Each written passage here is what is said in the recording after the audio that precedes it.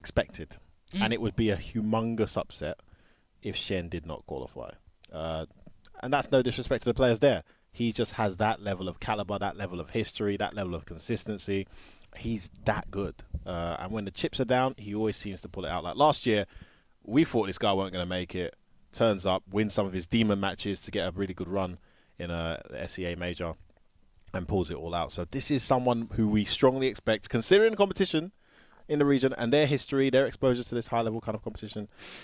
Shen has to win this. But you're right. Maybe that could be the downfall, that expectation. We'll see. Only time will tell, guys. Moments away now before that actually kicks off. That's right. The top 16 will be coming to you at the top of the hour. We are going to be running through some of these brackets, looking at our predictions, featuring and highlighting some of the players in the region. Of course, it's not just Singapore. We've got Vietnam, Thailand, Malaysia, Indonesia, and the Philippines, all in this SE Asia region.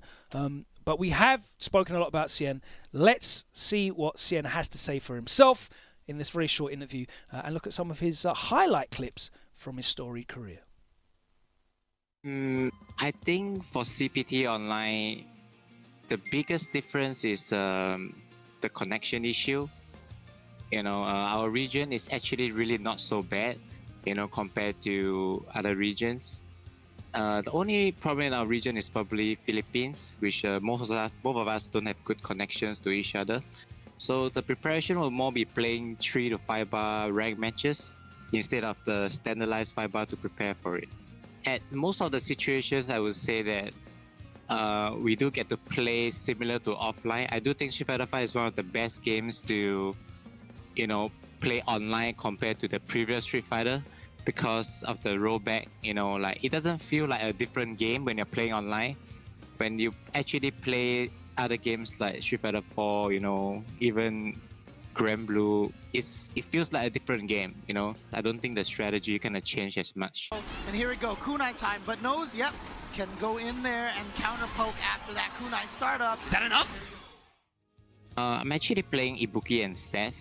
Originally, I already planned to have 2 characters, which is Fang and Ibuki, but after Seth is out, I kind of find out that I spend a lot of time playing it, and I think he's very strong as well, so I decided to go with these 2 characters. Yes, I think Seth is a top 5 character. I think the really perfect design of Seth is, I think he deals with the top tiers, like the strong characters really well.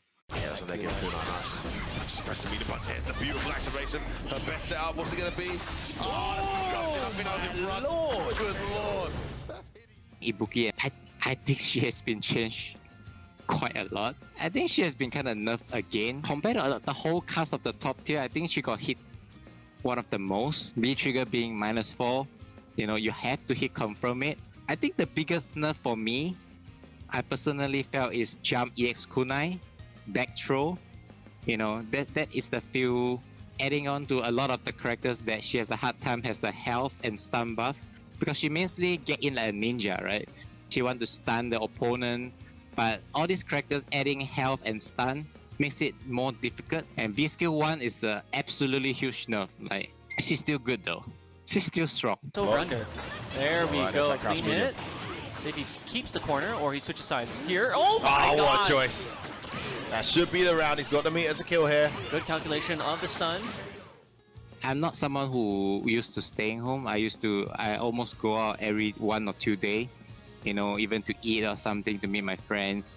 So this is quite a big change for me. I think there's a lot of mental stress, for players, just because of not traveling and having to compete in the CPT online, especially for pro players. Sponsor players used to have 10, 15 premiums to actually have a shot, right?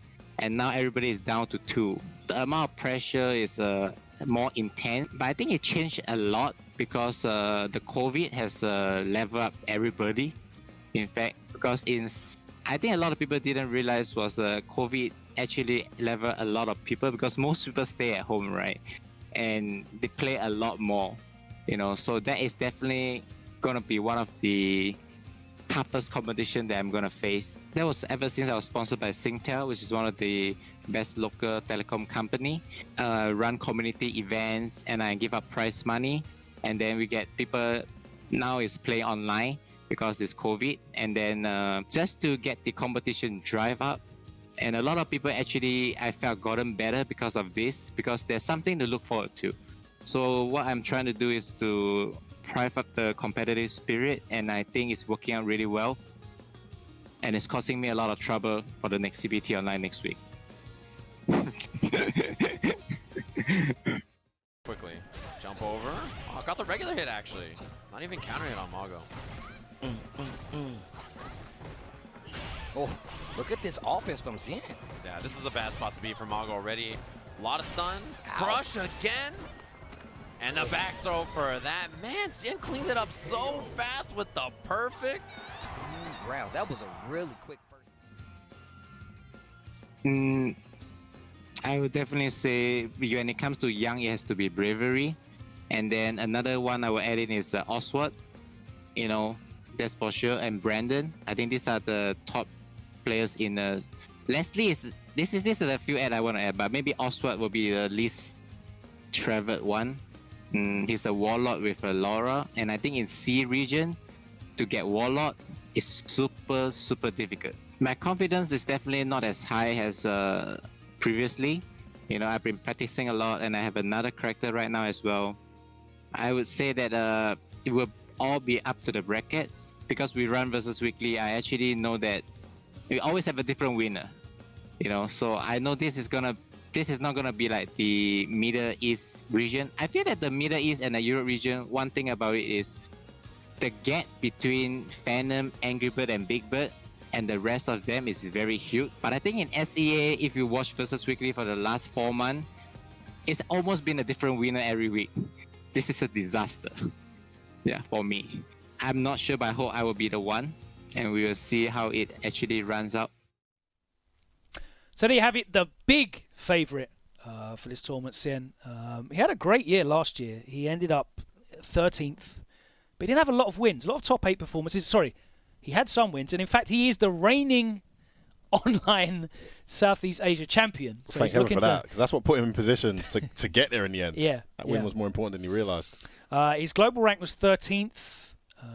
He got a number of top 8s. He did really well at Canada Cup and EGX. 3rds there. 4th at Tiger Uppercut. I think more importantly for me, Second at Versus is where Masters. he didn't do well, right? I mean, was it 0-2 at Versus fighting or something? It was a pretty bad run there, and a few others that put him in that situation where he's not used to being. He usually qualified by that point, right? It was like August or September, and he wasn't qualified.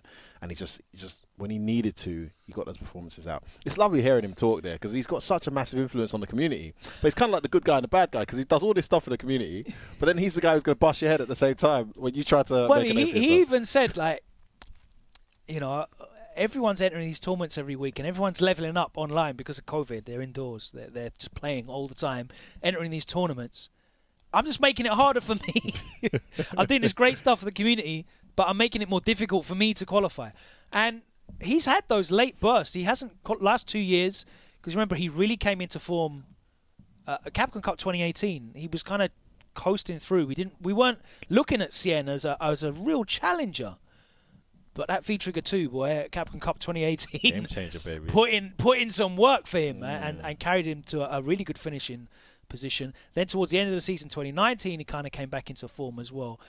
He made some good points about Ibuki that I'm sure you're going to agree with there, about the fact that she's basically been nerfed every season. She's got that great V-Skill 2, and then that got nerfed as well.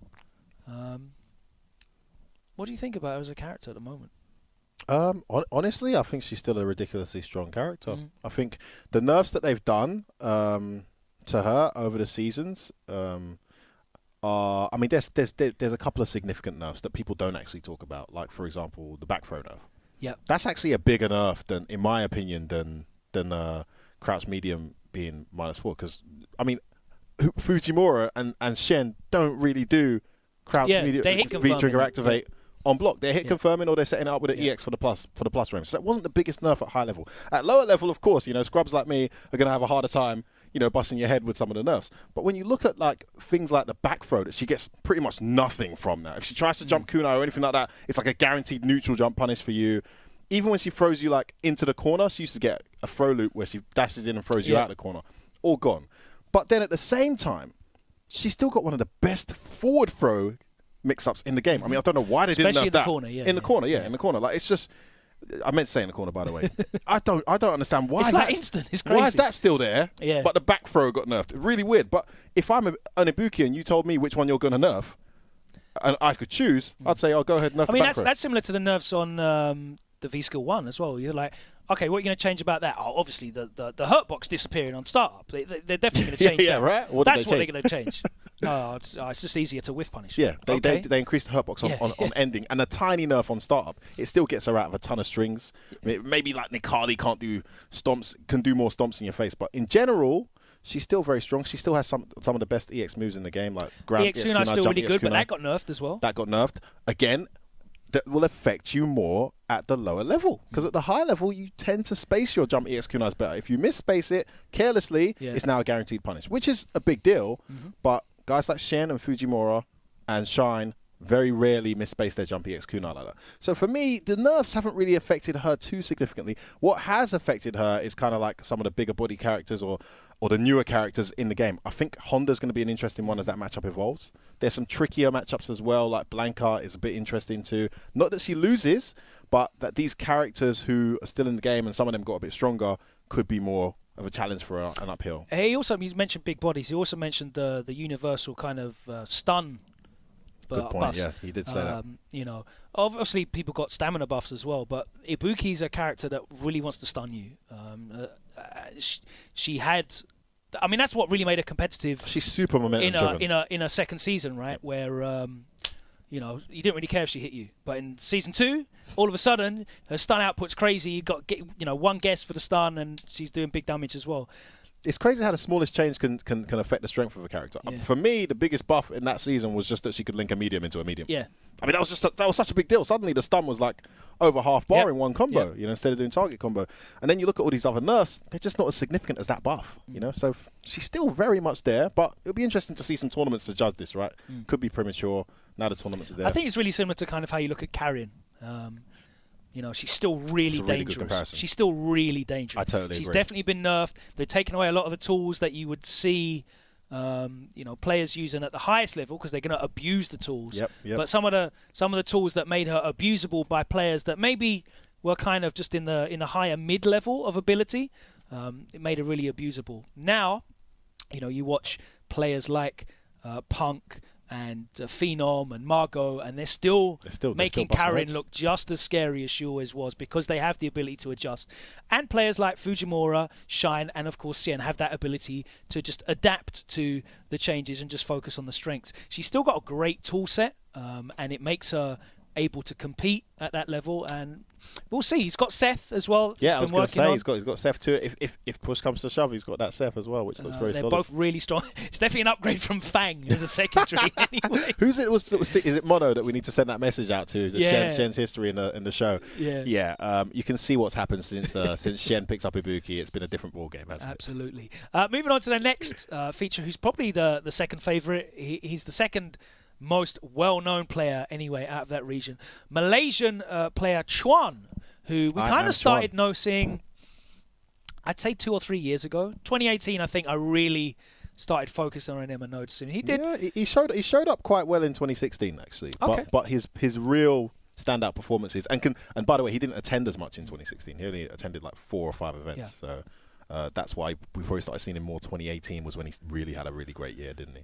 Well, that's one of the things we're going to really be talking about a lot is the way that the players in this region generally stick to that region. They just don't have access to the sponsorship opportunities and the travel budget. So most of them are almost exclusively sticking to the Asian tournaments. Chuan went to Evo last year and got 17th, I think it was.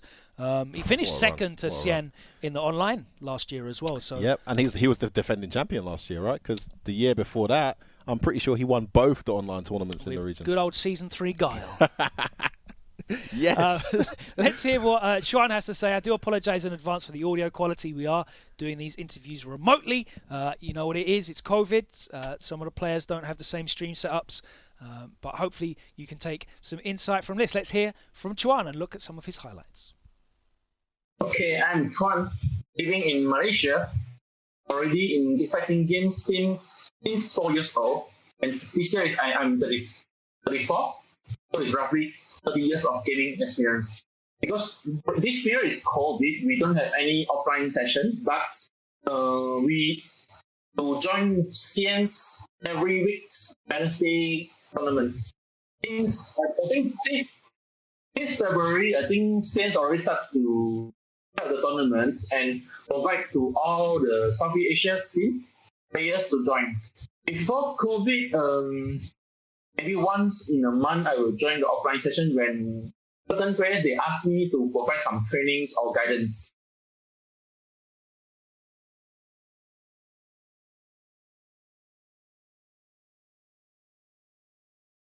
Which is why these 2 months, actually I have been active for past 1 month because I feel the struggle when playing online. I love Tokido just walking forward at the throw tech, right? Yeah, we're just jab range. Anything will do What? it. EX. Oh boy. What does he have? Meaty down jab. Fireball activate from Tokido. Real dangerous, Wow. but the throw. It was friend's half sponsor. They would like to donate me to join certain tournaments. Like Southeast Asia is quite cheap. Maybe we share 50% of the cost. Because I live in Southeast Asia, so most of the Southeast Asia events I can join. I only focus on the Asia and then Asia only because out of Asia for me it's quite heavy, the cost. To join Evo, actually everyone wants to be a champ. Maybe the first year then when I joined is like because I won the MSI tournaments and the sponsors gave me a free flight and then the free hotel to join Evo. Then second year I also won the local tournament and can join it. And third year I joined with the Alaska team. The sponsor me to go for the third year. And this year is the fourth year. During the Street Fighter 4 era, for the 8 years of Street Fighter 4, I couldn't fund myself to join the tournament. To travel from Malaysia to Evo is like $4,000 US. To go and back probably it will take me 5,000 plus US dollar, which is why I couldn't join during the Street Fighter 4. It's always class 1 only, so pressing a button will always be good like that.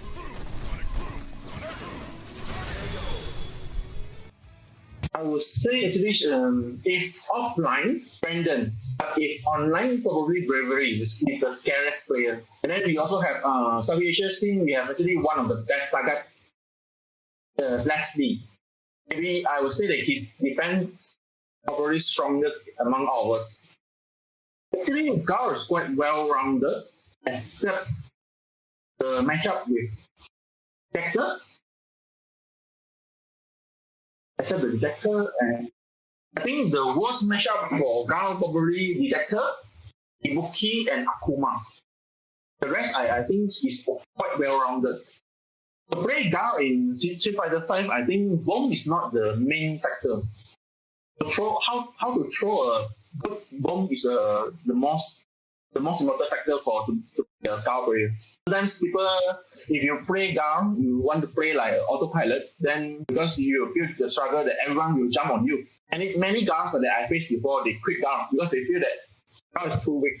Because people can jump in, people can dash in, people can do whatever they want, and totally no respect on Guile. But I like this character because to play Guile is you don't need much on the skill, but you have to have a positive mindset.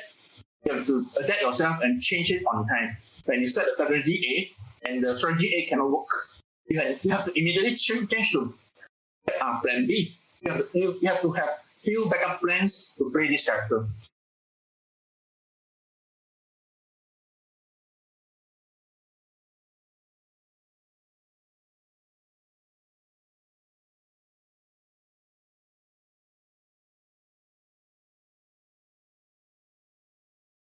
Any player can surprise us. during the online tournaments. Because we want to know who will be the teleport god. Not that confident, but I will try my best. Because I feel that the players always at this level, everyone almost tie. You have to make a good decision during the game to score the win. My worst, I think I have hardest to fight is Shen, always Shen, because the character also is a problem. Then I study the players' habit very nice. Welcome back. It's round one, the pre-game show here on Capcom Fighters. You have the Southeast Asia CPT coming up very, very shortly. We're speaking and focusing on some of the players that hopefully will be standing out during this tournament. Some of the players from the region that we wanted to shine a bit of light on. We said Chuan is probably the second best known player from the region. He's got to be, yeah. In terms of obviously international results as well. There's other talent that we'll get through, but as we said, it's not a lot of the players in that region that have access to the sponsorships that allow them to travel and compete. Yeah, a lot of Asian players will make the effort to go to Evo, just like in Europe, because it's the mecca of fighting games. It's not just as a spectacle, but just the quality of competition you can get. So good, yeah. Not just in tournament, but casuals play, especially. Just playing. I literally used to go to Evo for the casuals. Yeah, you're just leveling up. There's nothing like that in Europe, like the amount. But there is these days, right? We've seen some great organisations put with something like the Pro Tour, and now that the top players are travelling and they want to play. Yep. And now that you're famous as well for stuff other than not being able to focus attack on stage. Oh, bloody hell. Never lets it go, does it? Never ever. You know what? I want my run back, Daigo. We'll do this again someday. One day. So Chuan, he's going to use Guile. He's been using Guile. He's a loyal Guile player since 2016. What do you think of Guile in this season? Because there's a lot of split opinion. Yeah, he's Daigo's got an interesting view. He thinks Guile's top 5, right? It's kind of what he said recently, and we were having this debate with Pax, weren't we? Not too long ago, about whether Guile is a top 5 character. I think for me, I think I've had time to think about this now, and I would conclude that he isn't, just because there's so much dirt in this game. You know, there's so much revolting, almost unfair play where it's kind of like, what could I have done to stop that? Guile doesn't really do that to you so much. So for me, as strong as he is, and as much as he mitigates the risk and avoids that the chaos, you know, in Street Fighter 5 that becomes ambiguous, that you have less control. He's the best character of the game, maybe doing that. But is that enough to make him a top 5 character? Can he rob you in such a brutal way? Yeah, I mean, Idol made a really good point that the design of Guile is anti-Street Fighter 5. Really is, yeah. He just takes away your ability to run riot. But, as Chuan mentioned in that interview, if you think you can just turn up and just throw sonic booms and have fun and just chuckle as you throw booms and flash kick, you will get jumped in on. You need to be using his normals as well. And every year, those command normals have got worse and worse. Thankfully, they needed to. Those block strings into spaced bazooka knee that's plus again, into normal cancel with sonic boom that's plus again. I mean, that famous comeback with Daigo against Problem X in the corner at Red Bull Kumite, it looked like this amazing. Everything was plus. Everything was spaced out. It was. And when he's negative, it's from a space where he hits used to hit buttons that had 0 hurtbox, stand medium kick, upside down kick in neutral, just beat him whatever you press when he was like -3 from this far. So there's no real fear of getting thrown. Bazooka knee, so he's plus again. All of that's just been dialed down year on year on year. Now, of course, he's got the V skill too. But again, that was one of those mid-season nerfs, though, because if we were talking about start of the year Guile, definitely that dive bomb the dive sonic, really, really good. You saw Daigo really having a great time with that, because you can be looking for sonic booms at a range, and he'll just suddenly be in on you, and plus with that when it hits late, it's the worst. Yeah, but they've turned that right down now, so it's a lot difficult. But again, it's that kind of great V skill. It's like minus on block, but is it your turn? The fake minus on block. Is it your turn from that range? Right, it's one of those ones. Look, I think Guile's a very strong character, and I think Idol makes a really strong point. And I got a lot of arguments I think it was 2018 when he was ridiculous, right? I said he was the best character in the game because he was super brain dead, and like he could press buttons in neutral, and like you'd have to be like almost a god to be able to whiff punish them because there was just no hurt box there. All of that has been toned down to the point of which, very similar to what we said with Ibuki, right? But more so, the skillful players, right, will still be very effective with Guile, right? The skillful players like the Knuckle Doos, the Chuans, the Daigos will still be extremely effective with Guile. But I do feel like looking at this game and the fact that you will get jumped on at some point, I feel like Guile needs a bit of cover. Maybe Daigo can do it, we'll see. But this is a guy who hasn't really had the results with Guile in tournament for a while. And that's no disrespect to Daigo. He's an amazing player. But it is kind of like an indication of where the character's at. It's a big difference between seeing a guy in Battle Lounge just running through people, having a world of a time, and then delivering that in tournament when people play a different way. Let's be real. That Guile is more vulnerable to that way of playing than other characters are, right? Because his whole thing is being right multiple times across the round, where your opponent just needs to be right a couple of times. Twice, and that's it. And that's it. You know what I mean? So for me, he's a great character. Again, he avoids the Street Fighter 5 game, which is huge, but I'm waiting to see a Chuan or a Daigo or a Do really take it to that level to convince me that character's a real contender. Let's move on and talk about some of the lesser-known players in the region. I feel definitely are worth looking at. We did interviews with 3 of the players that are threats and also good English speakers, because there are players that I would love to highlight and have see what they have to say, but we don't have the resources to get fully translated. Listen, man, you gave me a Chuan interview. I haven't seen a Chuan interview for ages. That was very fun. Brandon is another player that a number of people actually pointed out, as Shen mentioned him as well, from Singapore. He's been using Akuma for a while, very effectively. He's been entering the Versus tournaments as well, Versus community tournaments, and he's been looking very, very strong. Let's hear what Brandon has to say for himself and his chances this weekend. Hi, Brandon. So, sponsored Street Fighter 5 player from Singapore, sponsored by Scene Esports. Currently 28. Been joining the CPT for about 3 years. I went to pretty much most of the Asian tournaments. Malaysia, Australia, Japan, Taiwan. But I didn't go to the far west side of the world. I feel that without a doubt, when it comes to the favorite player for the tournament, is definitely going to be Shen. Probably the second favorite is going to be Chuan. I feel like I have an outside chance, but kind of being like the underdog there, I don't really feel any pressure going into it.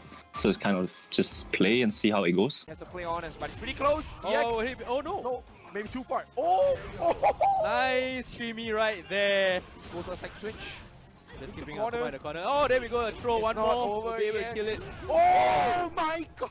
Nice reactions right there. Saw Rashid coming in. I don't think I really changed much of my preparation, whether it's an online or an offline tournament. I give all my opponents the due respect that they well deserve, and definitely try to study them a little bit.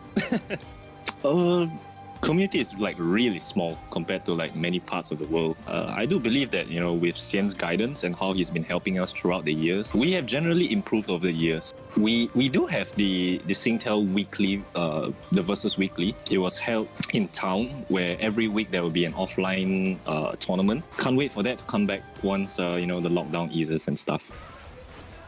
Brandon, that's death. Go show you, and that's game over. And Brandon is very careful not to get hit by the B skill. He crouch counter there, goes for the EX Fireball. The Red Fireball goes for the EX. Crucial there, no cross cut from Brandon. And good use of the back heavy punch. Oh, that's death now. And Brandon takes it.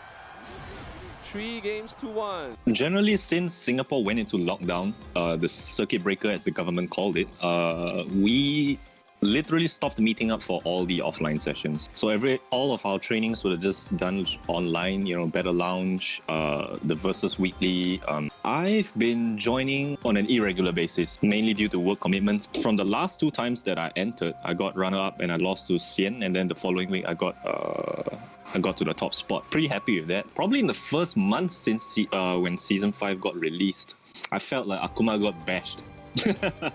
He got bashed a lot with his nerfs and stuff. As I started to play more and more, I start to realize actually he isn't that bad. He could be top 10, and then as time goes on, I'm he's still top 5, man. I don't think you can ever chop him down to the mid tiers in the game. I think he's still got the overall package, like fast walk speed, the long range 3-frame jab. His V-trigger pretty much got nerfed all the way since Season 2. I feel that with optimal usage, you still can convincingly put people in the guess for game situation pretty often. I feel that from an Akuma player's point of view, you just got a change of how you approach attacking someone when it comes to the offense side of Akuma. Oh, it's gonna punish that. One dash, front grab, counter. This is gonna be the round for Brandon. Yep. In terms of the unknown underdog, there are a few, especially local ones. You'll be speaking to SKZ later. He's definitely one. He's been putting in the work with Seth. He's the one who's making me hate Seth. There was just so many aspects of the character that I think a lot of people in the world have not really seen. Probably the second player that can possibly cause an upset would be Leslie Sagat. So he has a very solid Sagat. I think he'll definitely put in the work, and he probably only wants to avoid Chuan because Sagat versus Guile is insane matchup for Sagat. We have a young and uprising kid. His name's Bravery. Dangerous Cammy. He has a very unique style. He won't give his opponent time to think. So he kind of gives the opponent the game where you could possibly lose in 2 minutes and just don't know what happened. So I think those are my 3 picks for the underdogs. Yeah. さあブランドにゲージがマックス。きたー。ここで夜間豪脚からキャンセルの申告殺。 Can I cause an upset and beat Shen or Chuan, which are arguably the 2 favorites for the tournament? I've been doing my preparations. I feel that I could cause an upset, but I'm not really putting my hopes too high on it. It's kind of 50-50, I guess. Well, I'm like the underdog, so there's no pressure. So that kind of works in my favor. Great to hear from Brandon. Very well spoken, talented player from Singapore, active, as he said, infrequently in versus community, but he's done pretty well. Had a good showing for himself. He made a really good point about Akuma, where this season, obviously, all the Akuma players are saying that he just got beat down. He's been hamstrung. They took his legs out from underneath him. Even Takedo said, "I can't play this character now. I have to think. I don't want to play this character anymore." Well, I think that the character's still really good, and a lot of people agree. Top 3 still having him up there. Some people still have him there as best in the game, even with those significant nerfs. And how Takedo played in Topanga League, it's difficult to argue. Listen, Akuma is still very much Akuma, and I think we're seeing this a lot with the Carrions and the Ibukis, but it matters more when we're talking about an Akuma because he was already so strong. Yeah. So even though those nerfs happened, you're going to need to do a hell of a lot more to take this character out of that contender list for like top 1, top 2 in the game, which we don't want to see, to be honest. I don't want to see characters getting destroyed. I like the fact he's still relevant, and I like the fact Takedo can still do those amazing things. Brandon's a very talented player. He's a very natural, raw talent. I got to play him when we were at awesome. SCA Major, and his application to the game is very methodical, and he's got great reactions as well. I do still feel like he's not playing Street Fighter 5 enough, right? He's not being dirty enough, with some of the things he'll gamble on, which is something that is easy to say about many players. But I think if he added that kind of layer to his game where it was a bit like, I'm going to do something crazy because the reward is going to be insane and you're not going to see it coming, I could see him toppling a few of the top guys in this event and maybe I feel like that kind of mentality is difficult when you really care about your results, but you also don't have that kind of backing, knowing that I get to go to a tournament next week. Someone like Takedo can wake up the XDP V-trigger activate, and if you block and kill him and he's out of the tournament, he's going to a Premier next week. He'll be back, yeah. And that's been the challenge with Brandon. If you look at his record, right, he's done pretty well when he's entered tournaments. 2018, 33rd at Southeast Asian Major, 4th in an online event, 13th at the Capcom Pro Tour online event, and bam, he got 4th. But a year goes by and he gets to enter 4 events. Oh, all of these events are in Asia. Every single event's in Asia. Yeah, so this guy, as we said, as you said, these guys are very talented, but they don't have the resources to get out there and really nurture that talent, and that's going to always be a massive hurdle. They've got a really good community in Singapore, but it's small, very small, and there's not huge opportunities in terms of sponsors. They're giving good support to Shen, and he is channeling it back into the community and trying to build up, but yeah, as it stands, it's not the same level of sponsorship that you're seeing in Japan and Korea, even Taiwan, of players, multiple players able to travel. Yep. We'll see how Brandon gets on this weekend. Another player out of Singapore that we're going to be looking at is SKZ, a very talented young player who has really taken to Seth like a duck to water. Actually, Brandon lost him in a set and mentioned him as well. One of the players that he is really scared of playing. Cian mentioned him as well. SKZ, a young player picking up Seth. Let's hear what he has to say about his chances, in the tournament this weekend, and of course his character choices, and some of his highlights. Let's check it out. My name is Neil, and I go by SKZ in the FGC. Started playing Street Fighter from Street Fighter 4, so back when it was released in 2009, and I've been playing fighting games ever since. Okay, so back when I started Street Fighter 5, I started with Cammy, and I played Cammy for 3 years before I switched to Colin for a brief moment of time.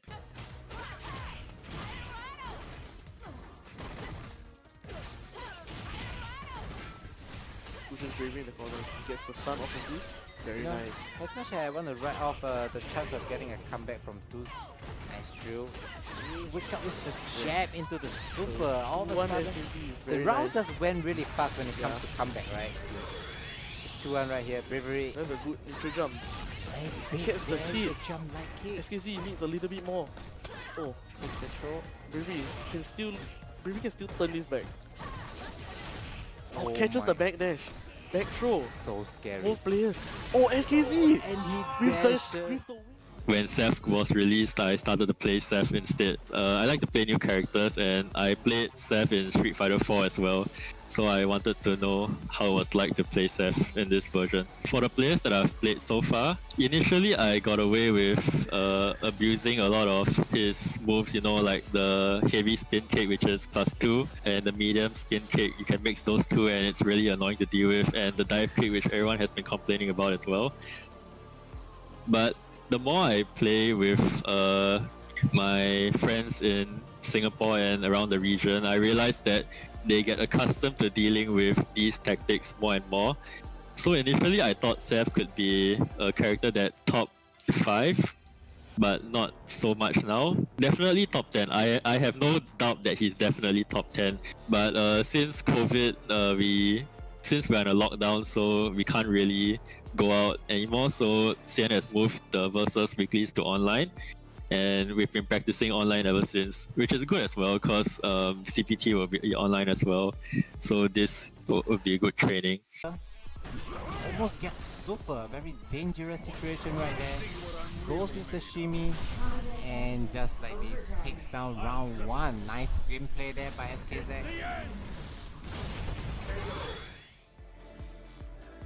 In terms of the preparation in the game, I don't think there's much of a difference because we are still going to be fighting the same characters. Normally, I'll look at my bracket and I'll see who is notable inside and I will prepare more for that character. So I'll do the same for online tournaments as well. But one thing that's different would be definitely the pressure that comes with playing offline. Especially if you're playing on stream offline, it's really different. I felt that when I was playing these online tournaments, because it's from the comfort of my own home, so I didn't feel much stress as much as when I'm in a tournament that's offline. But in the game, for the characters and the matchups, mostly they're the same.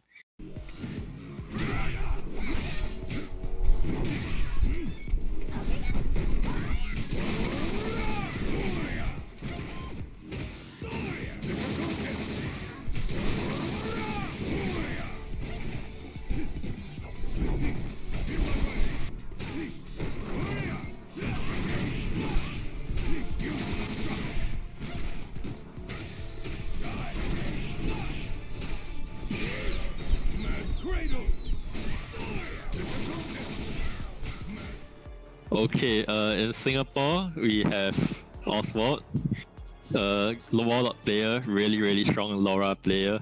We have Bells from Thailand, Mine RPG also from Thailand. they're all really, really good players. And when we participate in CN's weeklies, usually these are the players that we look out for. In Singapore and Southeast Asia in general, there are players that I am more comfortable with playing against, and some whom I deem really, really hard to fight, and that I wouldn't be able to win consistently.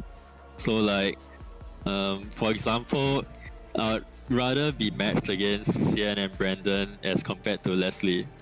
Because Leslie is extremely difficult for me to beat. His playstyle counters how I like to play the game.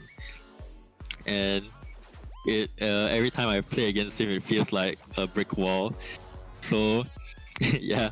But he also has his own bad matchups.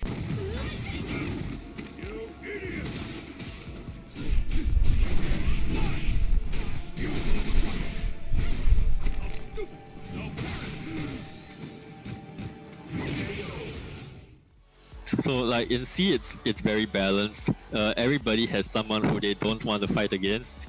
So at the end of the day, I would think it would come down to who gets the better brackets. I would really like to see Oswald win though. I think he's really, really strong. Hasn't really proved himself much yet so far though, like in terms of tournaments overseas. But yeah, in my opinion, he's one of the strongest unproven players in the whole C region. So yeah, look out for Oswald. SKZ there seems like a very lovely man. Really well spoken, and some genuinely good insight, not only in his play, but the Singapore community as well. Everyone speaks so highly of the community. They take real pride in that. So, absolutely, yeah. Obviously the best known community in that area, but we are talking about Malaysia as well. Of course, we'll be looking at some of the players out of Thailand, Philippines, Indonesia, and Vietnam are in you got to give a massive shout out to Capcom just for and to Street Fighter historically, the way. And I don't want to take away from SKZ. We're going to get to that, but I love the fact that we're saying Vietnam and Philippines. These are places with pretty strong fighting game scenes outside of Street Fighter as well. That are now getting a little highlight. And if one of those guys makes a run this today, you know, that's going to be a massive plus for that country. They've had really cool events that we've watched as rankings in Vietnam. Yep. You know, in Malaysia, in Indonesia, cool events that, and obviously we've had the pleasure of being able to go to SEA Major and commentate. Oh, what an experience that was! Yeah, beautiful. And Singapore's one of my favourite cities in the world. I've actually spent days in Singapore on my honeymoon before I even knew there was an FGC there. So to come back years later and enjoy like that, yeah, great place. I highly recommend if you've not been, guys. Let's talk about Seth a little bit. Yes, please. Go, run off. I'll give you 2 minutes. It's interesting for me because, again, anything you say at this stage is premature, right? But the more I get exposed to this character, the more I play him, the more I get robbed, right? And the more like I see his options and his choices and his optimizations, the more I'm starting to feel like this guy is a real contender. And I'm not surprised SKZ is so in love with him, right? You know, because there's no one like him in the game. He is his own complete character in so many different ways.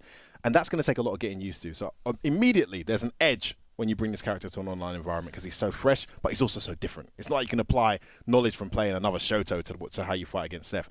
In addition to that, his reward, his movement, his jump game, his defensive DPs as well in anti-airing, his reward for anti-airing if he gets you with the back heavy kick. Yeah. This character is a problem. I think he's a real problem. I'd love to see SKZ prove me right. It's really interesting as well how they've translated Seth to Street Fighter V because when the character when the character was revealed at Capcom Cup, right, and there was no projectile, no command grab, we're like, this character's going to be whack. Yeah, exactly.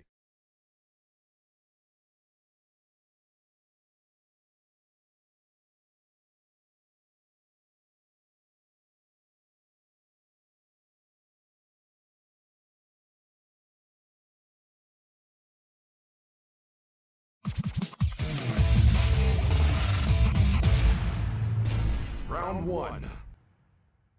Go!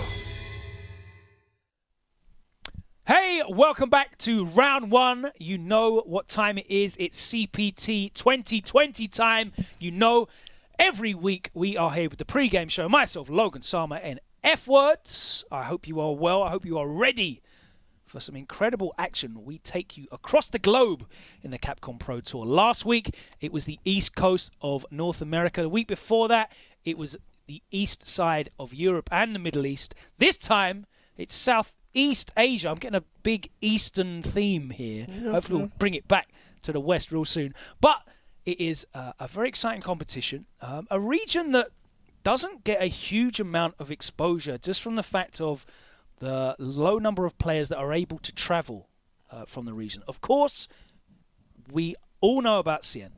Absolutely. Of course, we will speak to Shen and hear what he has to say and talk a little bit about all the incredible stuff. If you watched Fighting Words midweek, you'd have seen an extended interview with him talking about his incredible Versus community online event and all the cool stuff that he has done personally to drive that community forward. For such a long time as well. Exactly. Since he's a young player, obviously we got to meet him. How old was he? Like 16?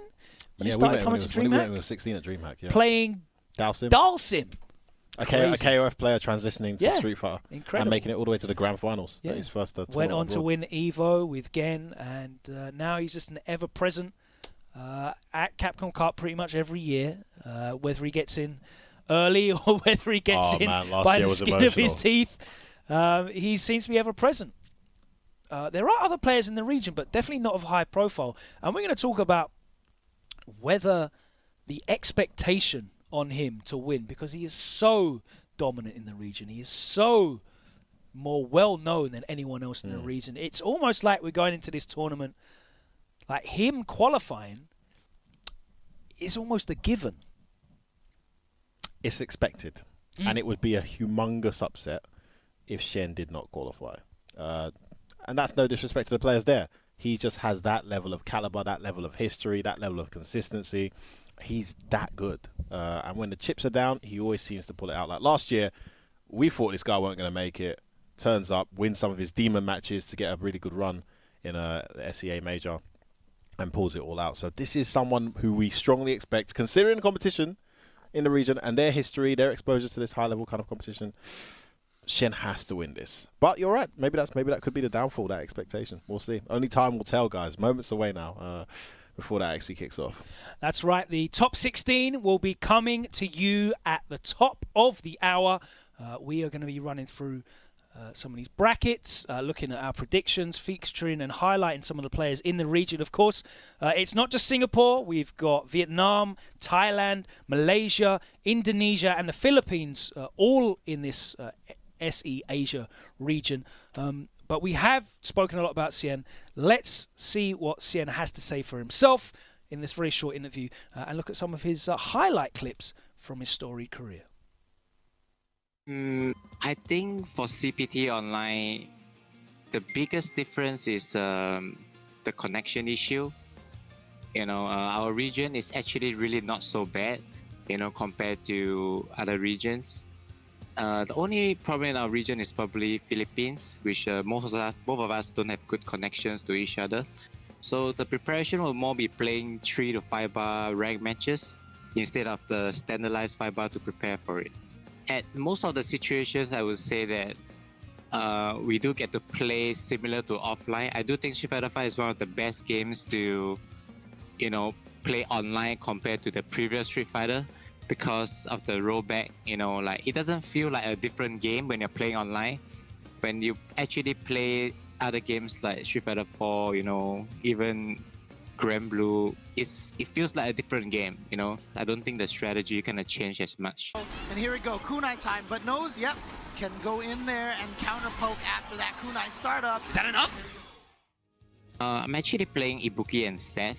Originally, I already planned to have 2 characters, which is Fang and Ibuki, but after Seth is out, I kind of find out that I spend a lot of time playing it, and I think he's very strong as well, so I decided to go with these 2 characters. Yes, I think Seth is a top 5 character. I think the really perfect design of Seth is, I think he deals with the top tiers, like the strong characters really well. Yeah, that's a negative 2 on us. Just press the meter button. Here's the beautiful activation. Her best setup, what's it going to be? Oh, that's disgusting. I think I was in front. Lord. Good lord. Ibuki, I think she has been changed quite a lot. I think she has been kind of nerfed again. Compared to the whole cast of the top tier, I think she got hit one of the most. B trigger being -4, you know, you have to hit confirm it. I think the biggest nerf for me, I personally felt, is jump EX kunai, back throw. You know, that is the few. Adding on to a lot of the characters that she has a hard time has a health and stun buff, because she mainly get in like a ninja, right? She want to stun the opponent, but all these characters adding health and stun makes it more difficult. And V skill 1 is a absolutely huge nerf. Like, she's still good though. She's still strong. So under. There we go. Clean hit. See if he keeps the corner or he switches sides. Here. Oh my god! What a choice. That should be the round. He's got the meter to kill here. Good calculation of the stun. I'm not someone who used to staying home. I almost go out every 1 or 2 days, you know, even to eat or something, to meet my friends. So this is quite a big change for me. I think there's a lot of mental stress, you know, for players, just because of not traveling and having to compete in the CPT online, especially for pro players. Sponsor players used to have 10, 15 premiums to actually have a shot, right? And now everybody is down to 2. The amount of pressure is more intense, but I think it changed a lot because the COVID has leveled up everybody. In fact, because I think a lot of people didn't realize was COVID actually leveled a lot of people, because most people stay at home, right? And they play a lot more, you know. So that is definitely gonna be one of the toughest competition that I'm gonna face. That was ever since I was sponsored by Singtel, which is one of the best local telecom company. Run community events, and I give up prize money, and then we get people now is play online because it's COVID, and then just to get the competition drive up.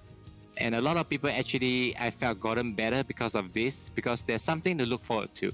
So what I'm trying to do is to drive up the competitive spirit, and I think it's working out really well. And it's causing me a lot of trouble for the next CPT online next week. Quickly.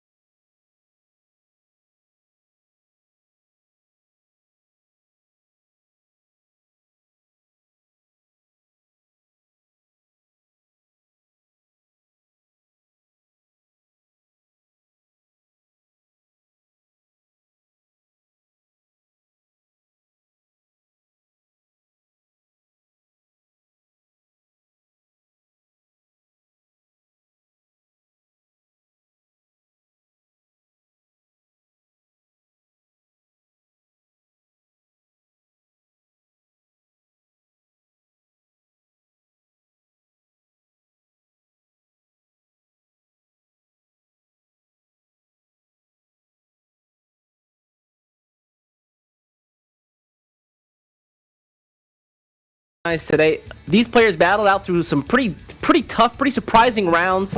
Well, at the top of the bracket, we got Potato going up against Thailand's Mind RPG. Right below that is going to be SKZ versus SMB from Singapore. He also goes by Sherman. Then right under that, I am Chuan versus KOF Master in the winner's side. And then Brandon from Singapore going up against the Wild Child and also Xian's, so to speak, protege, Bravery. Yeah, now I've heard something interesting about Brandon and Bravery. Somniac, the Bison player here from Australia, was saying Brandon has a really hard time with Bravery's playstyle. You know, he's very...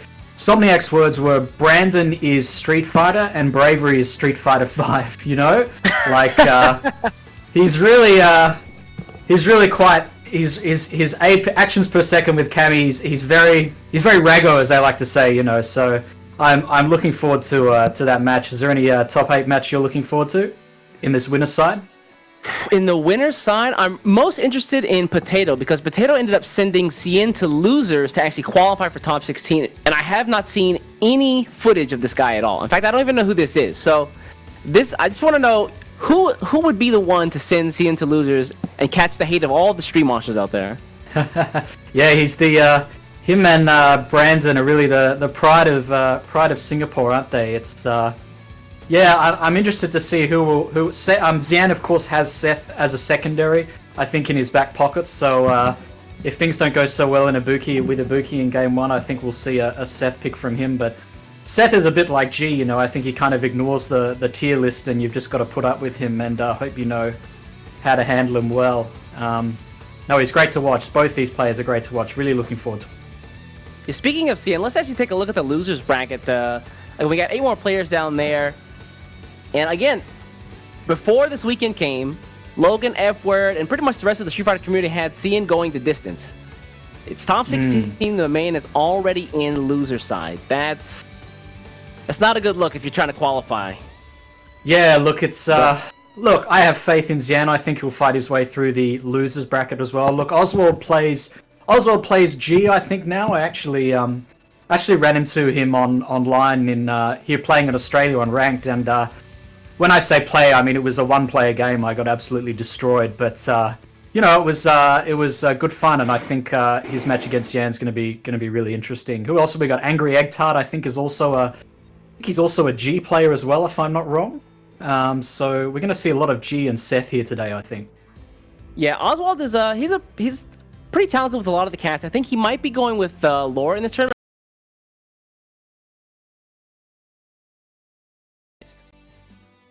Yeah, no, that'd be great. And we've also got Fubar Duck, one of our familiar commentators, and I think he's been streaming some of the pools today, hasn't he? He has. Fubar Duck is my pick to win the tournament. My man qualified. Really? Yeah, he's my American brethren overseas. How do I not vote for this guy? I understand.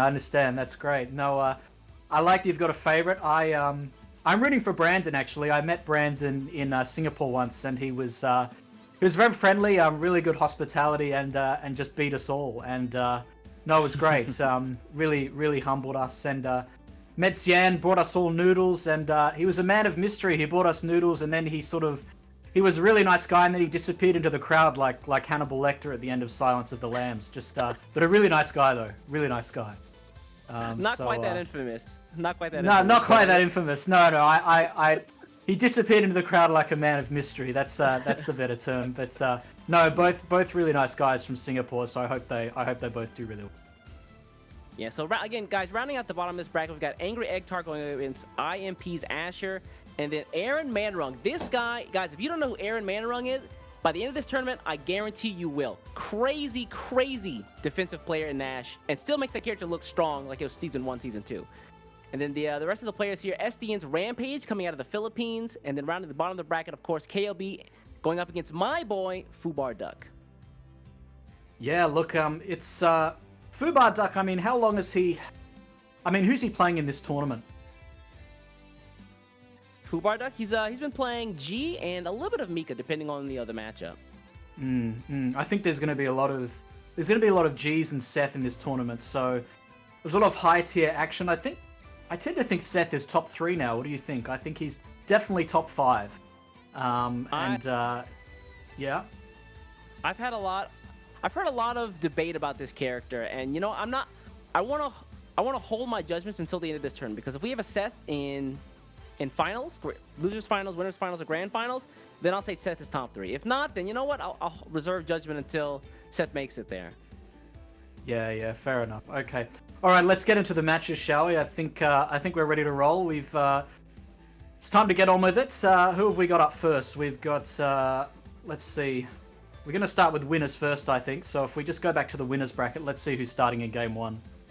Yeah, so we're going to have Potato coming out of the Philippines using, I believe, Armika, if what I've been told is true, going up against Mind RPG, one of the strongest players out of Thailand, running Bison and some Kage.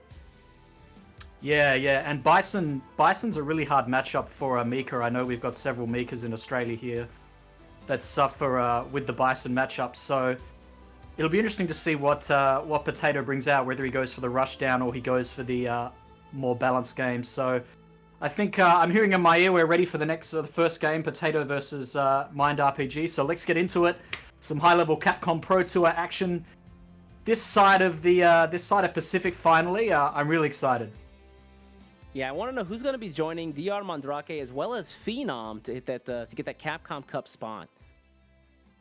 Yeah, it's there's a lot. It's a long road to the Capcom Cup spot, and hopefully, if all goes well, we'll have an in-person Capcom Cup at the end of the year, and we can put all this COVID nonsense behind us and have some great in-person Street Fighter V and some locals as well.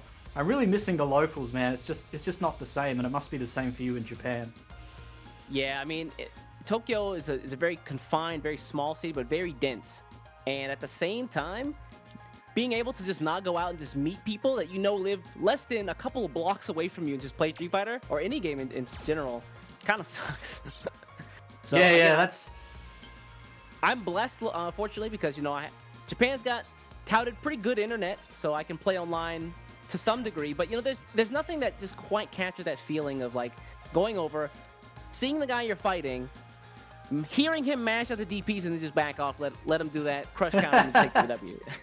Yeah, that's the problem, isn't it? You can't hear the mash DP when you're online. And Australia here, we've just, as I told you yesterday, we've joined the 21st century here with our national broadband network. It only took a decade and a half and billions of dollars, but we're up from foam cups and strings and weaponized barbecues to actually real internet now. So we're struggling with COVID as well, but we've like Japan and other parts of Southeast Asia, we've got some good connections going as well. So we're trying to level up as hard as we can. But like you said, without the locals, and I mean with Japan, you'd have, that's the best place in the world to train. Let's face it.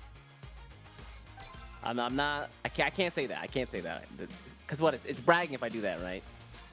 But yeah, looks like we're gonna get these guys strapped in just a moment, folks. So looks like we got these. Looks like we're just gonna hop into the match here. Give me just a second, guys. But yeah, you know what? One of the things that I really like about the way that this event is set up, is that we get to see a lot of regions that don't normally get to shine actually get some spotlight.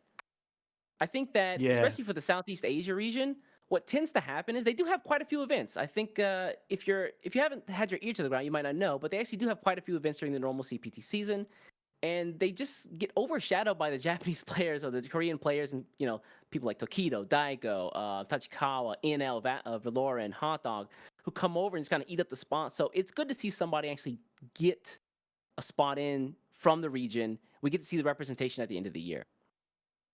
Yeah, no, absolutely. I agree 100%. There is a silver lining to all this online play. It's a meritocracy. All right, let's get into game number 1. You're watching the Capcom Pro Tour for Street Fighter V Super Saturday. Let's rock and roll on my perfect. We've got Meow9 versus Mind RPG.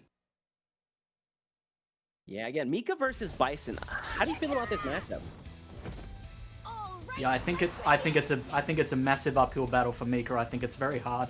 We have a few Mikas in Australia here that struggle against Bison. So, look, my money's on Mind RPG for this one, but we'll have to wait and see if he's got the goods. So let's rock and roll.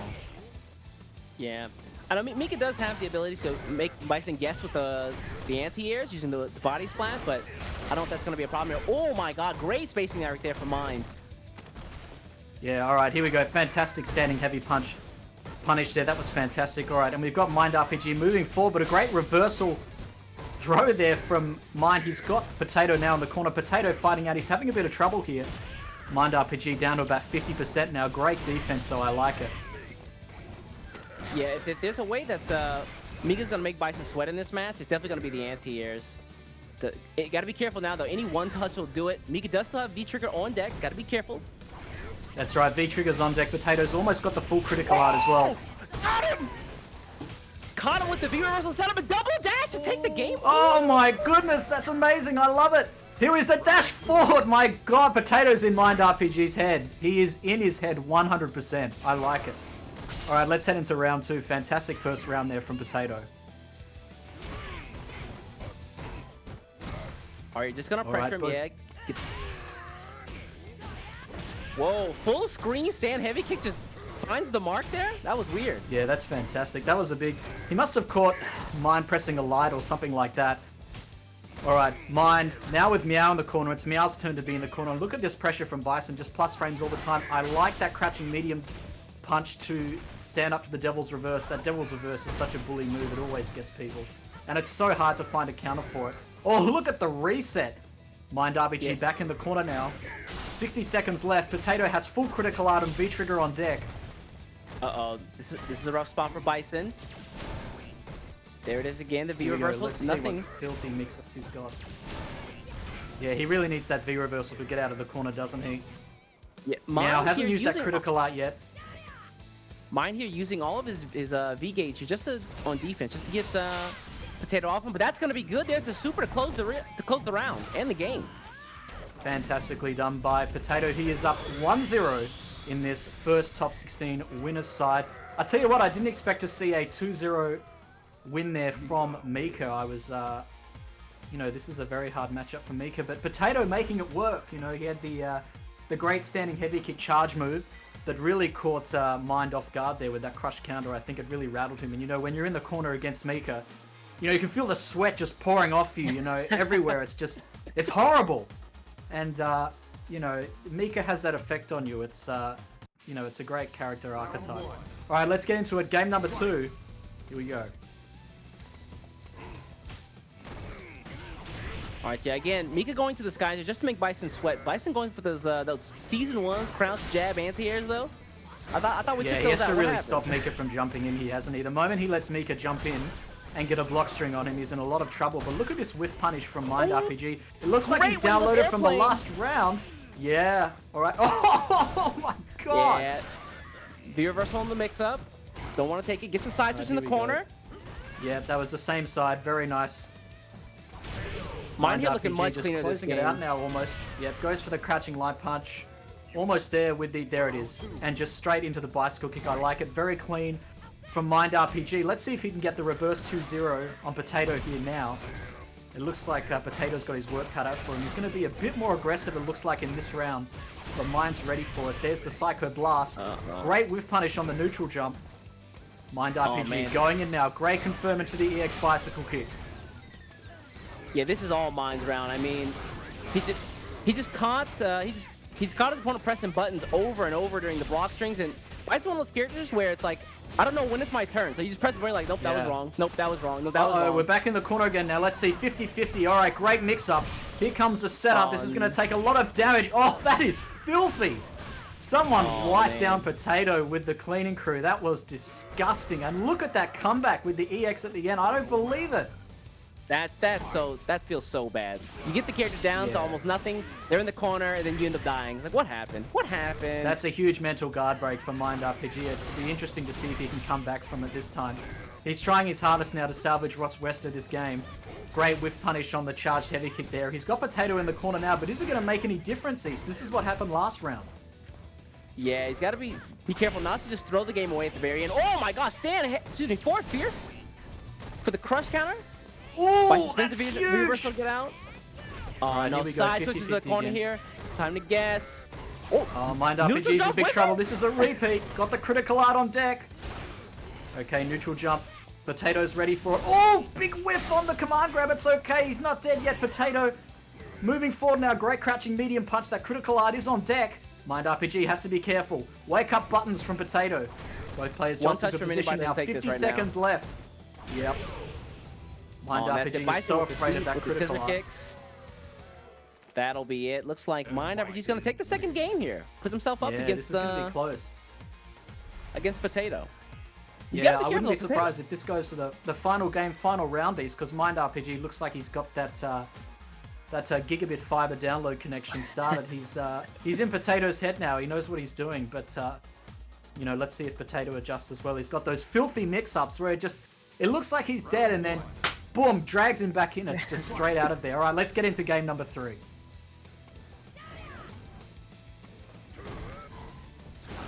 And let's see here. Yeah, both planes. Bison's just content to kind of play that game of just putting pressure on Potato, see if he knows the block strings. It looks like Potato doesn't.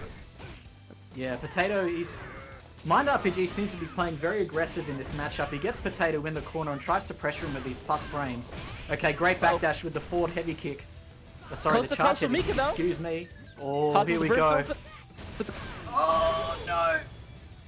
And what a fast first round. He's straight like that, just like that. Potato taking round 1 in a flash 1-0.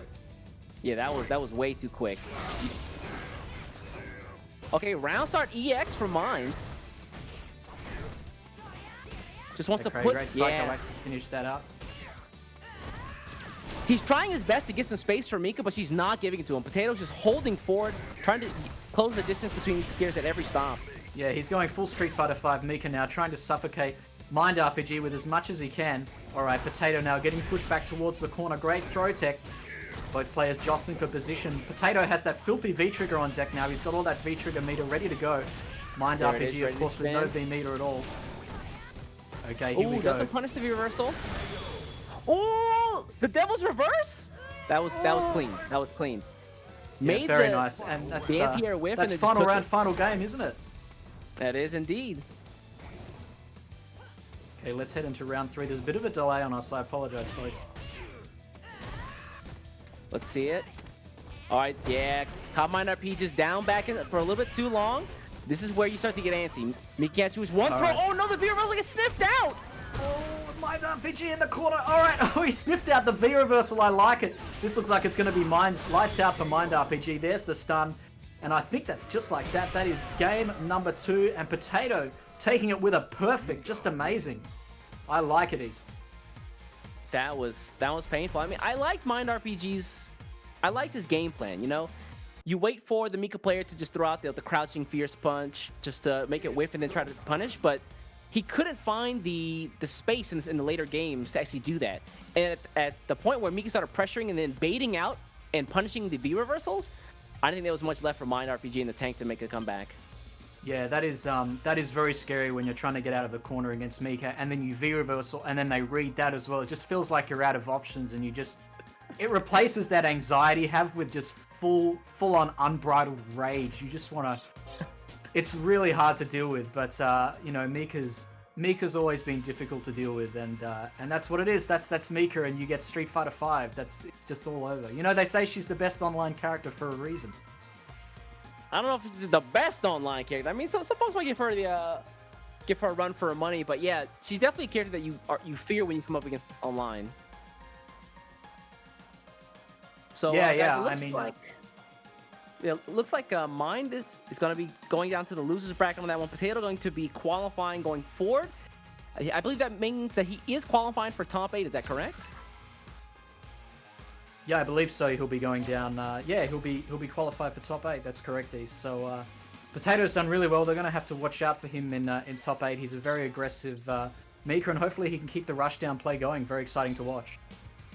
Yeah, that means that looks like up next we're going to be having a Singapore SKZ Seth, a character that a lot of people have been talking about, have speculated might be top 3, top 2 if you know top players are to be believed.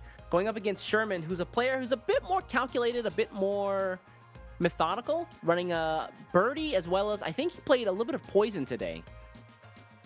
Yeah, Birdie's interesting. I mean, he's been consistently nerfed. I mean, he was nerfed for season 2, 3, and 4, three seasons basically. Yet at the end of during season 4, he was consistently ranked, you know, top 3 as well. He's just amazing. But now he's he's really taken a nosedive with the nerfs, and I know a lot of Birdie players are switching out for now strong characters, G, Seth, Ibuki, stuff like that. So they're really having to earn their keep now, Birdie players, which I think is a good thing because we've got a couple of Birdies here in Australia that have just been ripping everybody apart. You know, it's really going to be an uphill battle for Birdie, I think now. Certainly against Seth. I'd be interested to see how he's going to deal with the axe kick from Seth, given the reduced hitbox on the crouching medium punch from Birdie. If he's going to be able to anti-air effectively. So I want to see if there's an answer for that, because that axe kick is so difficult to deal with for a lot of characters and just bypasses the footsie game completely. I mean, it's one of Seth's, if not Seth's strongest. Yeah, Seth definitely can kind of play the mix-up game on jumps, just because, yeah, it's either a raw jump in or it's an axe kick. And even in some cases where characters can normally anti-air the axe kick, for example, even today watching Fubar stream, we all kind of learned, everyone in the chat kind of learned at the same time, that Mika can actually pretty reliably crouch medium punch and actually anti-air the axe kick as well as a normal jump in. But Seth can do the heavy axe kick, and suddenly it's a new mix-up again. So it looks like we got these guys locked in. We'll be up in just a moment. Now, Sherman does have a poison in the back, so if he doesn't like the matchup, he could opt to play poison. And you know, I like poison just because she's one of the few characters in the game who forces almost everyone else in the cast to play her way. That's absolutely right, East. There's a lot of characters in this game that like to do that. That's what keeps it interesting. And yeah, poison, I guess, not that well known against how to play against her yet. I mean, oh, but he's gone with the Seth pick. SKZ is going with Seth. SMB's going with Bison. Right. Really? All right, Sherman. Okay.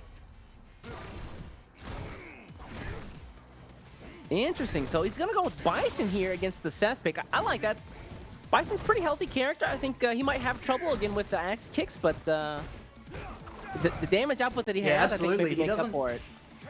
Yeah, Bison doesn't have the strongest in anti-airs, but we'll see what SMB chooses to do. I'm sure he's labbed this plenty and he knows what to do. All right, and we've got SMB already in the corner now. SKZ starting that pressure. Goes straight with the throw. Axe kick. Uses the V skill. Scissors just to get the stun right there. That was crazy. Yeah, I love that install. That's fantastic. That you just have to know which of your, which moves you guys to use off of your V skill absorption. Just mistime button right there. And Jam's gonna take it. Yeah, there we go. Round number 1. Straight to SKZ in convincing fashion, although SMB's almost got that full critical art on deck. Here we go into round 2. All right, trying to get a frame trap now on SMB. You got to be careful. If Bison goes for the heavy ball right there, it's still his turn. Otherwise, you can press, but you have to know the difference between the heavy ball and the light ball and the medium ball. So you can definitely get trapped with that if you don't know. Yeah, it's very hard to tell. I know with Ryu trying to parry in between.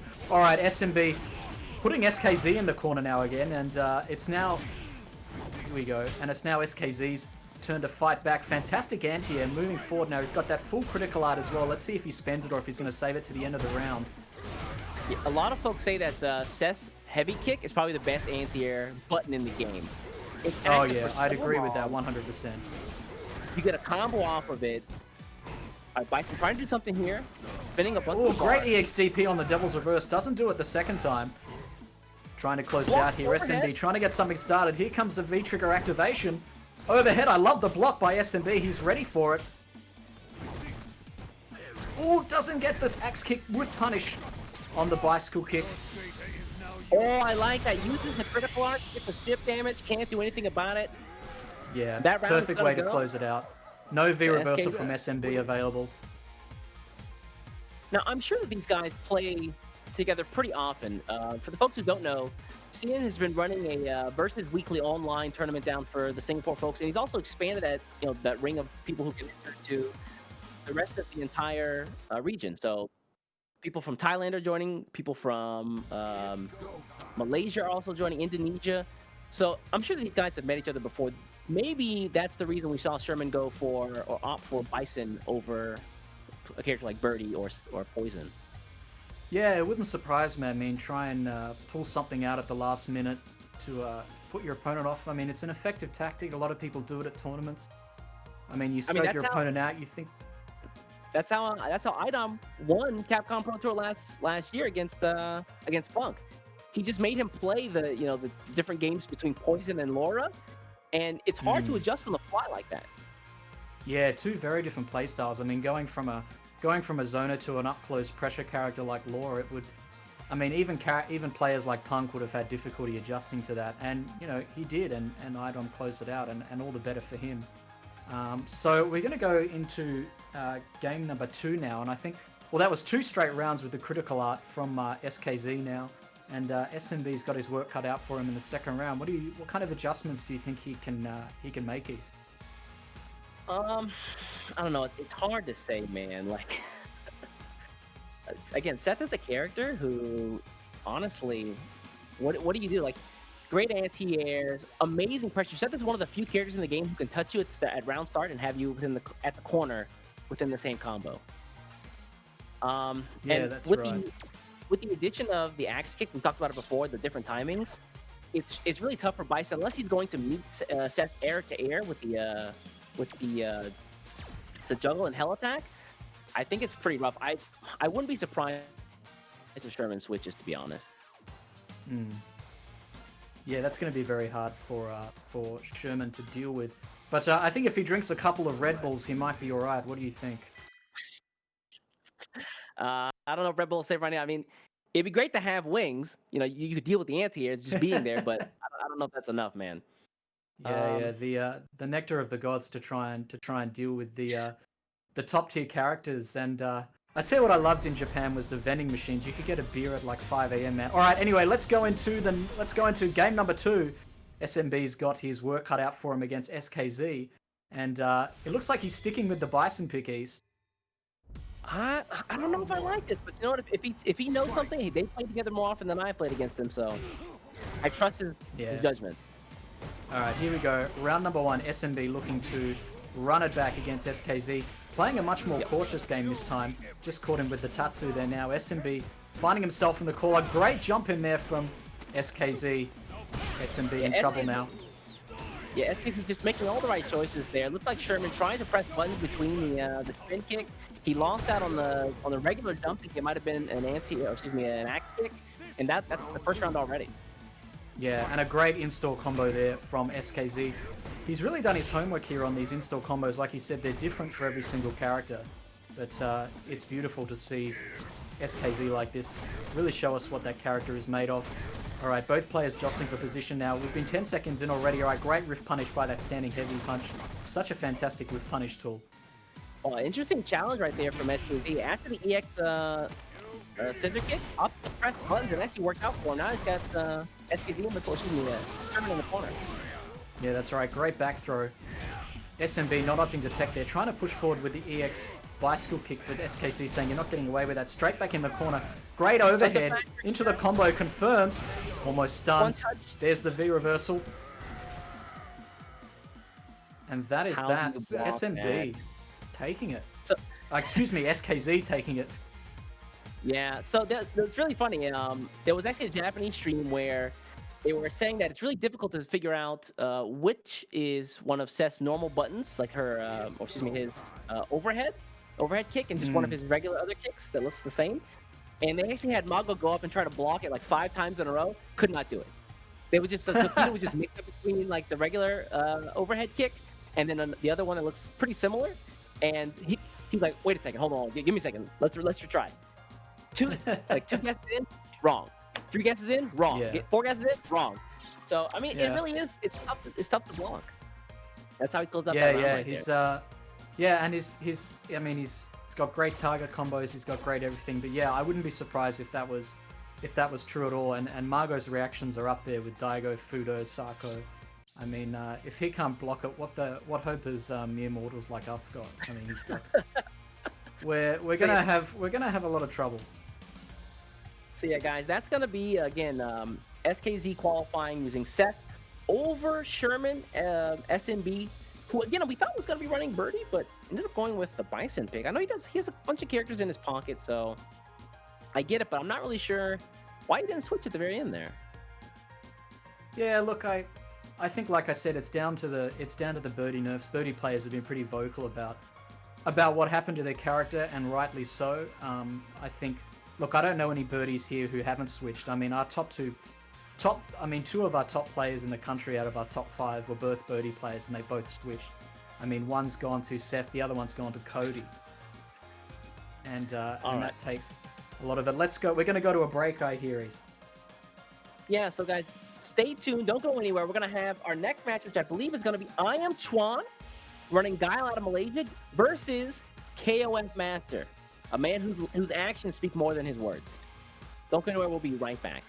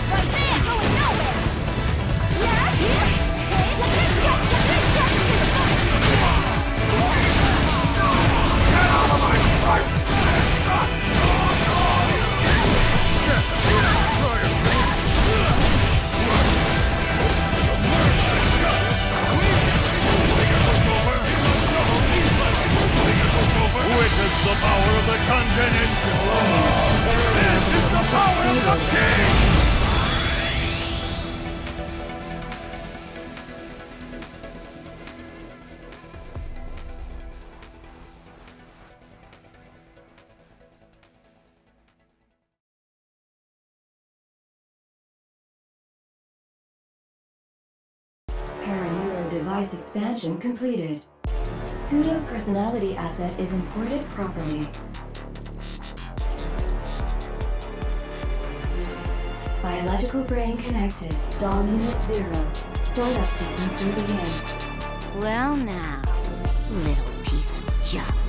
Time to wake up. Flower unit 0. Activate. Well, Joey, who is a piece of junk?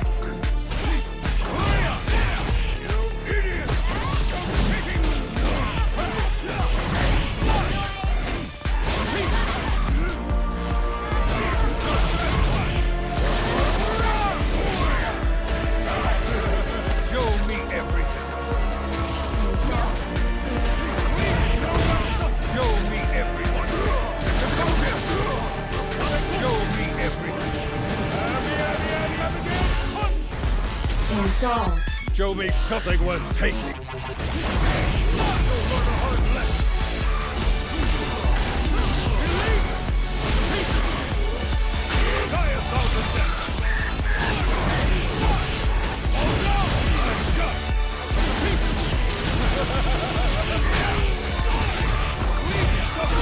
Your data is now useless. Witness the power of the content engine. This is the power of the king! Your data will reside in me for eternity.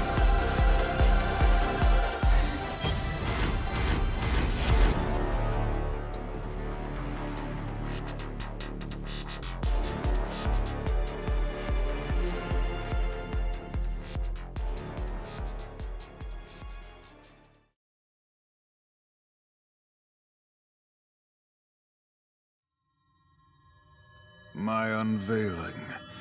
I will be exposed to the entire world. When the time of the prophecy comes, when all is revealed, then the people of the world will rejoice, already knowing who I am.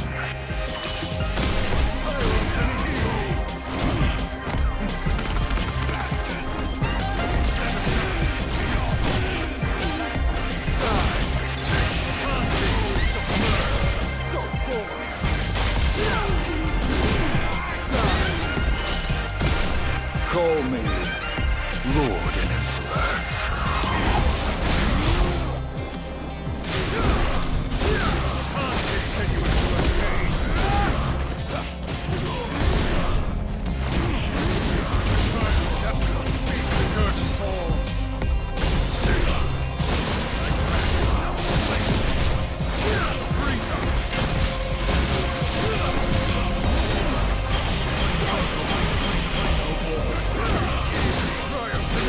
God's will. Time to return to harmony. Seraphic wing! My perfection does not require any training.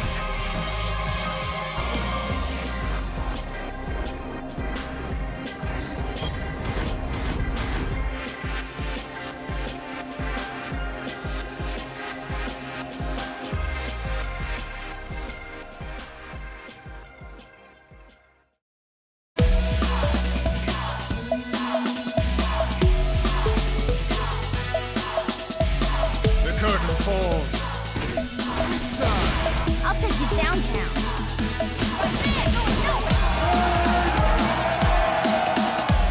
Let's have some fun.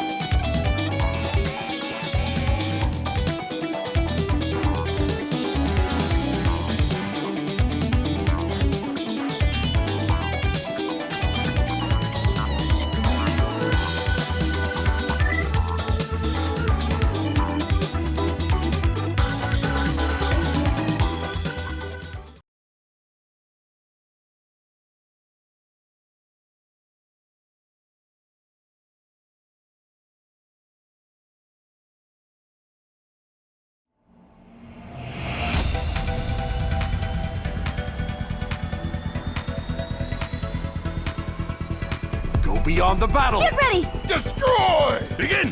Let's go! Disappear! Kneel!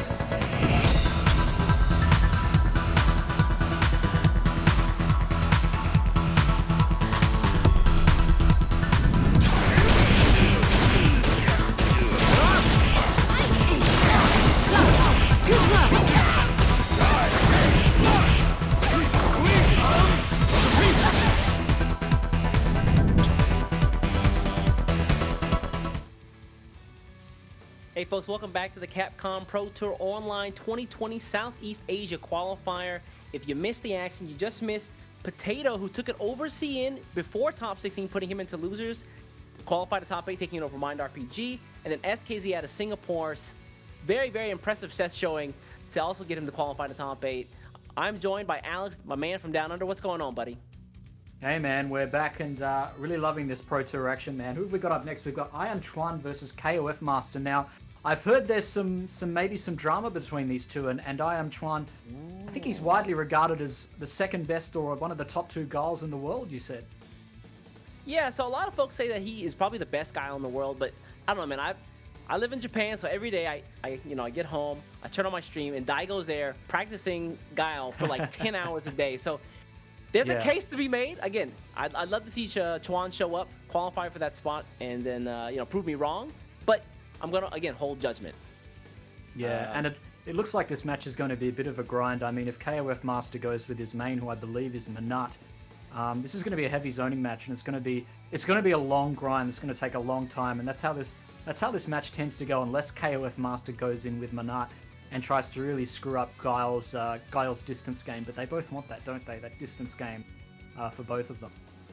Yeah, if I'm a Manat player, against most of the cast, I'm like, yeah, okay, you know what, it's fine. I'll just play the footsie game, just, throw the orb out a couple times, play, just space them out, get my anti-airs, no problem. Against Guile, things are a little bit weirder. That matchup is not like most matchups in the game, where Guile can also compete at the ranges that Manat wants to be at. And also with the addition of the dive boom, I think things get really weird at like the mid-range for Manat. So it'll be interesting to see how that plays out. Yeah, I mean the dive too. I assume you're talking about V-Skill too. Yeah. No, that's really a deadly addition to Guile. I mean, there's been a lot of lab work from a lot of players about how to deal with that, because it was such a. I mean, I remember one of the videos from FGC Translated where Daigo commented on how strong it was, but it seems like that attitude has kind of died down a bit, because a lot of players have been labbing so hard about how to beat that effectively. And I've seen Daigo on some of his streams as well, even go back to V-Skill 1. So it's, I think that V-Skill 1 is really strong. But yeah, V-Skill 2, there's just some matchups where I think that it's really nice, it's useful. And also gives you combo extensions off of some really basic buttons, like just hitting a stand medium punch into target combo, into dive boom, into the V-Skill is pretty dang good. Yeah, it is, and it must feel great for Guile players. But yeah, look, I mean, if KOF Master tries to close the distance on Chuan, expect to see a lot of standing heavy punches from Chuan, a lot of crouching medium kick confirms into Sonic Boom, all the usual stuff from Guile players. So let's get into it. It's going to be KOF Master versus Chuan, the Guile player. Now, this is a bit of a grudge match, so whoever wins this is going to have bragging rights for a very long time, I think. Yeah, you're not gonna be able to go up to the guy and like say something to him, because you got to stay at home. Yeah, so if you lose it, you got to hold the L. You got to hold the L. That's right. And these are both strong characters. It's not like, see, I play Ryu. See, if I lose, I don't have to hold the L, because as soon as you say you play Ryu, people go, oh, why? That must be really hard. And but when you use a strong character, there's no excuse. Yeah, there's no excuse. All right, Chuan versus KOF Master, Street Fighter V Super Sunday. This is the Capcom Pro Tour. Let's get into it. Both players letting the intro play out as a sign of respect for each other. But this is a good old-fashioned grudge match, and these are the matches we like to see, East. Exactly the kind of matches we like to see here on the Capcom Pro Tour. It's actually been a while since I've seen Manat, with a lot of folks who actually played Manat, like Sako, very, very popular, very strong Manat, ended up picking Seth and changing character, so I really haven't seen this character much at all this season. Ooh, there's a dive boom's coming out, though, no good. That's right, all right, KOF Master moving in, trying to pressure with that standing heavy punch. Chuan moving to the... Oh, and an unfortunate flash kick there that's Whiff. He's going to pay for that a lot. That's about 20% of his life straight away. There's his orb explosions from KOF Master, trying to bait Chuan into some kind of move that he can whiff punish. Chuan getting pushed out. Walked into the throw there? What the heck? Yeah. Alright, yeah. Okay. Oh, and look at that neutral jump over the V skill too. I like it. Yeah, you can see that KOF Master is doing his best to push Chuan to the corner, but Chuan is just relentlessly fighting back.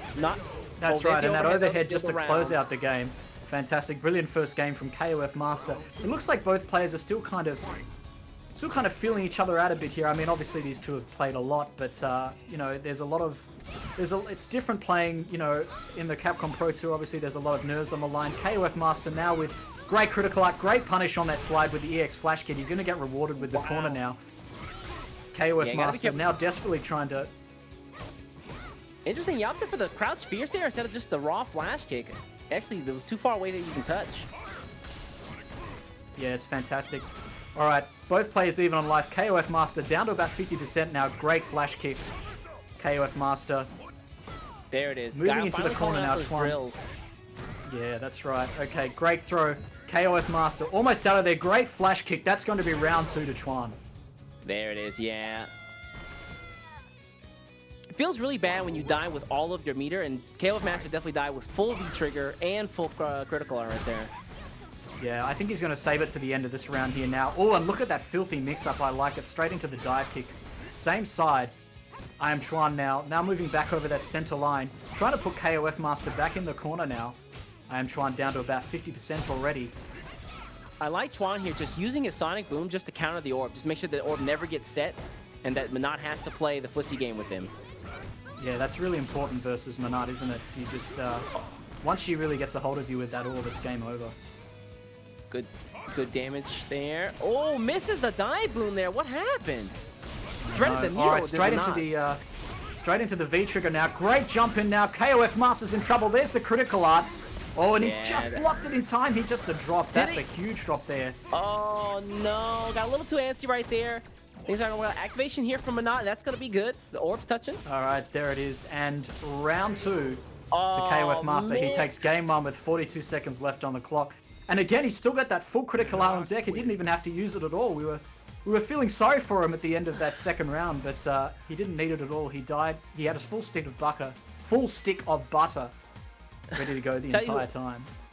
Tell you who I am feeling sorry for. It's got to be Chuan. He activated, got really antsy, did the super really maybe too early, or too late, and it kind of cost him the entire round.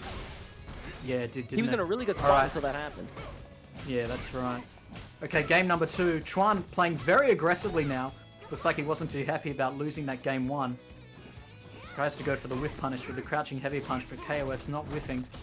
Chuan with a great corner game. He was ready for the V reversal, but just a little bit too late. Yeah, Chuan taking control of this round now. Ooh, tries to contest with the boom. It still ends up getting hit by the orb, though. Yeah. I love the space that KOF Master's keeping here. He's finally put Chuan in a situation where he feels a little uneasy. Despite that, that's great. Flash kick still takes it. Yeah. 2 crouching light punches into the flash kick to punish the slide, the classic. Chuan up round 1 now. KOF Master still almost with that full critical art on deck. Let's see if he's going to need it this round. He will to take back the second round if he wants to stay in this game. Yeah, just having critical art on deck has to make Guile think a little bit tossing those booms out. Yeah, absolutely. If you've got that full critical art and the access to EX as well. No confirm into the Sonic Boom there. Into the flash kick, excuse me. Alright, great upside down kick. Some momentum here from Chuan. He's got KOF Master in the corner. KOF Master in serious trouble. There's the back throw. He's out of the corner, just trying to wait that stun meter out. Okay, here we go. Another chance. And Chuan's going to seal it up. And game 2 to Chuan. That's 2 straight rounds. What a comeback feast. Yeah, that was pretty well done. Right there, you saw Chuan. He just took off to the races at the start of the round, got KOF Master cornered and just really chipped away at him. Yeah, he played a lot more aggressively in game 2 than he did in game 1, and it's really paid off for him. 2 straight rounds. And it looks like we're going back to character select.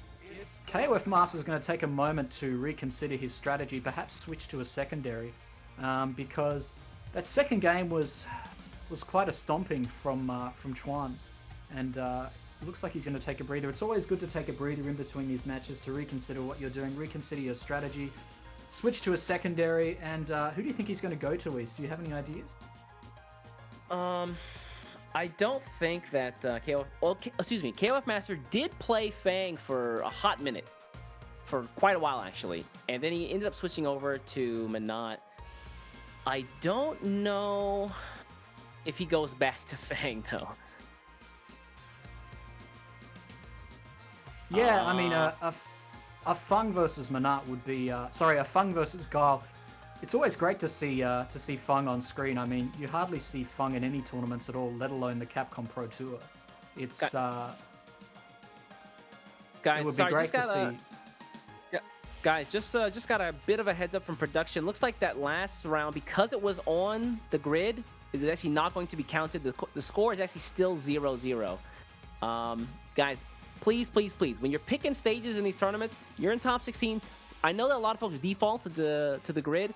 Please do not do that. Help yourself out. Help us out. Make sure you're choosing actual other levels in the grid. Come on, guys. Come on. Except the beach stage. Please don't. Yeah. But yeah. So despite the fact that KOF Master did play Fong at one point, does he go back? I don't think so. I think Fong versus Manat's pretty bad too. So, Fong versus Guile pretty bad too. Yeah, I mean, I can see Guile trying to stay at that range to try and punish Fung's slide a lot with the 2 crouching light punch into the flash kick.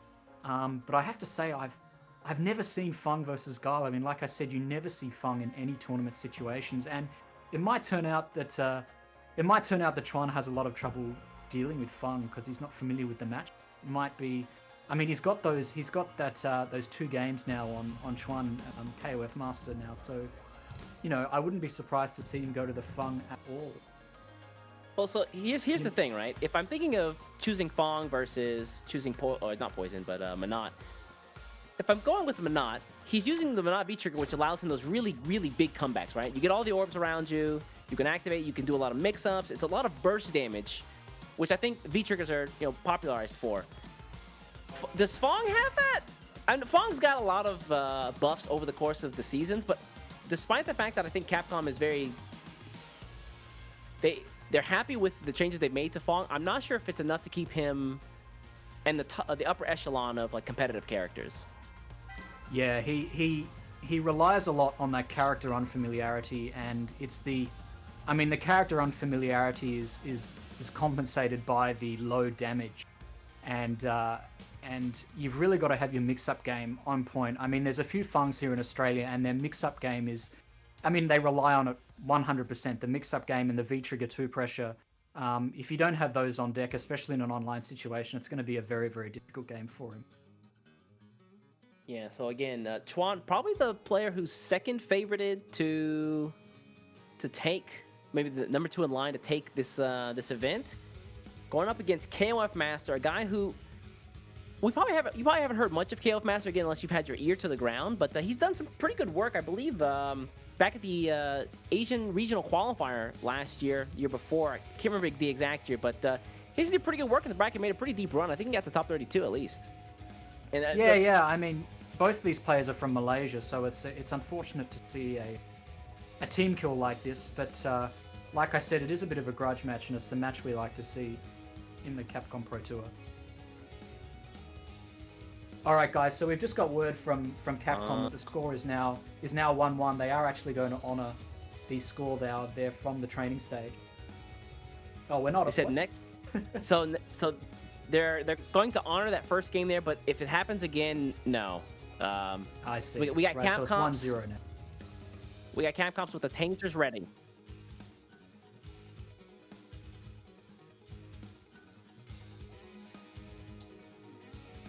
Oh, hold on, production's in my ear.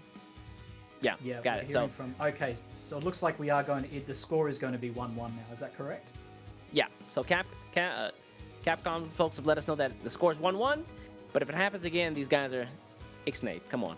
Guys, please, help us out. Look, guys, you thought the Capcoms didn't exist. You thought it was a myth, but they're in our ear right now. I mean, this is scary, East. I'm literally scared. I mean, I think it's time to go down to the vending machine in Japan and you know, chill a bit and have a couple of beers. You know, that's what I loved when I was in Japan. You know, these vending machines everywhere down on the street. You can get a beer at 8 a.m. and no one bats an eyelid, right? You do that in Australia, the cops will be right on your back. You know, righto, what's going on here? You know, it's Australia. You can't drink till 10 a.m., mate. You know, because that's when we start drinking here in Australia usually. 10 a.m. But Jesus. Yeah, no, those vending machines are amazing. You can pay with anything. You know, you can pay with coins, social security, or you just swipe your phone and hope for the best, basically. All right, so it looks like we just got. Yeah.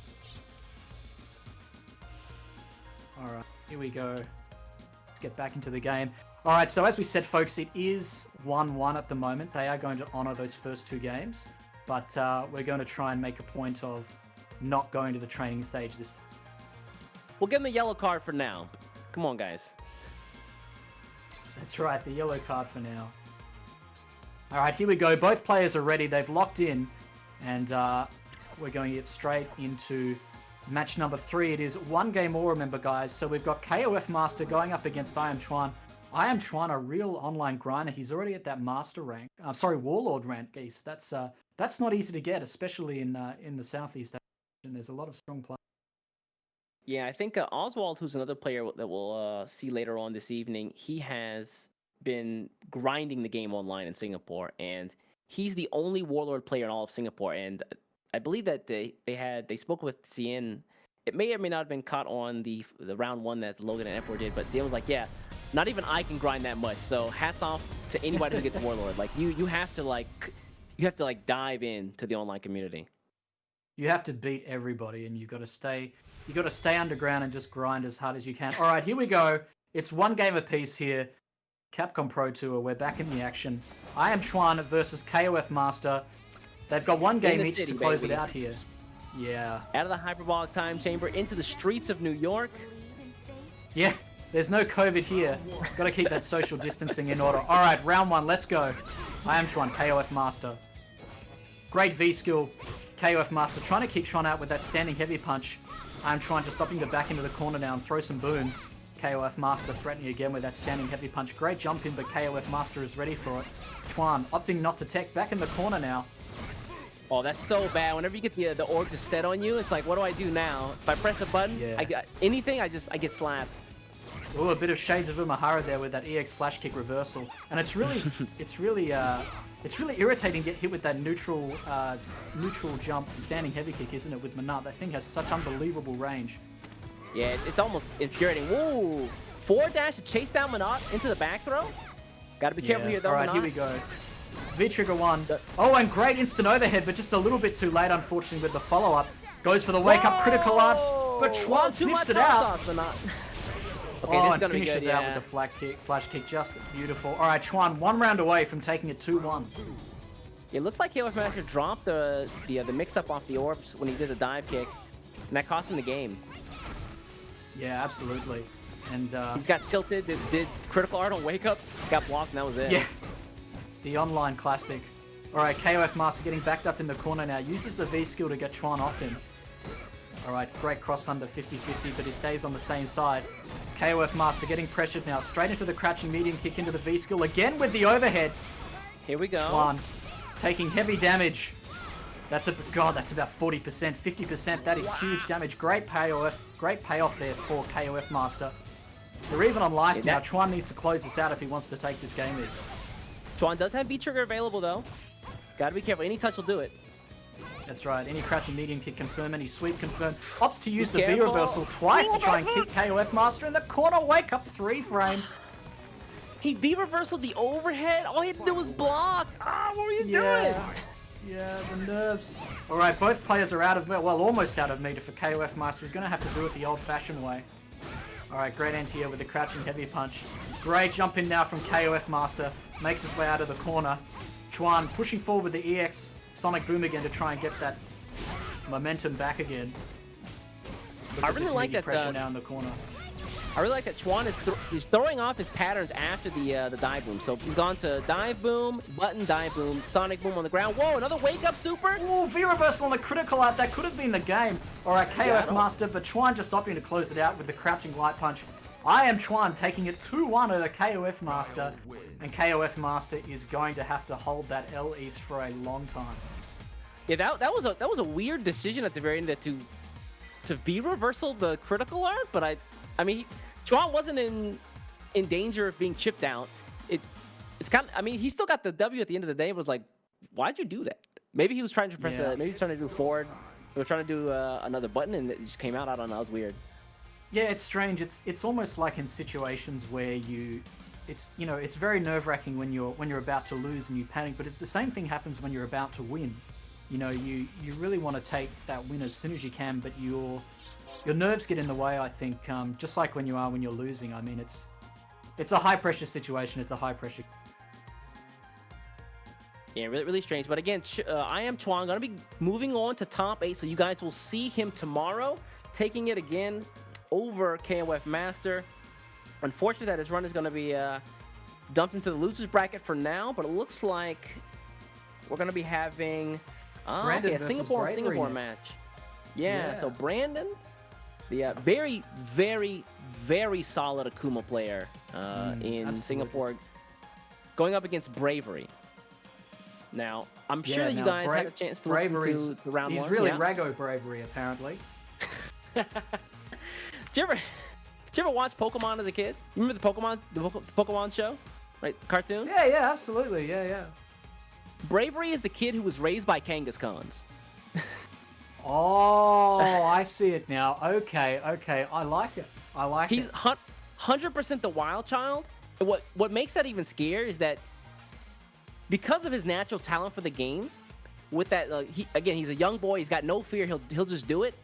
He's been getting lessons and training from CN, who again is known as like the scientist.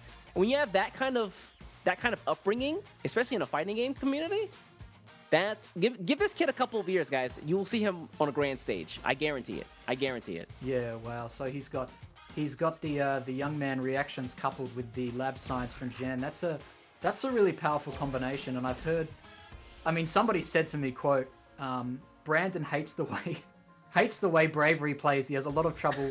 I mean, not disrespect, but he has a lot of trouble dealing with the way Bravery plays him. So, I mean, Brandon's your classic solid Street Fighter, I guess, OG. And I think Bravery. I think Street Fighter V was his first serious fighting game. I'm not sure. And yeah, I believe so. You know, he's very much in that Street Fighter V mindset, which is to his advantage, really. I think. So two Grandmasters now going at it. I mean, again, make no mistake.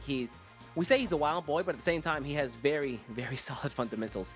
He's one of those players who he'll use the first couple rounds or first round or so just to kind of figure you out. It's like, okay, what can't you do very well? And then he'll just grind you to dust. So yeah, you have to be careful.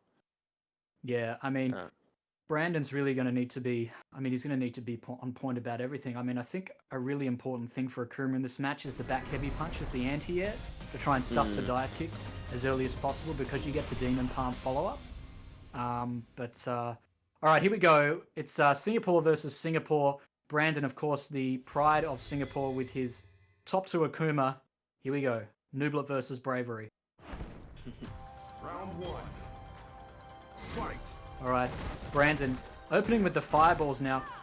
Trying to keep Bravery at bay. Bravery trying to get in now. Brandon, he's ready with the anti-airs already with that DP. This is one of those games where Cammy is absolutely the aggressor. While Akuma can have some pretty potent offense, once Cammy gets in your face, for any character, it's really scary. So his job is going to be to keep her out, and he's only had so-so success with this already in the corner.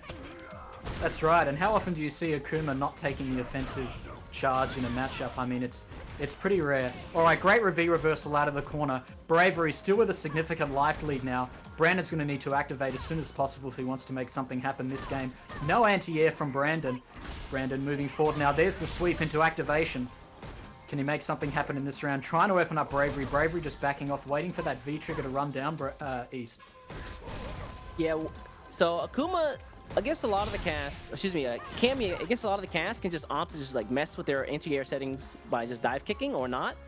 Akuma has a DP, so she kind of has to respect that. Whoa! And catches the dash forward? Crouching medium kick. He was ready for it, just waiting for Brandon to do anything. Bravery really didn't have to do anything to close out that round. He really just had to sit there and wait for the dash forward. All right, Bravery now pushing as hard as he can to get in, but gets counter thrown here. Yeah, get it. Brandon pushing forward now, trying to look for a whiff punish on that crouching medium kick.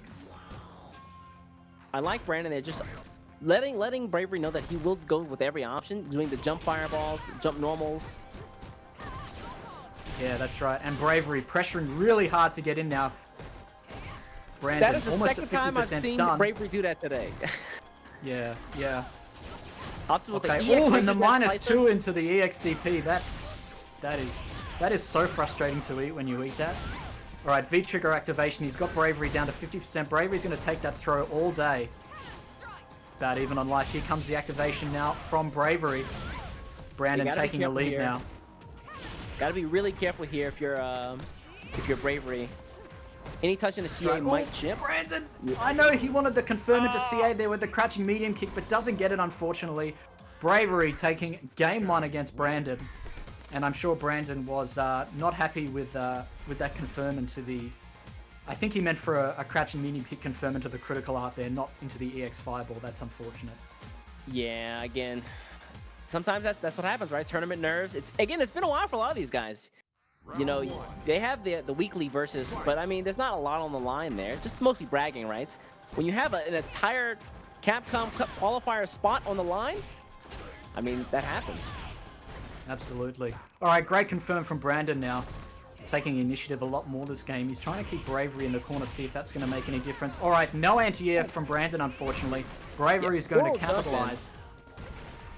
There's the DPs, finally checking the anti-airs.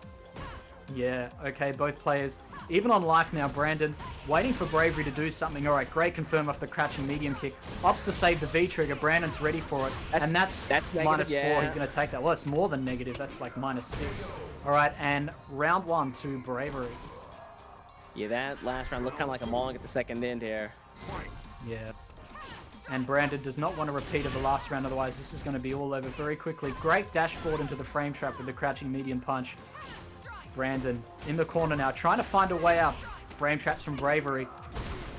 Right over the fireball right there. Oh, this is bad. Side switch, yes. Okay, Bravery pushing forward. Nubot, this could be all over, and there's the stun. Brandon is going to go down in 2 straight games to Bravery, and I can tell you Brandon will not be very happy with that. And Bravery, I mean, he wasn't quite as rego as I thought it would be. It was a very cool, calculated game, I felt, from Bravery. I mean, it was not quite the kinetics I was expecting. What do you think? I mean, yeah. So Bravery, again, we said he's a wild boy, but at the same time, he has fundamentals. He's a solid player. He's just, yeah, sometimes he'll take the risk. Like we saw the -2 into EX uppercut. I mean, come on. That is so annoying. I mean, you just want to break your stick after that. I mean, you just... He's like, it was my turn! It was my turn! I can't believe it! That's right! God! This is a turn-based fighting game! God! Yeah, I mean, it's, I don't know, I mean, but there were so many frustrating things about Street Fighter 4 as well. I mean, I remember with Street Fighter 4 ranked, I used to keep a pillow by my desk, not the pillow that I slept on, a separate one. And after losing a game in ranked, I would just go and just go ham on that pillow with my fist because I would get so angry. And I don't have the pillow anymore. I've mellowed out a bit now as I get older. But yeah, I mean, that -2 into the EXDP, it's just, I don't know how to describe it. Especially when the stakes are so high in a tournament like this. You know, it's a real mental game. I'm pretty sure that every player worth their salt now has yelled into a pillow or in an empty room. Or yeah. Punch the wall. You go in your car and just But that's the passion, man. If you don't do that, you don't Well, I mean, it's not like you don't have passion, but it is, you know, that's the passion how you know you behind it, care. all right. If you didn't care, you wouldn't do it. Yeah, that's the word, isn't it? You got to care. All right, so All right, again, guys, look, we're gonna. Be... Yep, go ahead. Sorry, go ahead. That's gonna be Bravery over Brandon there. Guys, stay tuned. We're not going anywhere. We're coming back right after this short break with the losers run. First matchup, guys, Shen, Singapore's finest, versus Oswald, the #1 Laura in Singapore, and also the highest rated Warlord in Singapore as well. Don't go anywhere. We'll be back in just a moment.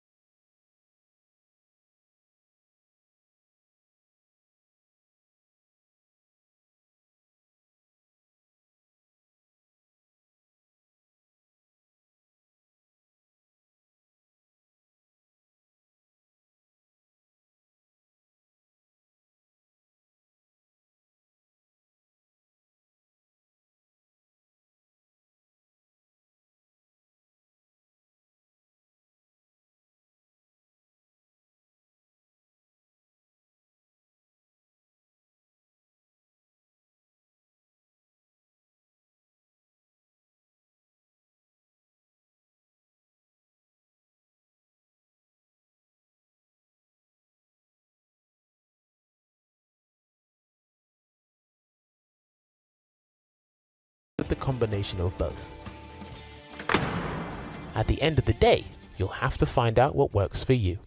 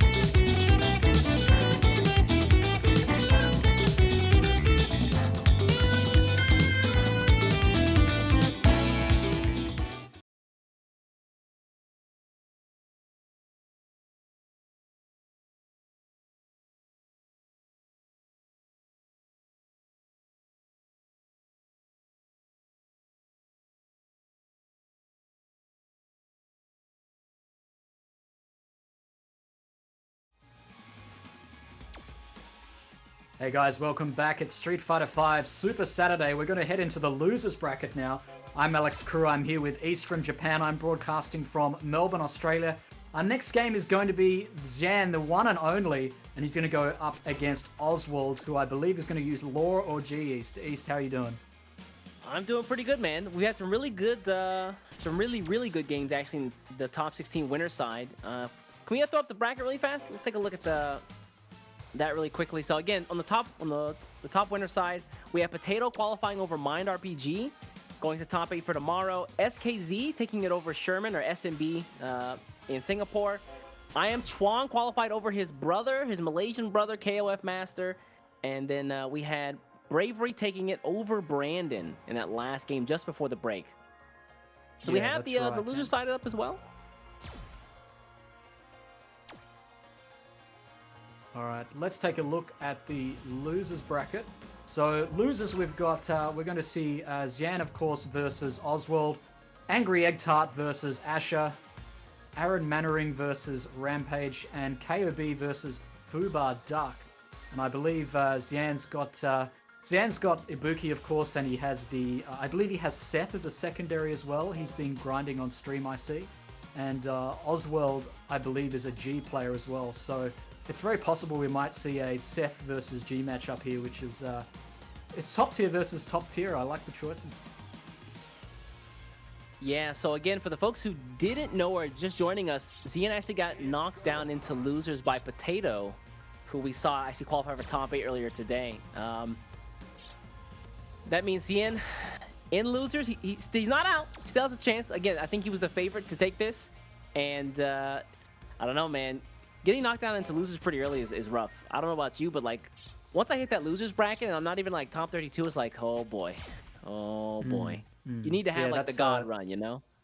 That's a long run back. That's very hard to come back from. But you know, look, I you know, as you probably were as well, I remember Xian winning Evo in Street Fighter 4, and I remember the first time he played, I think it was a 1st to 7 versus Daigo in Singapore, and he had Daigo on the run from multiple characters. I mean, he was going from Ryu to Guile to I mean, and Xian played so well. That was really his kind of coming out in Street Fighter 4 and his exposure to the world of Street Fighter, and it was just amazing to watch. I remember him hugging his friend at the end because he'd done so well. And there was real pleasure from Daigo as well, you know, to play someone who'd actually learnt the game and taken the time to really challenge him, because, you know, Daigo had been so dominant in Street Fighter 4 overall. I mean, I'm sure you remember, everybody remembers the Street Fighter 4 era. When you think about the Street Fighter 4 era, you think of Daigo, you know, two straight Evo wins at the very beginning in 2009, 2010, and you know, Xian just did so well with him, with, of course, Gen. Gen, that's right. I'm thinking of Fung, but it's Gen. And, you know, such a weird character, and so much fun to watch. And he labbed it so hard, and he's been a scientist right from the start, hasn't he? Yeah, you know, Xian was in Street Fighter 4, I think he really found his groove with Gen pretty early on. I think he actually popularized the character. In Street Fighter 5, though, it felt like in the very beginning he had kind of a character crisis, you know, running to Fong, played a couple of other characters as well. He really wanted to make Fong work, but again, we talked about it before. Fong, while Capcom seems confident in his design, probably isn't among the upper echelon of like strong characters like Akuma, like Seth, like any of those really. And yeah, he's finally found a place with Ibuki, found a lot of success. But recently, and I think even today, Xian has been playing a lot of Seth. And I'm not sure if he's been playing exclusively Seth today, or if he's been mixing it with Ibuki. But I think the strength, or the potential strength that Seth brings to the table, I think it kind of started to make Xian think about his choice of, do I stick with Ibuki, who's been nerfed over the past couple seasons, or do I play it out with Seth and, top tier, baby. Yeah. I mean, I think most people would agree that Seth is better in air quotes than Ibuki, like you said, the nerfs. But that V trigger 2 of Ibuki's is still a monster. I mean, and if anybody's got the mix ups for Ibuki, it's going to be Jan. I mean, there are Ibukis all around the world that get their... Sorry, there are Ibuki mains all around the world that get their mix-ups from Shen. I mean, he's really taken that character under his wing and really developed it really hard. Yeah, I mean, they did nerf Ibuki to the point where she can't do the V-trigger for free on block. You have to actually confirm into a hit. So, I mean, in that sense, it's not as strong as it was before. But, I don't know, something about Seth just... It's just holding raw power in your hand. You ever felt that? Just, you have jump mix-ups, you've got really, really good damage off of V-triggers, you have some insane V-trigger setups with the V-trigger 2, I believe it is, using the orb. Yes. If you guys haven't been watching Soccer out of Japan, just some of the situations, he's punishing V-reversals that are teleports behind Seth. That's insane. Oh, That's no. insane. It is insane. Yeah, that tandem ignition V-trigger 2 is so amazing to watch with, like you said, characters like Sako and Xian who are so good at those mix-ups, and they just practice them over and over and over. And now we get to see them on the Capcom Pro Tour as we head into... All right, Xian is staying with Ibuki in this first game, and he's going up against Oswald, who's going to use Laura. So it looks like both players sticking with their original mains now for the moment, and they might go to secondaries if they drop the first game. So we'll see what happens. This is losers bracket action, ladies and gentlemen, and a withstanding heavy kick from Xian originally there. Oswald trying to move forward now, but he's got the corner now, pushing Xian back to the mid range. Yeah, it's always scary going up against Laura, right? I mean, Capcom champion Idom has this character in his back pocket. All it takes is 2, maybe 3 good sequences, and that's the game. Yeah, absolutely. All right, Xian finding himself in the corner now. He's out of there. Oswald doesn't capitalize. Oswald pressuring now. Xian doesn't have the V-trigger yet. Neither of these players do. All right, here comes Oswald fighting out of the corner. Uses the plus frames on that EX Fireball to try and get out. Great anti-air. Oswald in the corner now. Both players with full V-trigger on deck. Xian with full V-trigger himself. Excuse me, V-trigger. Yeah, again, so Xian wants to activate, but he has to make sure that it's a hit. Oh, no! The forward fierce there. Target combo is going to be good. All right, here we go. Oh, and look at this filthy mix-up, but Xian's all over it. Okay, here comes the V-trigger 2 activation. This is going to hurt. That could be the game. Misses the command grab, unfortunately. Xian looking for an in here now. Great neutral jump. That's going to take round 1 by the skin of his teeth. He was so lucky he didn't get hit by that piece. Yeah, that was terrifying, man. the imminent fireball just coming to kill you. Yeah. It's just walking behind you saying, what are you going to do now? What are you going to do? All right, dash forward command grab. Is he going to go for it again? He does. EX dash forward command grab again. Is he going to go for 3 in a row? Catches the back dash. No! Dash under again with a great neutral jump by Xian. That's saved him twice now. All that stun going away now for Xian. And there's a side switch. Into the counter. Oh, fantastic. Oh my God, that was beautiful. That was fantastic, wasn't it? Done. And Xian taking game number 1 over Oswald. And I have to say, Oswald looked so good in those first 2 rounds, but as soon as Xian activated, it was really all over. I mean, in terms of the capitalization that Xian got from his activation versus what Oswald got off his activation, it was a night and day difference. But the activation, and then he got the combo, got the count tromps out on the knockdown, went up back into the count tromp, set up the meaty set. Oh, that was beautiful. The meaty set was so good. It was great. I have to admit, I haven't seen any Ibukis use that V skill too in the he got hyped V up trigger. a little bit.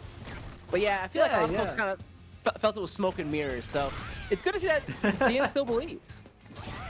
Yeah, there's going to be a lot of Ibuki mains rewatching that sequence to try and work it into their game. All right, Oswald down to 50% now, except he's got Xian in the corner. Xian, no V-trigger on deck now. Oswald pressuring, plus frames on the EX Fireball. Great overhead, but Xian just Super Marioing straight out of the corner there now. Yeah, using the cape there just to get out. Yeah, no, it's a great corner escape. All right, here we go. This is going to hurt. Plus frames. Look at this. 20% down already from that mix-up. Xian opting to back off. He's only got about 5% life. Looking for a V-trigger activation. That crouching medium punch That's good into the reaches a long way. There it is. Activation misses the mix-up, unfortunately. But there it is. Round number 1. Xian. 3 rounds in a row now. Is he going to take it 4 straight rounds? He made it look like he made a mistake. And then the kunai came back to get the punish. And then he's got lit up. Oh, that was beautiful. Those are the filthiest mix-ups. I mean, you can have the 50-50 dash unders, but when it looks like you've whiffed and your opponent... When it looks like you're going to get a second chance and then it's just yanked away from you like that, I mean, those are the best mix-ups, really. That was greasy. Very, very greasy. I gotta be careful. Xian getting caged by the Laura. You don't want to let her just get those free dashes in. Oh, and great whiff punish with the activation. This is going to hurt. He's going to get a lot off this East. He's going to go for a second mix up here. There's the caltrops into the dash under. Oh my god, twice on the caltrops into the throw. He's going to get rewarded with the throw. No stun just yet. Okay, Oswald saving himself from a potential death there now. Trying to let that stun meter go down. Oh, and the wake up EXDP. He saw that command grab back in Street Fighter 2 East. My God, that round was insane. He was so close to getting the stun, and he threw the jump EX kunai, didn't land. He's like, all right, I guess I gotta work for this whole thing again. Gets knocked out. I was like, you know what? I've done too much work already. Just DP me out of here. Let's just get the W. Come on. Yeah. I mean, Oswald thought he was like, he tried. I mean, oh yeah, perfect time to EXDP. Perfect. Just when you think when your opponent thinks they've got it back and they're ready to get back in the game, just boom. I mean, it's a real hype bracket. Anyway, Xian taking it in 4 straight rounds over Oswald, and Oswald not going with the G pick in the second game. He's stuck with Laura, but we're going into Aaron in the next game, I think, versus Rampage. So it's going to be Aaron from Indonesia versus Rampage in the Philippines. Do you know anything about these players, East? Yeah, guys, if you remember Nash from the earlier seasons of the game, season 2, I believe was where he really shined. Be prepared for this man here, Aaron Manarong. He plays Nash and he still makes him look top tier in season 5.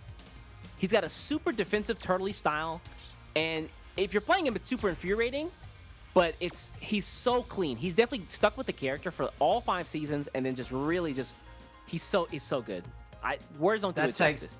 That takes a lot of courage to keep using Nash in season 5, and that takes a lot. Yeah, it does. Like, you speak to any Nash player and they have a secondary for tournaments. Like, it's just the way it is. You look at and you tell them about Nash and they go, oh, they just look so depressed. Like he's yeah. I mean, remember in season 1 when he was just on ice skates and he was just, I mean, Infiltration did really well in season 1, of course, taking Evo with Nash, and he's been nerfed steadily, but I don't think he's bottom tier now. I think he's about, I don't know, maybe low mid. What do you think? I don't know where Nash stands on the tier list, but I'll tell you this. This guy, Aaron Manarong, is definitely 100% the last Nash standing. People thought it was Bonchan. Nah. It's definitely this man, Aaron Manarong. He definitely stuck with the character. He's not top tier for sure, but you guys watch this match, he's going to make him look top tier. Although his opponent, using a character, Rampage from the Philippines, going to be using Abigail. Now, I don't know about you. I hate this character. I hate fighting Abigail. But he's so much fun to watch. He's the perfect stream character. Watching 7-foot robbery? Come on, man. Yeah. I mean, he needed that nerf on the, what was it, the crouching light kick into command grab? No, 2 crouching light kicks into command grab. Terrifying. It was absolutely terrifying. He needed that nerf, but he's still a very strong character. He has amazing comebacks with both V triggers. I mean, he's a real blast to watch. I'm really looking forward to this one. Yeah, he got a couple of nerfs that I guess push him a little bit further down. Maybe it's a high mid, lower mid. That differs on person to person. But again, he's definitely a character, like you said, who can just take games. Like, he's got armor on attacks. He's got the hyper armor on some of his V trigger stuff. It's very, very scary. Very, very scary. Yeah, and he's just got such long reach when he gets you in the corner. I mean, crouching light punch, crouching medium punch. They both have such range. I mean, the crouching light punch, especially if you're a zoner, like Aaron Man is. Yeah. He's just going to crouching light punch you out of so many fireballs. It really makes it hard for zoning characters. But like you said, I mean, if R1 Man has been sticking with Nash for this long since season 1, season 2, I'm sure he's prepared for characters like this. And Abigail can be zoned quite hard if you know what you're doing. Yeah, he can. So what really makes, I think, this a difficult matchup for Abigail is the fact that Nash can just kind of play the runaway game. And as soon as you corner Nash, suddenly he can use his V reversal or his V trigger just to get out of the corner. And just repeat the entire game plan. So Rampage is going to have to be a little... infuriating. Yeah, he's going to have to be a little tricky in how he approaches this matchup and making sure that he doesn't let his opponent get out of the corner for free. If he can do that, I think the matchup is pretty good. Yeah, otherwise, he's going to grind himself down. It's rough. Yeah, and I think we're going to see... I think we're going to see a lot of... I mean, I think if Aaron's in the corner, you're going to see a roll into V-trigger activation to try and keep him in the corner. But I mean, the greatest tool I think Nash has in this is, you know, if you throw a light sonic boom and then dash behind it, it's such an effective tool. And when Abigail tries to jump forward, you can anti-air him really easily. I mean, he's got the crouching medium punch. He's got the got the flash kick, which isn't as good as the crouching medium punch, obviously. Yeah, I mean, it's going to be a hard one to call. Yeah, one of the things I was really surprised about when I was watching Fubar Duck stream earlier today and seeing some of the matches that, you know, were before top 16,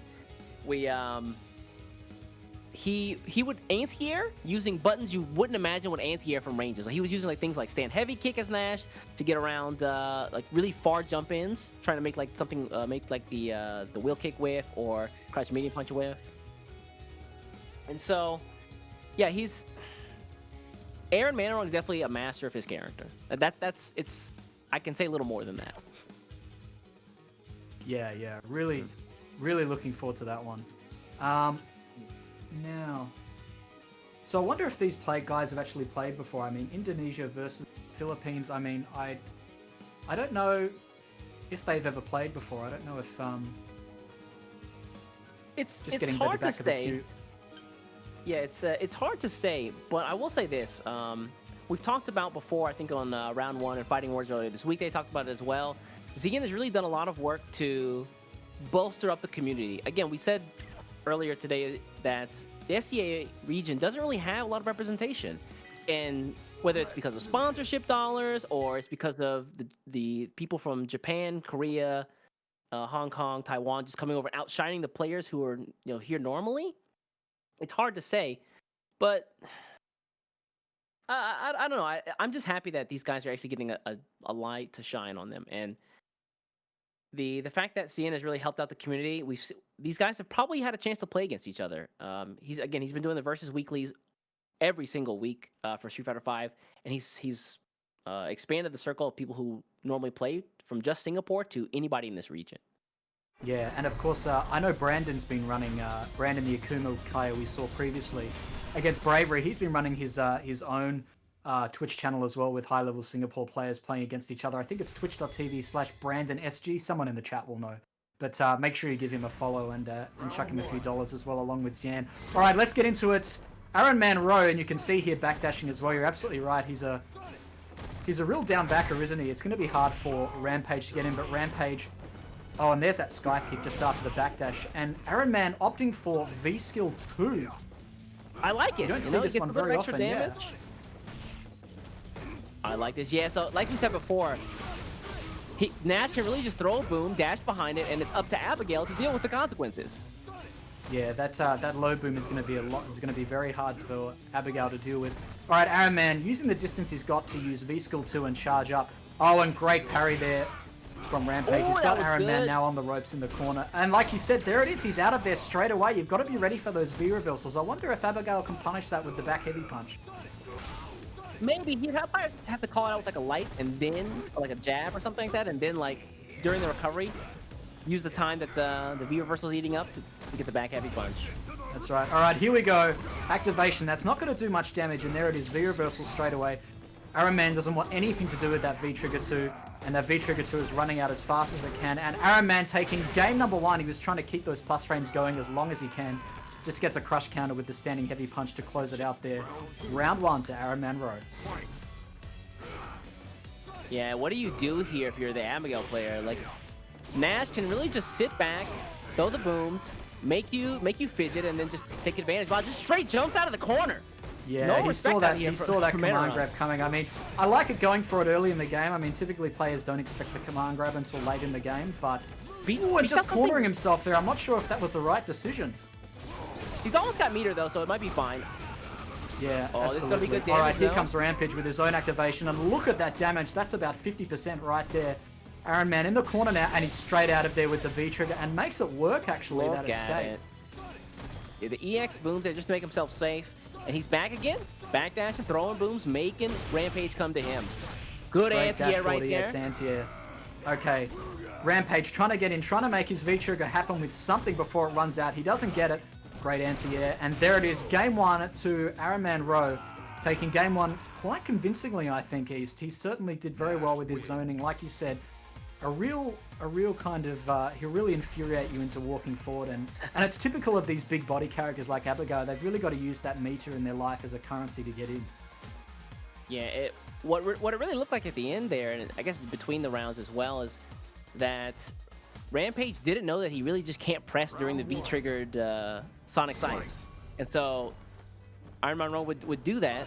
He'd do the Scythe, press afterward. So would Rampage, and Rampage was like, wait a second, I thought it was my turn. Maybe a bit of knowledge lacking there. All right, great jump in from Rampage. He's got Araman on the ropes. He's slow wake up from Araman, perhaps a bit disappointed on that jump in there. And just like that, he's out of the corner once again. Again using the parry to get that Sonic Boom out of the way. I like it. Using the armor to get through another Sonic Boom. Yeah. If he feels that Nash is gonna just come in afterward, why not parry, right?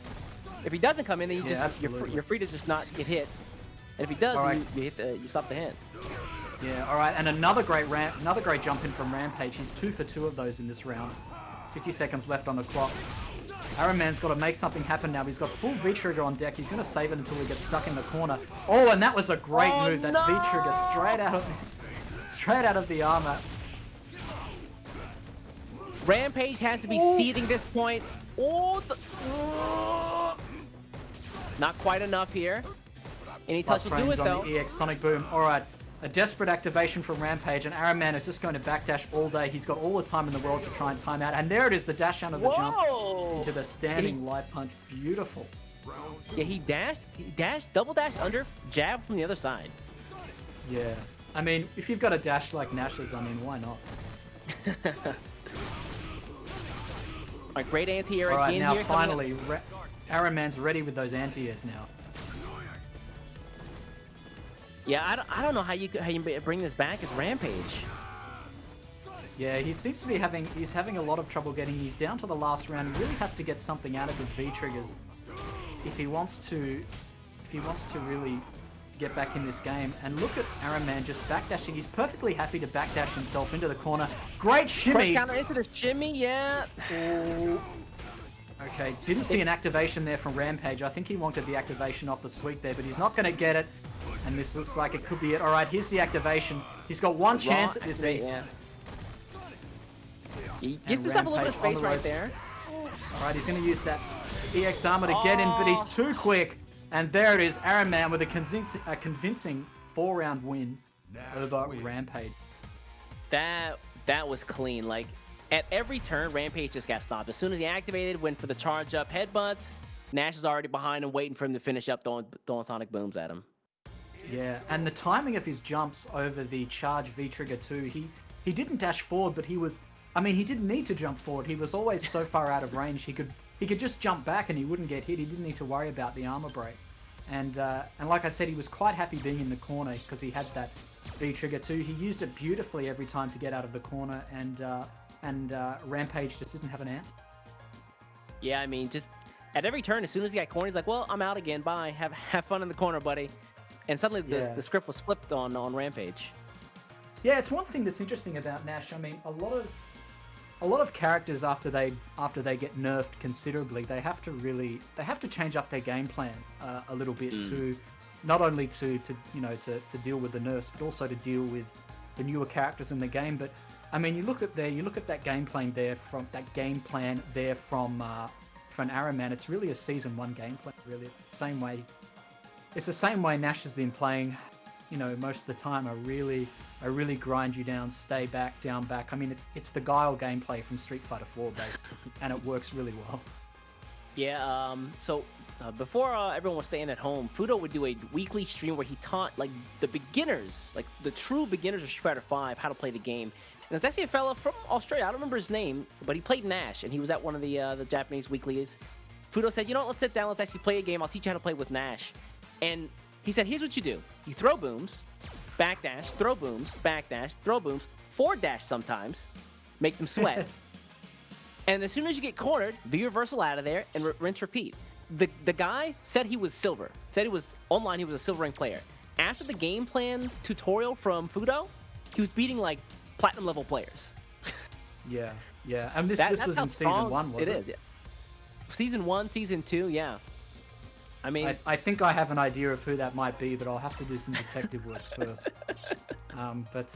Wow, that's a great story, man. I really like that. I mean, it's amazing when you get to meet those top level players in person. I remember I only met Daigo. I mean, I didn't meet him. I ran after him like a giddy 9-year-old trying to get a photo with him, and I eventually did. There was a huge crowd around him, and I pushed my way to the front, and I got a photo with him finally. You know, after following him for 7 years or 9 years or whatever it is since 2009, when you meet those top players, and I mean to actually get them to teach you and to play some games with you, that must have been a real honor for the Australian player. And I'll find out who that is and I'll tell you tomorrow in Top Up.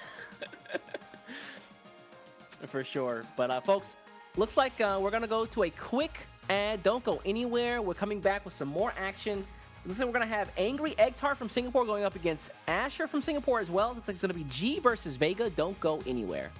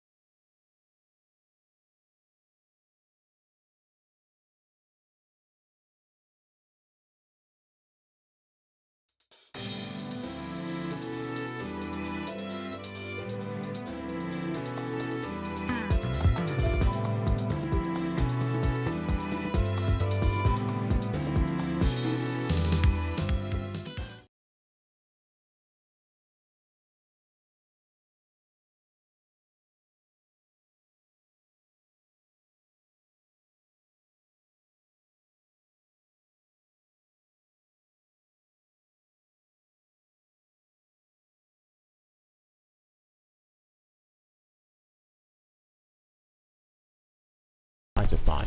Having good Oki is huge because there's a massive emphasis on offense in the game. But Oki is more of a psychological game due to the fact that the defender has different ways of rising and possibly strong wake-up options.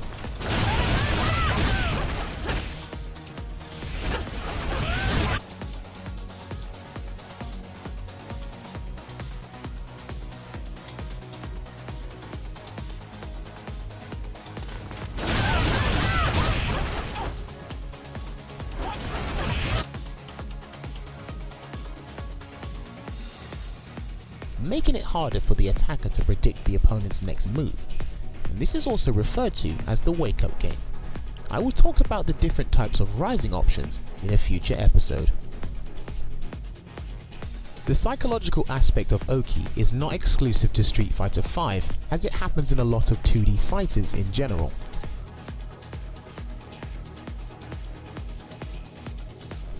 As stated before, Oki is very important in a game like Street Fighter V. Some characters have great Okizeme, whilst others have slightly weaker Okizeme. Study your character's Oki options so that when you knock the opponent down, you can take full advantage of the situation.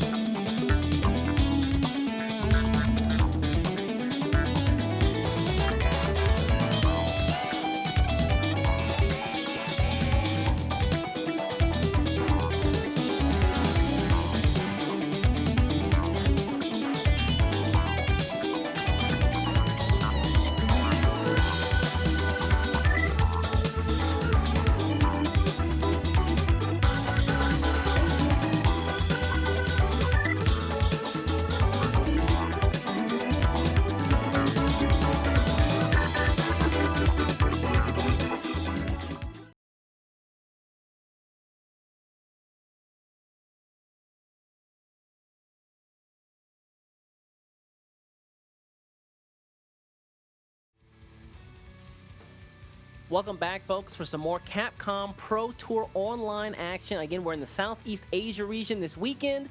We're in the losers bracket right now. East ML, am joined by my man from Down Under, Alex. What's going on, dude? Yeah, still with these Capcom Pro Tour action. I'm having a great time. I mean, we've had so much bad news over the last few months, and it's been such a blast tonight to finally have some high-level Street Fighter V. And I tell you what, it's been nothing but amazing play. I mean, that game from Xian with those mix-ups, with the Caltrops with V-Skill 2, I mean, people are going to be analysing that one for a few weeks, I think, especially with all this downtime we've got. But let's get straight into the next game. Who have we got? We've got KOB versus Fubar Duck, and I think everyone's familiar with Fubar Duck from his streaming. Yeah, guys, my bad. I lied to you. We're going to have that Vega versus G matchup a little bit later on tonight, but first we're going to have, again, KLB from Thailand running, I believe, Chun-Li, going up against Fubar Duck, my boy, my man from the USA. Good old US of A. Running either Mika or G. It's going to be a tough call on this one. Yeah, I'd like to see a Mika first, but I tell you the truth, I'm more excited to see a Chun. We haven't seen a Chun tonight. And that's true. Look, I think Chun's just a blast to watch, especially the ones that just abuse you with standing heavy punch all day. To just keep you at that range that is... Yeah, the mace. I haven't heard that one. That's good. I have to use that. All right, they're both going for matching pink colors here now. Ooh. All right, Acid Rock versus Fubar Duck. Here we go. Capcom Pro Tour action. Let's get into it. Round number 1. All right, that slide's going to get punished straight into the V-skill. Fubar Duck in trouble now. Calls out the instant air legs. Yeah. No season 1 instant air legs for you. Yeah, good of Fubar Duck to get done into the corner as soon as possible. Unfortunately, the EX legs is going to be good to get her out. Yeah, that's right. All right, eats the EX legs. The instant air legs. Fubar Duck getting pushed back towards the corner now. Fubar has to be careful. He's almost stunned. He needs to back off for a bit. He's got to activate that V-trigger if he wants to stop getting stunned. All right, great block on the overhead, but just the standing light punch. I think Fubar Duck might have gone for a walk forward command grab there. I'm not sure. Nadeshko coming back to finish the job there, but it wasn't enough. A weird interaction there on the EX shooting Phoenix. That was weird. Yeah. Here's another one for the corner. Okay, great armor through the standing medium punch now. Fubar Duck taking it to Acid Rock now, being much more aggressive. Great body splash. We're going to see a perfect no, we're not. There's the EX leg straight out of the corner. Acid Rock back the farm on that one. That could have been game over. Yeah. Oh, it looks like KLB, misses the air legs right there. No punish from Fubar Duck, though. All right, here comes Fubar Duck with an activation. He's going to try and take back this round. Oh, great call out on the jump out there. I like it. And there it is, the reset into the command grab. And that's going to take round 2 to Fubar Duck. And what a switch up that's been in round number 2. He really turned up the aggression. I don't think Acid Rock knew how to deal with it. And again, a wake-up slide. An opening slide from Fubar Duck. And Acid Rock straight into the EX legs. He says, you're not getting away with that for free. A complete reversal here. Fubar Duck in the corner, already at half-life. So have to be careful. Chun does have... Oh, never mind. Spins the meter here. No meter on deck. Fubar Duck with all the meter in the world, but he's going to get stunned, it looks like, and he's going to die with full V-trigger and full CA. That is a heartbreaker for your boy from the US there, Reese. That is hard to swallow. Fubar, not like this, please, man. I tuned into the stream today. He had some really close games to get in the top 16. I would hate for him to go out like this. Yeah. Well, look. It is Mika, man. He can, if anyone can turn it around, if anyone can turn fortunes around, it's Mika. Fubar Duck taking a moment. Here we go into game number 2. Let's see if he can bring it back against Acid Rock and his S-tier character, Chun-Li. Great body splash. Doesn't do much damage. The charge heavy punch, catching the wake-up buttons there from Acid Rock. And straight back into the corner. Great call out with the standing medium punch. It's a stun already, East. I'm not mad about it, for sure. It's just some really weird decisions there from the Chun-Li player. Wake up, head stomp. I don't know if that's the answer to get out of the corner. Yeah, absolutely. All right, Fubar Duck in the corner now. Great block on the V-skill, but he's going to get shimmied. Look at this. Oh my goodness, Fubar Duck. He really risked it there. I mean, he was almost stunned, and he just went all in on that V-trigger. Again, Nadeshko saves lives, man. Yeah, that's right. But of course, Acid Rock didn't have the EX meter to EX reversal out of that one. And Fubar Duck going in now with the command grabs. Can we see a second one? Goes for the meaty. Acid Rock On the ropes now, about 40% down, but against a very, very angry Fubar Duck who's almost got full critical art on deck. Looking for those frame traps now. Fubar Duck just backing off. I think Fubar tried to play a like way more patient game in the beginning. He's like, I can't do this against Chun-Li. Like she can just zone me out, no problem. So now he's taking to the skies, mixing her up with the jump ins or the body splash, and he's found a lot of success. Yeah, that's it. All right, here comes the V-trigger activation now. Acid Rock in serious trouble in the corner now. Here comes the reset. There's the back throw. All right, he lets Acid Rock out of the corner. Acid Rock going to follow up with an activation. Oh, an EX Peach straight through. Oh, so good. EX ledge that plus. Oh, and gets the back throw on the V-trigger to charge. That was beautiful play, and Fubar Duck is through. Makes it out just by the skin of his teeth with that back throw there. He could have eaten the guard breaker there with the V-trigger too, but he was close enough for the back throw. I like it. Yeah, so in a lot of those later situations within the second round, you saw Fubar Duck kind of hesitate before he did anything. He was always just checking to see if his opponent would just throw out the super. He's like, are you going to raw super, raw super, raw super? No, at some point, you know, he's like, okay, I'm going to take the initiative then. Yeah. Okay, one game apiece here. Let's see if Fubar Duck can keep up the same aggression. Goes for the whiff punish. Doesn't get it. All right, plus frames on that charge heavy kick. Acid Rock perhaps looking for a command grab. Oh, gets out of the corner. I like the command jump there. You can see again, Fubar Duck opting to go with the body splash just to mix up the timings for Chun-Li's anti-airs. Yeah, huge jump in now, big damage on Acid Rock, and that's going to be round number 1 to Fubar Duck. He's on the verge, taking it 2-1 over Acid Rock. Acid Rock's got to make something happen this round. They both almost got full critical art, and look at Fubar Duck going straight in. Oh, this is not good mentally. This is not good mentally. You do not want to be in this position against Mika. All right, Fubar Duck. He's almost got full critical art on deck. He's going to have V-trigger very shortly now. Acid Rock's out of the corner. He's ready for the instant air legs. Also, Fubar Duck has full meter on deck now. Has to be careful. Not quite enough to kill here. Oh, 50-50 dash under, and he read it. He read it. That is it. Your boy from the US is up 2-1 over Acid Rock. That's going to be it. Done. That was so good. He tossed. You would think that he would toss her back to the corner. No, tosses her mid-screen, gets the reset, baits out the EX legs, and just critical art seals the deal. Yeah, that was really the turning point in the round, wasn't it? Baiting out that EX legs. He'd seen Acid Rock go to that EX legs so many times to get out of those brutal Mika mix-up. And fortunately, he called it out this time, and he got rewarded with the win. He can be very proud of himself for that, I think. Yeah, congrats to Fubar Duck moving on to not quite the top 8 yet. I think he still has one more match left to go. Let me take a look at the brackets here and actually see where we are. Do we have the brackets for the folks at home? All right, so again, on loser's side here, we've got, looks like Xian took it over Oswald in a pretty convincing fashion. Aaron Manarong took it over Rampage's Abigail. And then we just saw, Fubar Duck take it over KOB. That means next up, looks like we're going to have Angry Eggtart versus IMP Asher. I'm pretty unfamiliar with both these guys, so I'm interested to see what Angry Eggtart plays G, I believe. Asher, I'm not sure. Let's have a look here. Asher, I haven't actually seen him play before. He is a Singapore player. Actually, both of these players are from Singapore, of course. And I think we're going to see. We haven't seen G yet. Look, I was expecting a lot more Gs in top 16, but this is the first one we've seen. Yeah, I think if rumors are to be believed, Asher's going to be running with Claw or Vega in this next matchup. Wow, and very, very brave man. Just like Aaron won with Nash. Claw is a we've got a top player here called ZG who's used Claw for 4 seasons now, and he's switched away from Claw. He doesn't seem to have the firepower you need for tournaments like this with a lot of high level players. So I'm looking forward to seeing what Asher does and whether he's able to make it work. I mean, you've got to put in a lot of work to win with Claw, especially against G. I mean, you've got to deal with the axe kick. You've got to deal with, of course, the V trigger is just really where it's at. Yeah, I mean, you see the difference in both those characters. So Vega's a character who kind of plays that slow chip, run away. Got a lot of great mobility options. G's the guy who's like, all right, I'm gonna be probably losing like half the round, and then I'm gonna activate. And I'm gonna rob you. You're gonna impeach. You're gonna take the W, and that's it.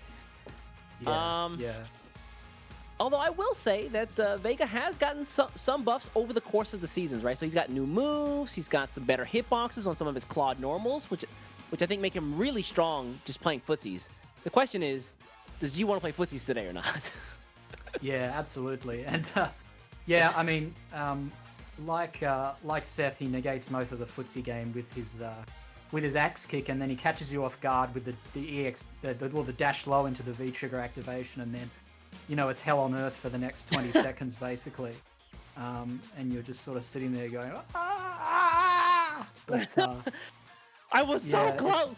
It could I have was been so me. close. That's right. But it's these matchups that that make the game interesting. If one character Claw is going to have a hard time against G, but I have to say I haven't seen this matchup. There's just not a lot of Claw players around anymore, really, is there?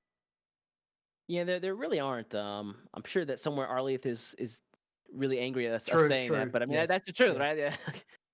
Despite all the buffs, we really haven't seen a lot of Vega players come out. We've seen, I guess, a few on the past CPT online events, but maybe just one. I'm trying to remember. I can't remember the name.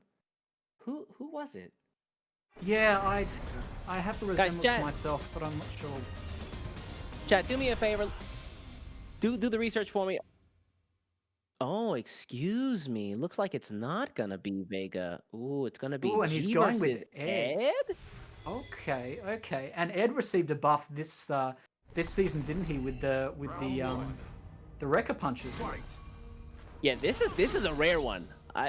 We saw Infiltration play with Ed just a little bit earlier on in the year, last year.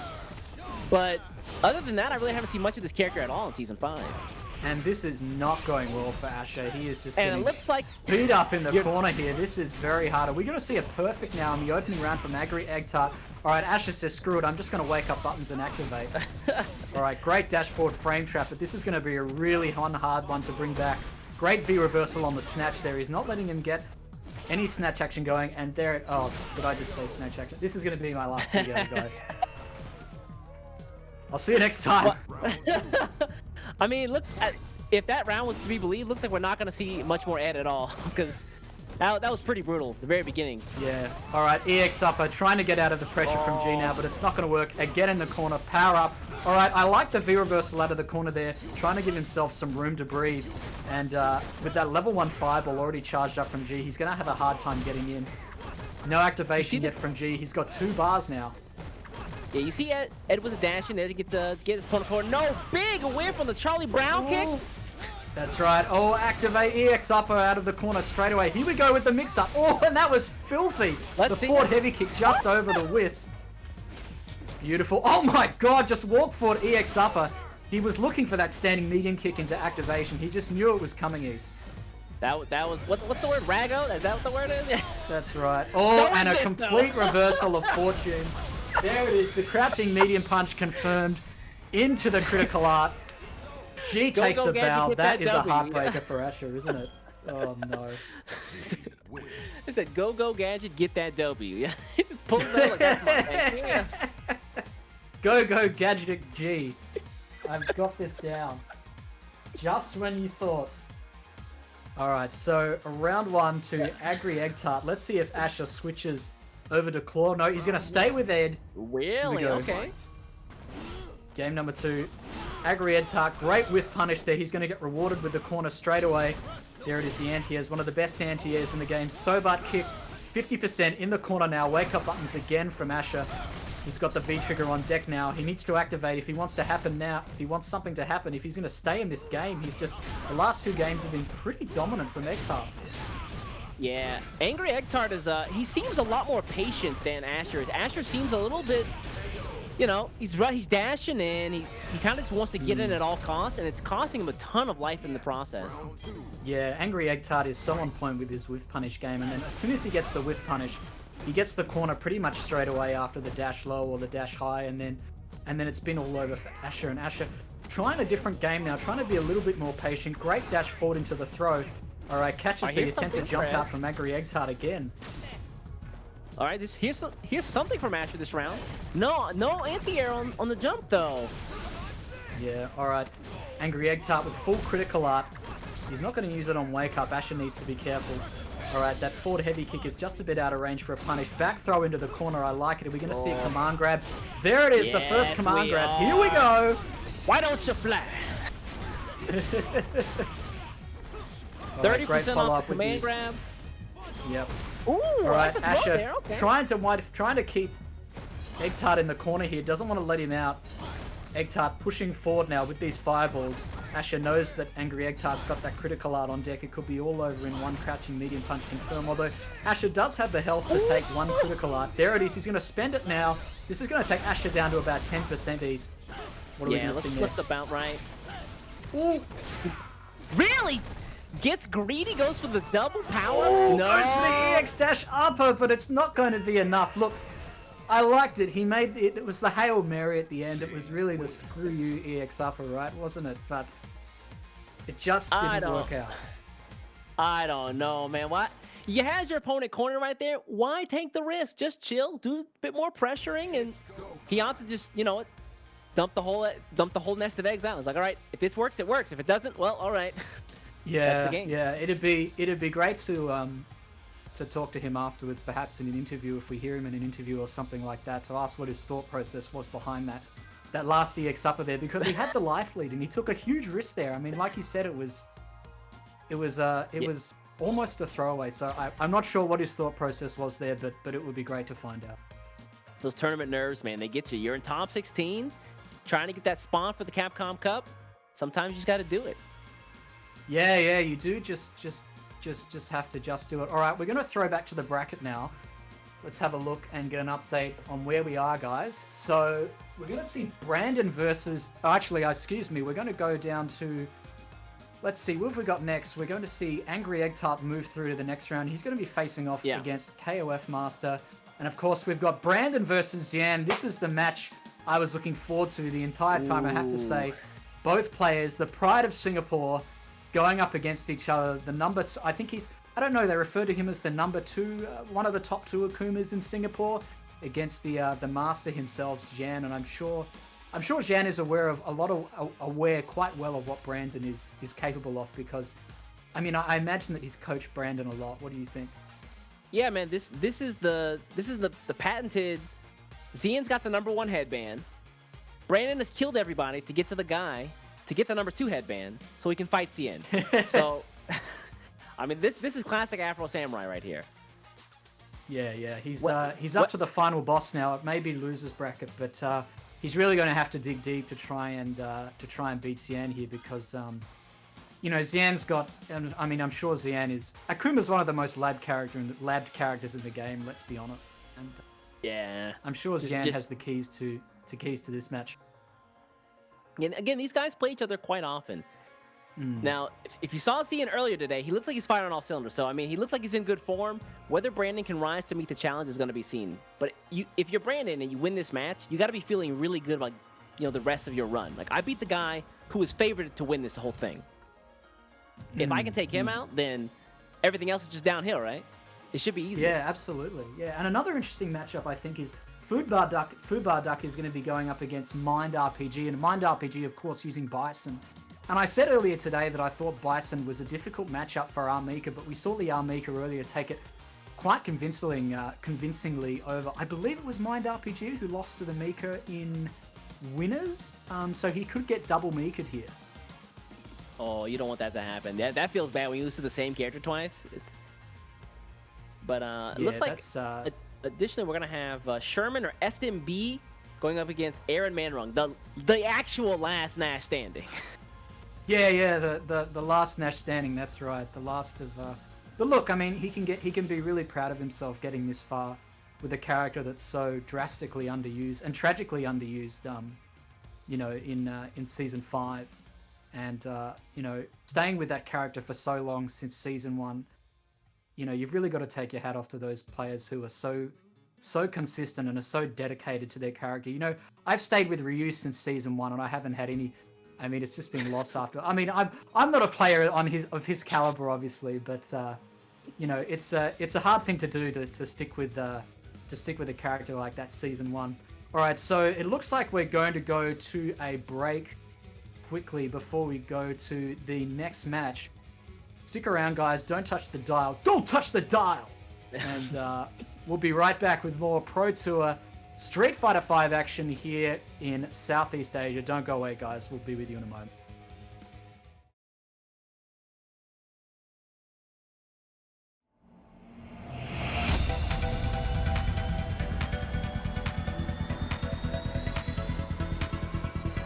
Go beyond the battle. Get ready. Destroy. Begin.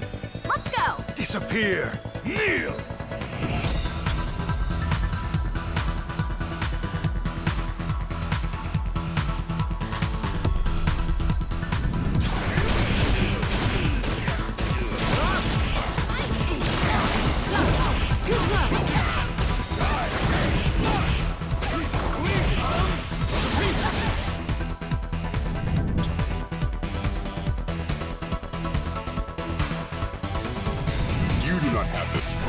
Crush the spirit of the king. Alright! I really like to exercise. And training is a lot of fun. Time to meet your death. 5 seconds. Pull out all the stuff! Hadouken! Resurrection!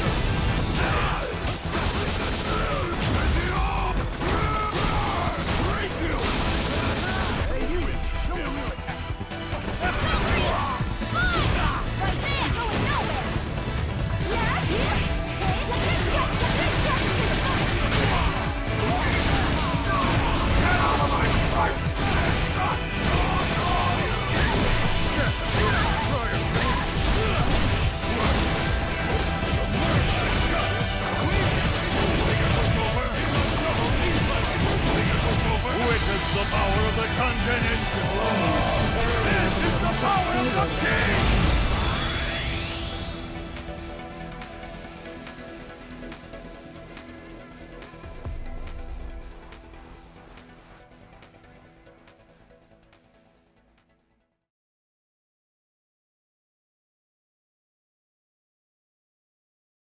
Paraneuro device expansion completed. Pseudo-personality asset is imported properly. Biological brain connected. Dawn unit 0. Startup sequence will begin. Well now, little piece of junk. Time to wake up. Dawn unit 0. Activate. Well, Joey, who is a piece of junk?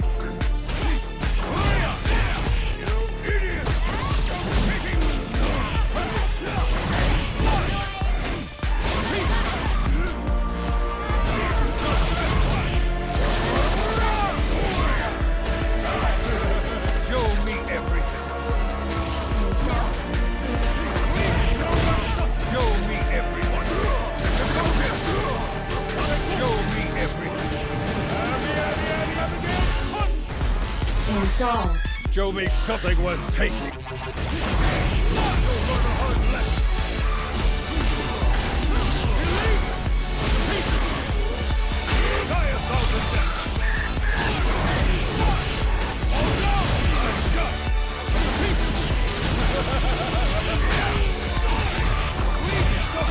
Your data is now useless.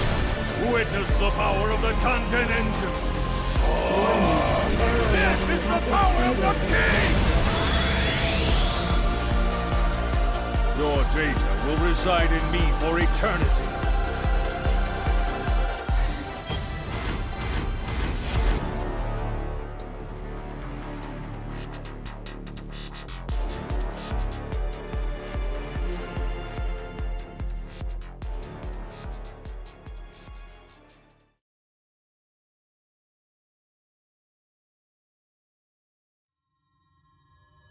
My unveiling. I will be exposed to the entire world. When the time of the prophecy comes, when all is revealed, then the people of the world will rejoice, already knowing who I am.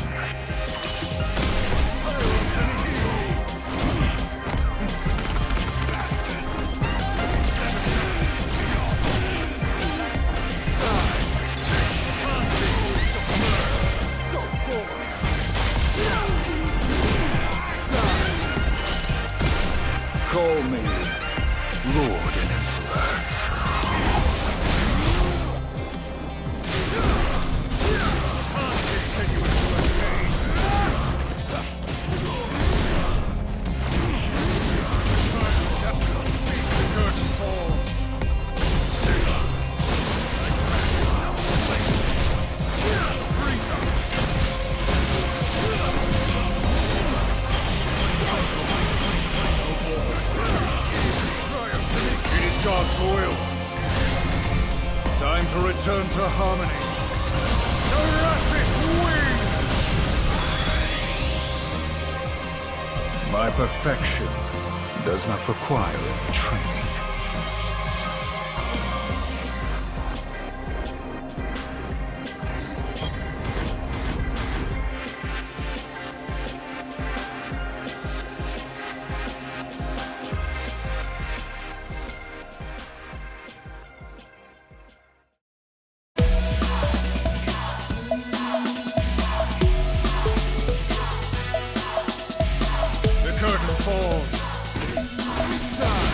I'll take you downtown.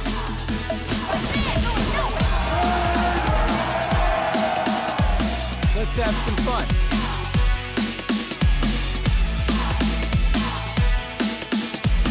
Gotta respect the law. Terrific Wing!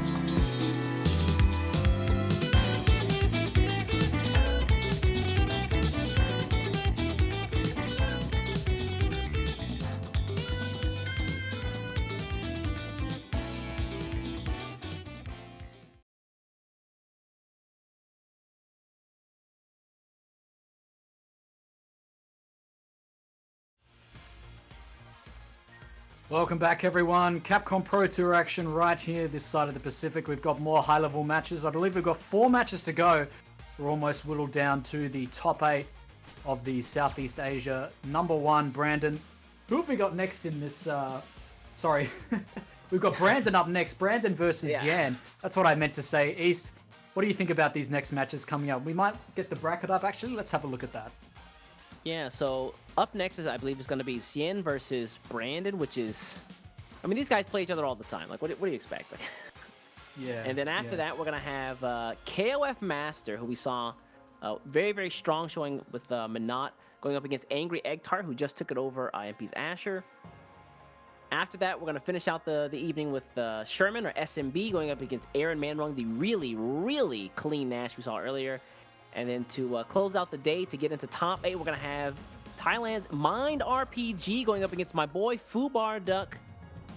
Winners here take all. Everybody else goes home. It's right. That's absolutely right. I'll tell you what, KOF Master versus Angry Eggtart is going to be interesting. I mean, if KOF Master sticks with Manat, he's going to have to try and keep out Angry Eggtart's G, who played super aggressive in the last game you saw against Asher's Ed. I mean, Asher had a lot of trouble trying to keep him out. I mean, that is the name of the game with G, get you to the corner and then kill you. But, I mean, if KOF Master can keep out Angry Eggtart's G, I'm going to be really impressed. Yeah, I mean, a lot of good matches coming up. We got, again, the number 1 versus number 2 in Singapore. We've got some really interesting matches in Minot versus Angry Eggtart's G, who could just rob you in a moment. The clean Aaron Manarong's Nash, and then my boy Fubar Duck. Like, come on. How could you not root for that guy? Yeah. No, Fubar Duck's been playing really well. His last game was really explosive. I mean, I think he dropped the first game, didn't he? And then he just came back. Yeah. I mean, he was just dashing forward, EX grab. I mean, he was... If I didn't know any better, I'd say the man was angry. Now, he just had the read, man. I mean, the first game was all about download. Once he had the downloads, like, okay, now I know what you're going to do. And to seal the deal, he baited out the EX legs and just... Critical Art finished the game. He knew. Yeah. I mean, he doesn't seem like an angry guy, so he seems like a pretty level-headed guy, and that's what you really need to win in this game, isn't it? You just need to almost meditate before each match and just really, really calm yourself down, like what Taquito does. I mean, you see him really, he hasn't got the tape measure anymore though. I don't know what happened to that, but that might have been smoke and mirrors. That might have been smoke and mirrors. That's right. All right, and it looks like Zhan's going with Seth. He's going up against Brandon's Akuma. And let's see if Brandon is ready for Zhan's Seth. Let's see how this goes. Brandon's got a big fight on his hands, that's for sure. He's up to the final boss, Zhan himself. Great Sobak kick over the fireball. He's ready for that one. Oh, yeah. So, again, I think that Brandon is pretty confident going up against the Incesta. Again, they probably play quite often. And so I like seeing here coming and bringing out the Seth just to make Brandon hesitate. You're like, okay, this is not Ibuki. What should I be expecting? I'm not really sure. Yeah, you're right. I think Brandon would have played Zhan's Ibuki for years. All right, Zhan looking for a jump in, doesn't get it. Both players pretty even at the moment. Zhan playing very, very safe. Yeah, he's got to be careful. Sorry, Brandon. He's got to be careful. Just where other characters have a hard time anti-airing the axe kick, Akuma does not. So, yeah, exactly. There's 2 here. Just realized that. All right, tandem ignition. Here we go. Here's the mix-up. But Brandon straight out of there. He doesn't want anything to do with that. 43 seconds left on the clock. No activation yet from Brandon. Brandon's always got that full V-trigger on deck. He's already used 1 bar, but he's going to need to activate here now. He's got that V-trigger on deck. He's not going to go for a raw activate. He was lucky he saved himself the round there with the back of that EX fireball to catch the jump in from Zhan. Right here, any touch will do it. Got to be careful though. Both these guys do have full critical art on deck. Any touch could spell the ground. He has to be very careful of that crouching. Oh, he's being very, very brave walking up. Oh, and I love it.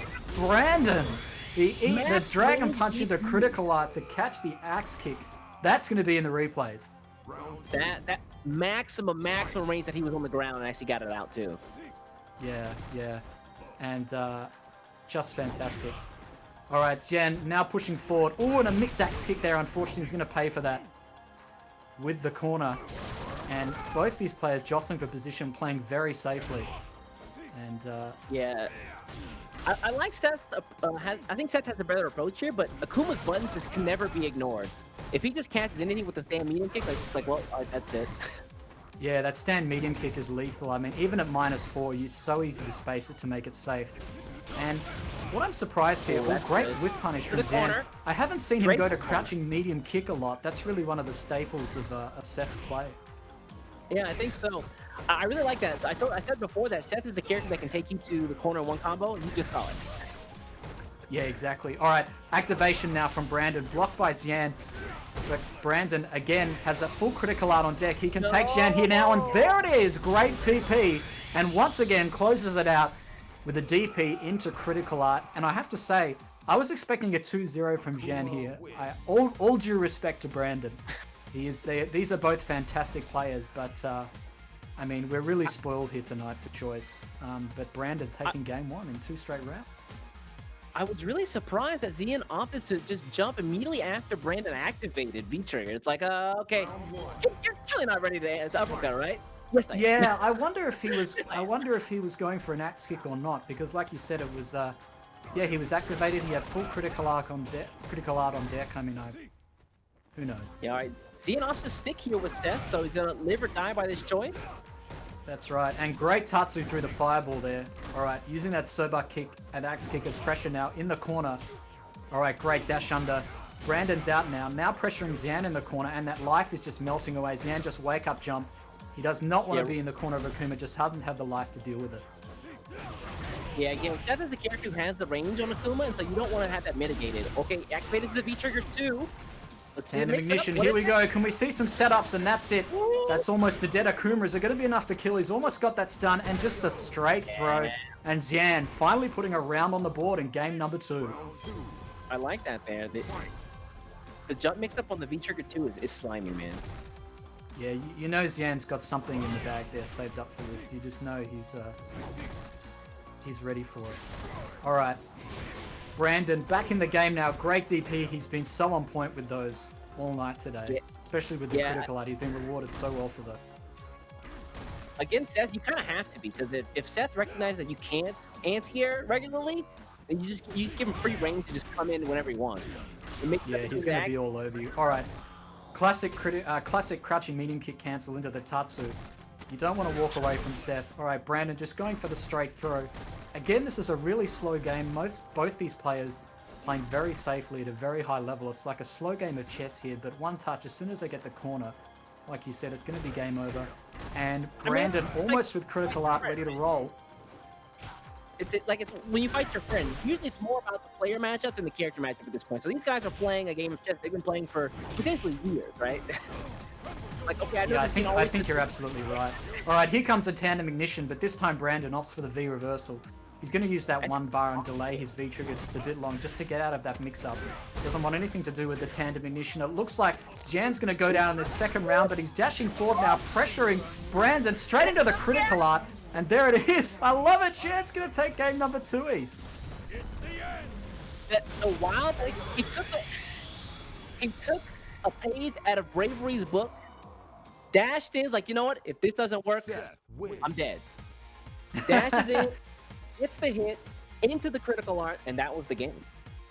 Yeah, well, I guess he already had 1 round in the bag, so he was willing to take that risk. And it paid off very handsomely for him. It's tied up the game 1-1 now. Brandon going back to the character select screen. I think he's just going to take a moment and think about his options here. I don't hate that either. You know, if this is your potential last match, you could be knocked out. You definitely don't want the other guy to start getting into a groove, feeling themselves, and just playing with the hot hands, so to speak. So heat check. Yeah. I mean, if he can remain cognizant of those axe kicks from Xian, which served him so well in game number 1, I think he can do really well in game 3. But it looks like this download has come really quickly from Xian. I mean, 2 straight rounds. Like you said, a lot of top players like to use that first match as the download, and Xian certainly demonstrated that in game number 2. He absolutely did. So it's like we're going to hop into this next potential last game for both these guys. And looks like, one of these guys is going home, guys. It's going to be brutal here, and it is brutal here on the Capcom Pro Tour. Final game Razor's Yan versus Brandon, both the pride of Singapore with their characters respectively. And unfortunately, one of these guys is going to go home. It's going to be a close match. Yeah. I hope to see some change here. Maybe Brandon's gambit paid off. Seeing he doesn't have the hot hands anymore. He's kind of out of his groove. Yeah, absolutely. All right, no anti-air there from Brandon. That's going to cost him. Jan now moving forward, trying to pressure. Great axe kick. Brandon moved forward with the dash, but it wasn't enough. Jan still pressuring, playing a little bit more aggressive this round. Tried to use that back heavy kick to try and get some momentum started. Brandon just out of range. All right, 3 fireballs in a row. He's very confident of that. He's not going to get through that Tatsu. He has to be very careful. I think that Brandon feels he's like pressured in enough to make him not just go to the axe kick so much. Oh, great frame trap. Delayed crouching medium punch. That is lethal. Ooh, that the palm's going to end the game there. Okay, and Brandon, full critical art stocked. I can see him using it. Oh no, he's not going to use it early. He's going to opt to use 1 EX bar very early. Great crush counter there with the standing heavy punch. And again, that crouching medium kick confirm into the Tatsu. Alright, these plus frames on the Tatsu now. Yeah, he can't get in. Oh, and we've got a raw critical art from Brandon. Really? Oh, and it hits! My goodness, and the damage there on Seth is huge. Alright, tandem ignition, here we go. Again, the V reversal. Xian doesn't sniff it out, unfortunately. And Xian, now with the corner, both these characters on low health, the corner can be lethal. Xian can take this one back now. Trying to push for that frame trap. Nooblet giving him the palm, trying to keep him out with that standing light punch. Xian baiting Brandon with the neutral jump there. Xian can take this. He's got the full critical art. Yeah. Brandon out of meter here. He's going to have to do it the old-fashioned way. Ooh, and that's going to hurt. That's going to be the round. Did he panic and do the DP? That's it. Spin it. Yeah, doesn't even need to spin the CA right there. It just does the follow-up with the light punch into Mad Cradle. Yeah, all right. And here it is. Final game, final round. This is what I like to see. Yeah. All right, tried to EX Tatsu through the fireball there. It wasn't successful, unfortunately, but he's only going to use 1 bar and take very slow health. There it is. He finally gets the EX Tatsu through. He's rewarded with the corner. Goes for the frame trap, but Brandon sniffed it out and backdash straight away. Pressuring now with the axe kick. Brandon in trouble. That kick from Xian is so good. It's so active. Probably one of the best anti-airs in the entire game. Yeah. All right, Brandon in serious trouble now in the corner. Almost stunned, and that's going to be it. It looks like Brandon is going home. Closes it out with a bread and butter. Xian moves forward, and he looks like he is going home. Brandon is going home, unfortunately, but look, a great run from Brandon. Made it into top 16, which is really, really tough in this in the Southeast Asia region. I think he can be very proud of his performance today. He can, but you got to feel bad nonetheless, man. Again, only first place takes home something today. So yeah, you know, yeah, top 16 doesn't really mean much. Man, I want to know what was in his mind, what was in his head when he just did raw super like that. See, him was just literally in his face, just doing like a, all right, let me do a quick block string. You know what? Super. Yeah. I mean, I could only think that he was looking for a throw or a delayed crouching medium punch, perhaps. Yeah, you're right. It would be great to know what he was thinking, and I'm sure he'll explain it to everyone later in the week, hopefully. Yeah, maybe they have a stream where they sit down and say, hey, you know, let's take a look at some of our matches. What the heck were you thinking right there? Yeah. Well, not much really. Brandon's actually really good at explaining the steps of his. I've noticed he's very good at explaining the steps of his thought process from previous matches. He's really prolific like that, so it'll be great to see that. All right, who have we got up next? We've got KOF Master versus Angry Eggtart. This is the Manat versus G match I was speaking about earlier. Who's your money on for this one? Who have you got your Bison Bucks on? I think that G just runs away with this, right? If G's one of those characters where if you have your opponent down to half health and then you activate V-Trigger, you feel pretty confident. It's like, okay, if I beat you, if I got half your health down in footsies in the regular match, I can just close out with V-Trigger, no problem. It's kind of like Urian in that sense, right? Yeah. And I mean, Manat doesn't have that reversal in the corner, of course, to get out of G's pressure. So it's just hold the mix-ups, yeah. Yeah, yeah. And as I said in the last game that Angry Eggtart played, he just had the corner the entire time. Really aggressive rushdown with G. You know, really played the character to its true strengths. So, I mean, KOF Master has a big fight on his hands here, and, you know, these are all brutal matches. It's sad to see these guys go home. They're all such high-level players. But that's the name of the game here. It's brutal on the Capcom Pro Tour because it's the elite of the elite, basically, isn't it? It is indeed. And again, like, I'm so happy that we have a chance to show off a region that doesn't really get its time to shine in a lot of cases. I've said it before, but like this region does have a lot of tournaments. Things like what's it, Saigon Cup, Tiger Uppercut, Seam, of course, Rev Major, all happen within this region. But it always feels like when we get to top 8, top 4, it's like Japanese players, it's the Korean players, it's the Hong Kong players, the Taiwan players. So it's good to give these guys a stage. Yeah, absolutely. All right, Angry Eggtart versus KOF Master. Losers bracket action here on the Capcom Pro Tour tonight. Thanks for joining us, guys, as we go into the next match. Angry Eggtart, KOF Master, Capcom Pro Tour. Oh, really? Round start charge jump from G? Oh, yeah. And already. he's still, even though he gets knocked out, he's already at level 1. Yeah, exactly. I think he was expecting KOF Master to go for the safe option and just walk back, as Manat does. And look at this, KOF already has Angry Eggtart in the corner. I have to say, I was expecting completely different, and there's the stun. KOF Master not screwing around. He is going in, and the reset. My God, I like it, East. Yeah, this is... I didn't expect Manat to be the aggressor here, but it looks like she is. Yeah. All right. Angry Eggtart, putting the angry in Angry Eggtart now. He's just... he's moving forward a bit now. Doesn't want also, KOF Master to get that early lead on the corner. I like the fact that he's taking every single opportunity and even a couple of risks just to make sure that he has the meter here. Or he has the presidential level, excuse me. Ooh, and that's going to hurt. Again, a reset with the throw. All right, Angry Eggtart down about 50%. He's going to back off, try and let that stun meter go down. KOF Master has to be careful. Angry Eggtart's going to have full CA and full V-trigger meter in a moment. Full V-meter, excuse me. All right, there's the EX dash upper. It's game time with G. Super Tuesday. Ooh, drops the ooh, great neutral jump. And he's going to have the critical art on deck soon. It's not going to be enough to stun. Oh, and a great shimmy. There it is. Doesn't need to spend the meter. He gets to stay here for the next round, too. Eggtart going to put himself on the board. Yeah. KOF dying with full V-trigger there. Angry Eggtart not giving him a chance to activate at all. All right, what do you do here is G. Again, I'm really surprised that KOF Master opted to be the aggressor in this game. Maybe it's just a knowledge check. You think, okay, does he know the deal or not? If not, I'm just going to roll over him. All right, here come the command grabs. Angry Eggtart, he saved the command grabs up to the 3rd round for now. He's going to start with the mix-up. But KOF Master looks like he's going in with the aggression once again. He certainly is. He's got that bar and he knows it. He's going to spend it. Angry Eggtart opting to save his bar until he gets that V-trigger activation. He's going to have it very shortly now. He's very close. All right, there it is. He's going to look for a chance to activate now. Goes straight for a raw activating. Gets caught with the neutral jump. Heavy kick once again.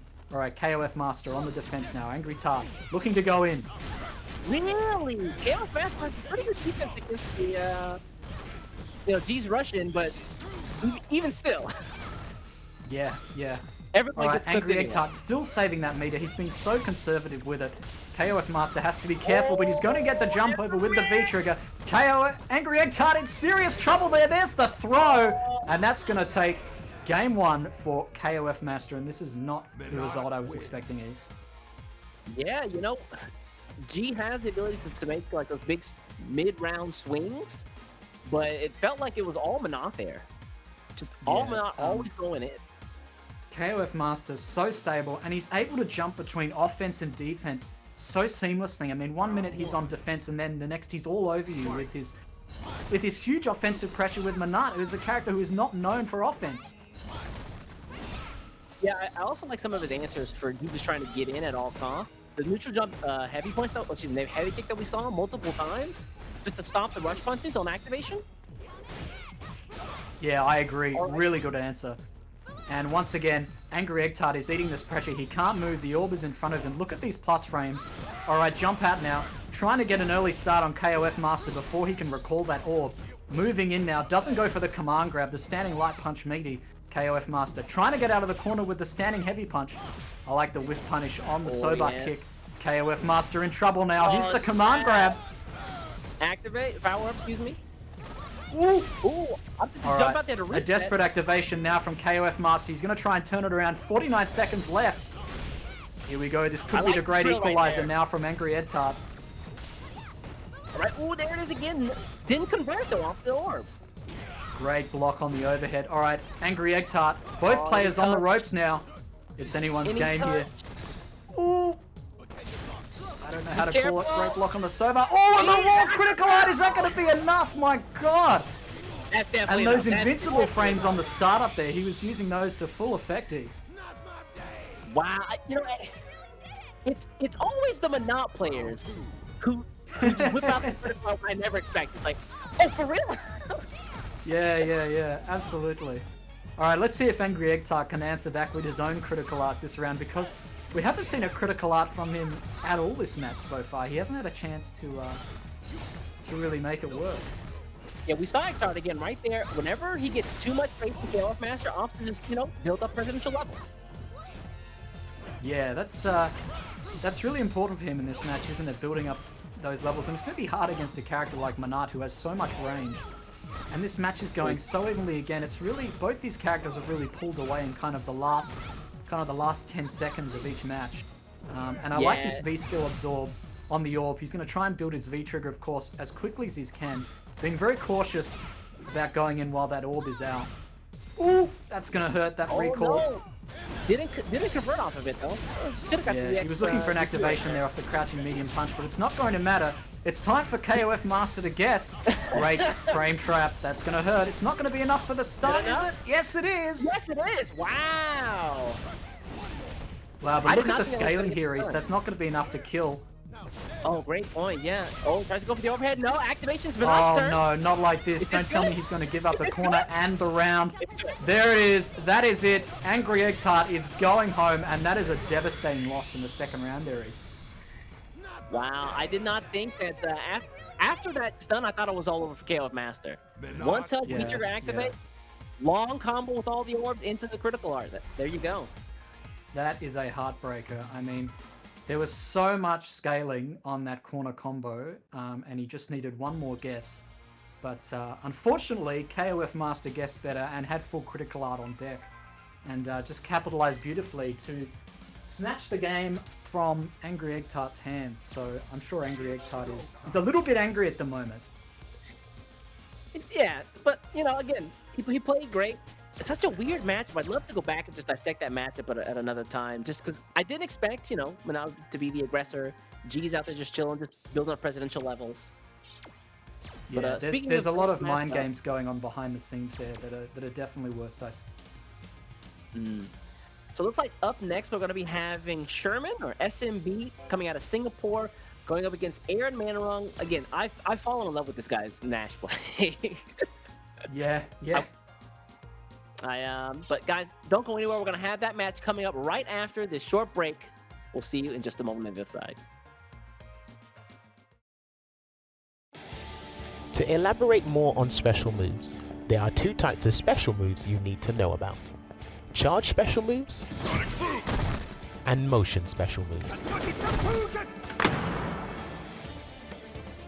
Charge special moves are moves in which the command input involves holding, or charging in this case, either a direction on your controller or buttons for a short period of time.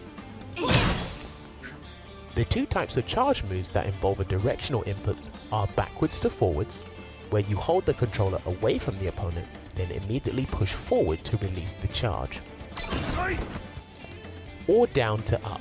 Hold down on your controller, then immediately hold up to release the charge. Do understand that charge characters do not have to be standing to start charging. They can be crouching, jumping, or even knocked down. You can't run. Now when it comes to motion special, there's much more flexibility involved. but things can become a little more complicated. To make things easier, I'm going to relate this to mathematical terms. Quarter circle forward, which means 90 degrees towards your opponent.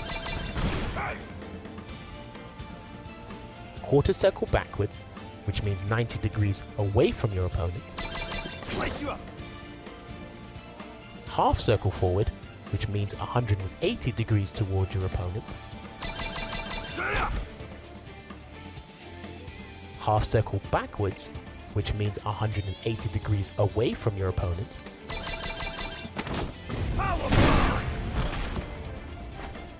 And full circle, which basically means 360 degrees.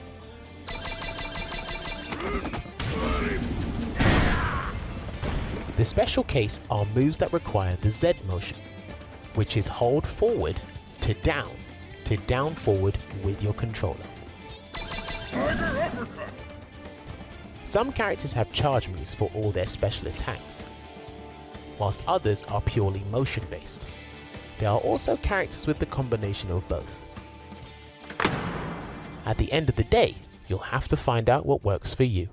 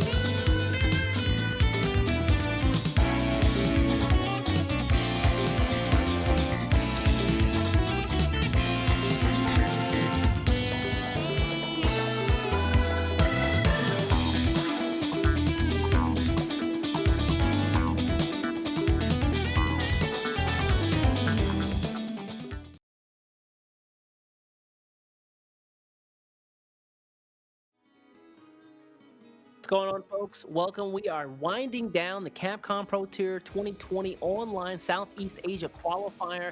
2 more matches to go. These guys qualify for top 8 tomorrow. Alex, how's the action been today, man? It's been fantastic. I mean, we've really been spoiled for choice. I mean, we've got Brandon and Xian.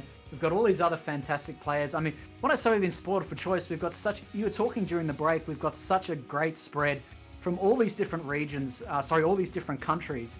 I mean, we've got all these players from these different countries in the region, and it's very diverse. And you know, in these last losers bracket, these guys, whoever wins these is going to go through the top 8.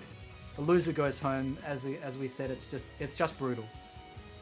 Yeah, it is. Again, a lot of competition here, guys. Again, coming up next, we're going to have Sherman out of Singapore running a gambit of characters. I thought the guy was, he was Akuma main. Turns out he's playing Bison. He's got Poison, Birdie in his back pocket as well. He's going to be going up against the actual last match Aaron Manarong. And the last match we're going to have to close out the day is going to be Mind RPG coming out of Thailand against my boy Fubar Duck, who I would jump for joy to see him in top 8 here tomorrow. Yeah, I like how you call him the Last Nash. He should do like a YouTube video series called The Last Nash. The Last Nash Standing. That's right. That'd be a great series. The actual Last Nash. Starring Tom Cruise. The actual Last Nash. That's great. Yeah. So it looks like we've got potentially 2 Bisons in this last final 2. I have to say, in Australia we have Somniac, who is a well-known international Bison, and he just gatekeeps everybody with Bison. So it's look, and he's going. I mean, who is this? Aaron Manarong. He's the Last Nash standing. This is a good match for Guile, I think, but as Nash, it's significantly harder, I think. Really? Because because Nash. I mean, Nash isn't. He's no Guile. Let's face it. But he's going to have to do a lot of backdashing against Bison. All right, I can hear the next game coming up. Let's get into it. Oh, SMB versus Manarong. Like I said, sorry, Poison. Excuse me. Again, tons of characters in his back pocket. Obstacle with Poison here. I kind of like that choice too. Again, Poison's a character who you kind of have to conform to her gameplay. And the whips have such range that if you don't play her game, you just get flat all day. Yeah, and Aaron Manarong going again with that V-Skill 2. Power up his anti-air. You're going to love me, Tim, just to get over the fireball. Yeah, he's trying to get as much room as possible. What is this? Yeah, I mean, he's out, he's in, he's out, he's in. I mean, it's a fantastic classic Nash playstyle. All right, great with punish on the flip there. Oh, and just goes for the EX flip to try and punish a Sonic Boom, but it's a bit too slow, unfortunately. Great dash forward into the anti-air, and again, these plus frames. Oh, great crush counter. We saw this, but unfortunately fails to finish him off. Uh-oh. All that stun taken away now. Obstacle for the mix-up. Okay, and great frame trap straight into the Sonic Boom. Confirmed straight into the Sonic Boom. Caught SMB pressing some buttons there during the string. Both of these players are using their meter a lot. I mean, it's very rare that we've seen one of these players go into round 2 without a critical art ready to roll. That's true, yeah. For most of the games it's been happening. Okay, this is bad though. As if you're Nash, you just jump over the whip and just EX out, no problem, okay. That's right, he's using that moonsault kick to get over the standing heavy punch. Alright, that's +2. He's going to get straight out of there with the V reversal. And he's going to pay for that. Sky to try and keep those plus frames going. Alright, they back off now. 68 seconds left. Pretty even on life here now. Ooh, and punishing him for that power up there with the EX flip. I like it. Frame trap now in the corner with the crouching medium kick. Again, there's that V reversal east. Yeah, again, Poison's a character who controls so many ranges. It's really hard to find a spot where you could actually power up and get the V-Skill 2 in this match. So I'm not sure you're going to find a lot of success, Manarong's not going to find a lot of success getting those off. That's exactly it, isn't it? Finding the range to fight Poison is extremely difficult, and it depends on which character you play, obviously. But great dash forward frame trap. Yeah. That's going to close out game 1 to Aaron Manarong. And just like that, in 2 straight rounds, he's making Nash work. Last Nash standing. So I had a chance to listen to Fubar Duck on stream today. He says Aaron Manarong is the kind of guy who will just play the runaway, super defensive game. And then once you get a little comfortable, you're kind of starting to fall asleep to that, he starts to check you with the dashes. He's like, are you still awake? Are you still awake? Did you get that? So it's good to see that come out here to fruition. Yes, well, that's a very solid game plan for Nash players, but it looks like SMB's trying to take it now to Aaron Man, but he's making back all this room and a great cross-up jump. Yeah. Moonsault again. He just here we go. Tries to get... Okay. And again, Aaron Man just making as much room as he can. And he's going to use that moonsault kick or the forward dash to get back in again, leaving himself as much room as he can to backdash. There he is. He's in again. Trying to get something out of SMB, looking for an activation. There's SMB, that's plus frames. Aaron Man sniffs out the throw. SMB moving in now with the V trigger. Here comes the Molotov cocktail, same side. Yeah, we saw last weekend that Idom has some of the nasty stuff when she lobs the Molotov up and then flips over you. Oh. Yes, that's that V trigger 1 in combination with V skill 2, the cartwheel is no, did she lethal. snuff out the V trigger activation from Nash right there? No. Great anti-air on the moonsault kick there. SMB still in it, but a huge jump in from Aaron Rowe. Fails to capitalize on the jump in. 27 seconds left. Both players even. Iron Man backdashing into the corner. This could be to his detriment now. Keeping the plus frames going with the EX Sonic Boom. He's out with the V reversal. Didn't look like SMB was ready for it. 15 seconds left. Iron Man with the life deficit. There's the EX flip. And SMB finally getting in the range to sniff out that Sonic Boom and punishing him with the flip kickies. All right, looks like Sherman's still in this. And again, you know, if this doesn't work out for him. Oh, actually, no, this is the last game, so if this doesn't work out for him, that's it.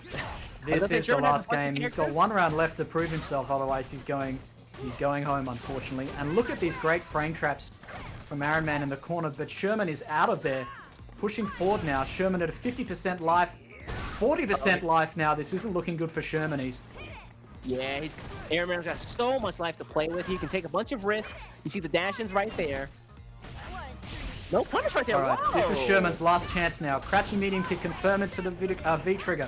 Here comes the setup to the Molotov. I love it. That's beautiful. All right, doesn't push the point now. Oh, at a life deficit, and that's going to be it. Iron Man Rowe closing it out. I like it. And that's 4 straight. Put himself on the board. Straight. No, that's not it. I'm sorry. It's 1 round apiece. Excuse me. Yeah, put himself on the board there.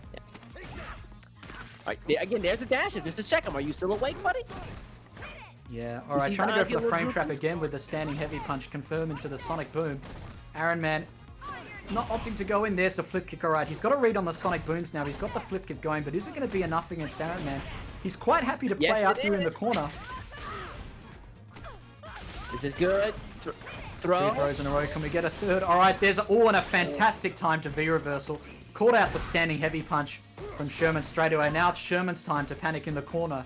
Sherman's in trouble. Iron Man happy to back off here now. He knows that Sherman's got the full V trigger. He's trying to bait out. Yeah, he's trying to bait out a flip from Sherman. Sherman in trouble now. Goes for the V trigger. This is Sherman's last dance. He's got to make it happen here. He opted to go for a sweep after the activation right there. Could have got a stand heavy punch, I think. That's good to get out. Yes. All right, and look at this runaway frame game from Aaron Mo. Oh, I love it. Baited out the standing heavy kick. Didn't follow up with the moonsault. Aaron Man looking to close it out now. Sherman's in serious trouble. He's got to do something with this V-trigger now. He's throwing out the Molotovs desperately to try and make something happen. Aaron Man content to just zone for the moment. Plus frames on the moonsault kick. SMB trying to chase him down with the EX flip, and it's the crouching medium kick to close it out. Very well played by Aaron Man. The last Nash standing. He's still here, in a big way, in a very big way. At the end of that round, you know, he caught his opponent, Sherman's just trying to move out of range, and the crouch medium kick clipped him. Yeah, yeah. I mean, it just that crouch medium kick from Nash is so infuriating, and it's such a good normal. I mean, it works so well on the neutral, and you can just throw it out all day, and it's very hard to It works very well with his backdash and his forward dash. You know, it's kind of like Seth's crouching medium kick. It's very effective. Yeah, there's a character, I guess a class of characters who just have that range on their crouch medium kick that's super annoying. I think it's like Cammy, Colleen for sure, Nash. They all kind of have that same low forward that just infuriates you, and you can't really do much about it. You just have to either jump away or just stay blocking. Yeah, except for you, he doesn't have it anymore. God. Oh, look, we can wish, we can dream, but yeah, no, that you're right. That class of players certainly, the class of characters, excuse me, certainly makes it very difficult to make something happen. And I love these flip kicks from Sherman, but it just wasn't enough. And Aaron Man was doing a lot to really bait them out with the backdash standing light punch towards the end there. Really great bait, but again, just too much for Sherman, unfortunately, and I can't believe there's still a Nash in top 8. Can you believe that? I'm very excited. After I saw his play earlier today on Fubar Duck stream, I was like, this guy's got something special.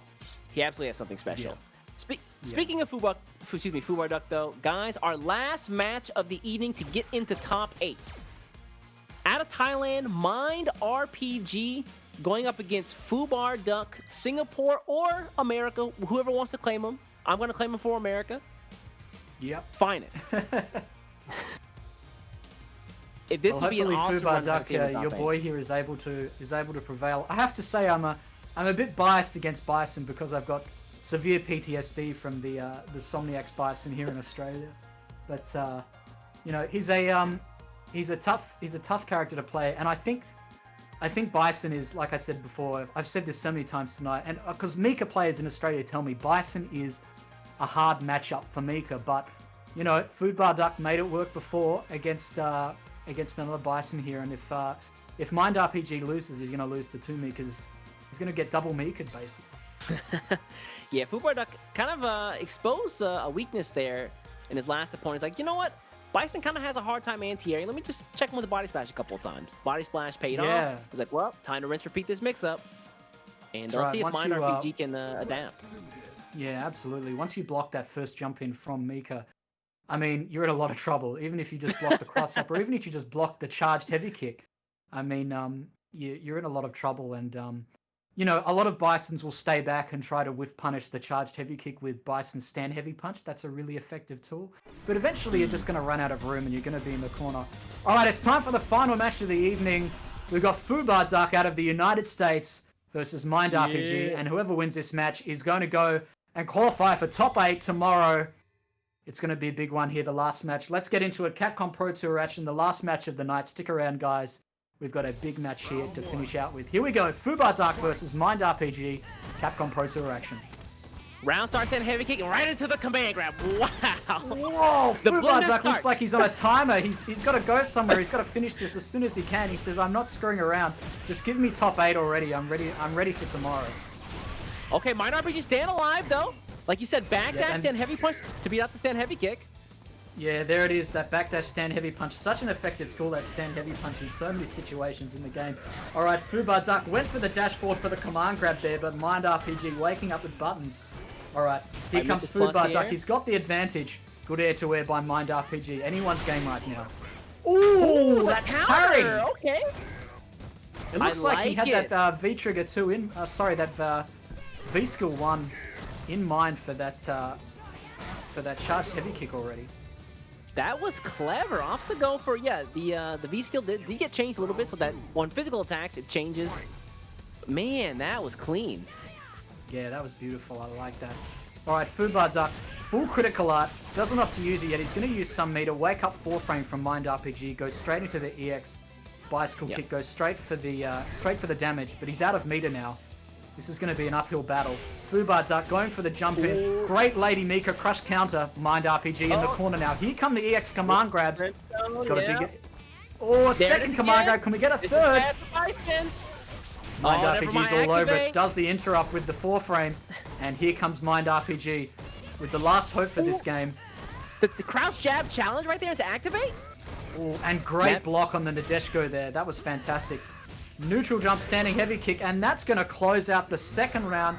It's 1 round apiece here. Whoever wins this match is going through to top 8, as we said before, so there's a lot on the line here. Fubar Duck again opening with full critical art. Bison with the headdress. Oh, there it is. Getting the body splash to check Bison's anti-airs right there. Doesn't work out. Ari at the corner. Using the plus frames there. EX doubles reverse, that's big damage. That took about 20%, that sequence there. Fubar Duck in a bit of trouble here. This is looking like a big change from round 1. Alright, here comes the pressure now. Alright, Mind RPG. Very mindful of the pressure. Going for V reversals now, but he's completely out of meter now. Tried to wake up with the 4 frame, but Fubar Duck's got him reset into the EX command grab. And that's going to be it. Game 1 to Fubar Duck. Done. That kill? Good. I forget how much that command grab does. Jesus. That's the reaction every time Mika uses that command grab. You sit there. Really? Really? That did that much damage? For real? Yeah. Fubar Duck puts himself set point to get into top 8 for tomorrow. He is on the verge. Your boy from the United States, fighting out of the good old US of A. He's ready to send Mind RPG home. But Mind RPG... no slouch. Let's see if he can bring it back in this second game. Great whiff punish on the slide. He's in here already in the first game. He's moving back and forth a bit, trying to get Fubar Duck to whiff something. Fubar Duck again trying to get Mind RPG to whiff something as well. I think that's a lot of players' game plan against Mika. You know, she's got the stand heavy kick that is really strong, the crouch heavy punch that's really strong. So if they can get her to whiff those, it's big damage, easy damage. And Mind RPG in serious trouble. Luckily, he gets the air reset. He gets away from that command grab. He's back in the game. He's 68 seconds. Oh, there it is again. Whiff punish the crouch heavy punch. I really don't know how Mind RPG is still alive. It looked like it was all over in the corner there. But speaking of, here comes the activation of the EX command grab. Is he going to go for a second one? Fubar Duck just with the frame trap, but unfortunately drops the follow-up. And just a straight meaty closeout with the standing light punch to close out round 1 now. Fubar Duck on the verge of top 8. He's got 1 round to finish it out. This could potentially be the last round here for Mind RPG. He's got to do something to make it happen. All right, great punish.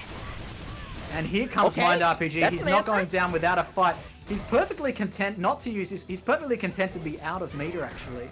He's kind of the meterless Bison, and he's playing so well against Fubar Duck in the first half of this round.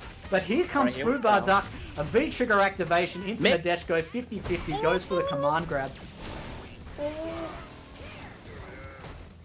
Oh no, he tried to punish that again with the crouching heavy punch. Oh, that's going to be good, though. Finally sniffs out one of the body splashes into the mix-up. Mika just walks out there. Doesn't want any part of that. Got to make something happen here now. Oh, goes really? Yeah. Just in his face. Speaking into the microphone? Tell me something, Fubar Duck. Tell me something. All right, fantastic. We're not finishing just yet. Mind RPG puts a round on the board. Fubar Duck still 1 round away for top 8. Let's see if he can close it out. Oh, that's going to be a good great start hell here attack. for Mind. That's going to hurt. And that's the perfect response to the jump in. I mean, as you said, his anti-air isn't great. All right, here comes the charge up. He's going to abuse that armor, stayed into the crouch heavy punch, crouch light punch, excuse me. All right, pushes Mind RPG away from the corner. Here comes Mind RPG with the EX bicycle kick. Fubar Duck, all the meter in the world to make this happen to get into top 8. Your boy's almost there, Ace. Fubar Duck's whiffing a lot of buns here, though. Luckily, that stand heavy punch did connect. Now he's got him in the corner. Mind RPG, what do you do here? Mix up. He's not letting Mind RPG get away from with that back jump in the corner. Fubar Duck's been ready with that crouching medium punch. Lady Mika, 50-50. This could be a Fubar Duck. Oh, great sniffed out. He's done that neutral jump so many times, and it finally worked out. That could have saved Mind RPG's life, and just like that, it's anyone's game here. Mind RPG, again, saving himself from certain death. My God, Mind RPG is back in this game. The wingless airplane there, was he like trying to sniff out like a head stomp or just a backdash or what was that? Yeah, that was so weird. I'm not sure, and I mean, Mind RPG has been sniffing out that wingless airplane with the crouching heavy punch punish. He didn't get it the second time though, but the first time I was really surprised. I haven't seen an answer to that wingless airplane from Bison before, so that's that's a great option to go to. He's obviously labbed that out quite well. Round 1. All right. Guys here, last game, winner goes to top 8, loser goes home with nothing. All right, great opening slide from Mind RPG with Fubar Duck waking up with buttons again. Mind RPG returning the favor, waking up with his 4-frame as well. A body splash, but unfortunately no capitalization there from Mind RPG. Great confirm off the crouching medium punch. Fubar Duck's in trouble now, East. What's he going to do? Yeah, he's been going to the air a lot. It looks like Mind RPG's finally got the read on that. And Fubar Duck's kind of at a loss for approach options right now. Yeah, he's trying to been V-reversing all those charge heavy kicks every time, and Fubar's been using those a lot to get in. All right, great neutral jump, crush counter. Here we go, great frame track. Fubar Duck, wake up buttons again. Wake up. Yep, this is going to be an activation. I'm wrong. There it is, straight into the back throw, and just like that, Mind RPG's back on top. Oh, how did we get here? Fubar Duck was so close to victory. Exactly. He smelled blood in the water, and Mind RPG's like, no, that's not me. I'm not dying, buddy. He sure did. All right, great crouching heavy punch whiff there. Ooh, goes for the charge up there. I'm not sure what he was thinking. Perhaps going to use the armor to get through the Devil's Reverse. I like the idea. All right, Mind RPG backing off, looking for an opening. Doesn't have the V trigger yet to V reverse with that charge heavy kick. Okay, he does now.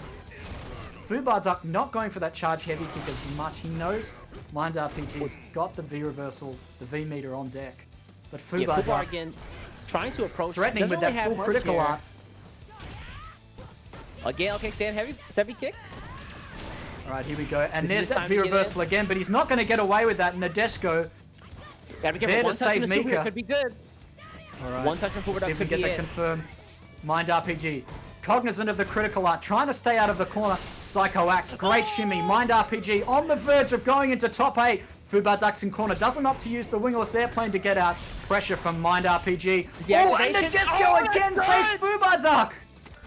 Oh, and straight into the command grab. That's gonna be it. This is a brawl to top 8. I mean, this is fantastic. This is a no-holds bar. Fubar Duck is not going to let this... Oh, and 3 straight dashes forward. I like it. The huevos on this man. He is. He All is. right, He is not afraid. All right, Bison with the up-close pressure now. The stand-heavy punch. I like the jump back to bait the stand-heavy kick. But Bison's all over it. Fubar Duck down to 50% again, and this meter management from Fubar Duck has been fantastic. I can't remember a time where he hasn't had full critical art. Yeah, you know, he's really been making sure that even if he's been down in the round, he's still like one touch away from either bringing it back or closing the game out. Oh, this is bad though. In the corner. Looks like he's going to close the game out now. He's going to dack off, and there it is. Mind RPG is through to top 8 of the Southeast Asia #1 Capcom Pro Tour. He's there. Top 8. Mind RPG's done it. Your boy Fubar Duck is out. It looks like he had it in game 1 there. Thailand takes out America. How do we get to the darkest timeline, you guys? We're in the alternate timeline. But look, Fubar Duck, the deadliest Mika in the business, made it through to top 8. Made it through to top 16. Sorry, unfortunately, is going home tonight. And Mind RPG turning his fortunes around. Very well there, taking 2 straight games. He is through to top 8. Let's have a look at the bracket actually before we go to see who our top 8 is for tomorrow. Let's get the bracket up and running here. Who have we got? Yeah, so it looks like for tomorrow, our top 8 is gonna be, let's see here. We've got I Am Chuan and versus Bravery at the bottom there, and then at the top there, I believe that's Potato versus SKZ out of Singapore. And then in the losers bracket, the man that everyone had to take the entire thing, Razor CN, going up against KOF Master, the Monot player that we saw do some crazy stuff today. And at the very end of that bracket, Aaron Manarong against Mind RPG, who we just saw take it over Fubar Duck. Tomorrow is looking to be exciting. We have a lot of representation from a lot of the countries out here, a lot of different characters as well. Who's going to take it?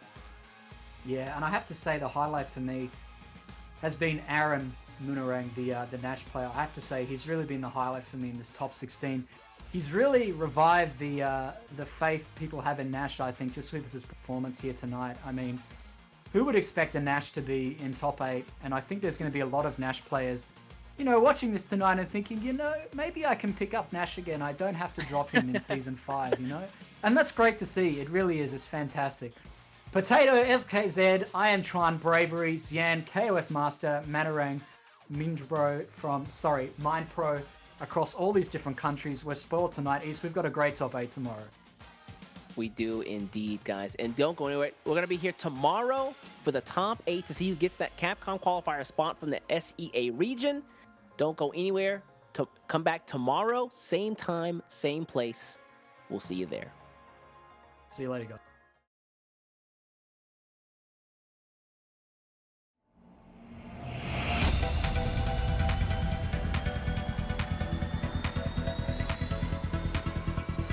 Go beyond the battle. Get ready. Destroy. Begin.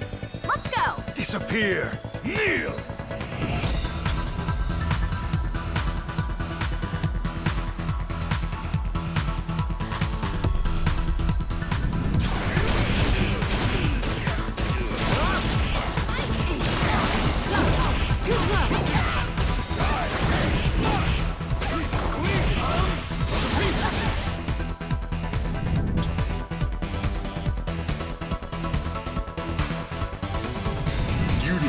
Strength to crush the spirit of the king.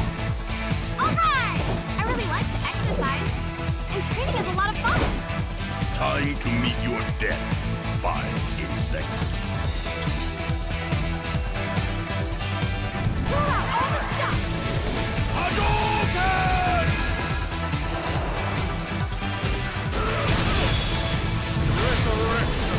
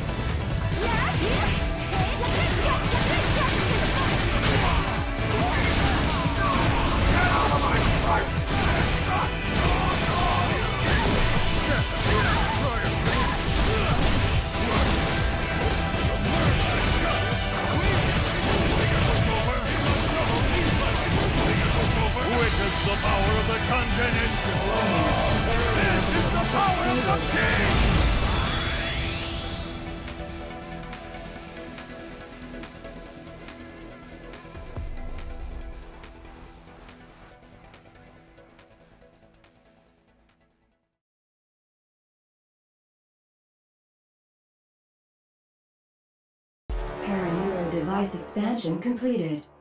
Pseudo personality asset is imported properly. Biological brain connected. Doll unit 0. Startup sequence will begin. Well now, little piece of junk. Time to wake up. Doll unit 0. Activate. Well, Jordan, who is a piece of junk?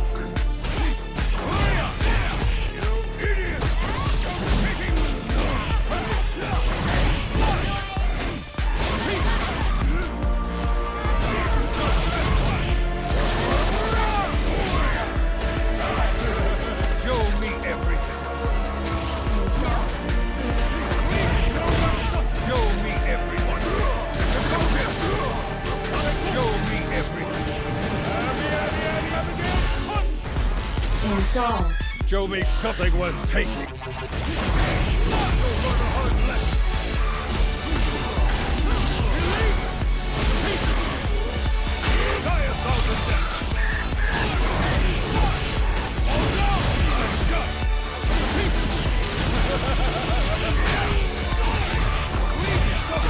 Your data is now useless. Witness the power of the content engine. This is the power of the king! Your data will reside in me for eternity.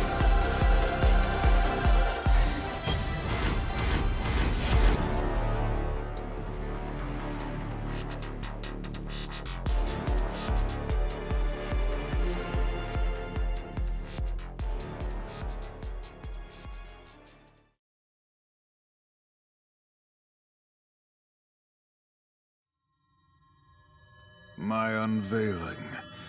I will be exposed to the entire world. When the time of the prophecy comes, when all is revealed, then the people of the world will rejoice, already knowing who I am.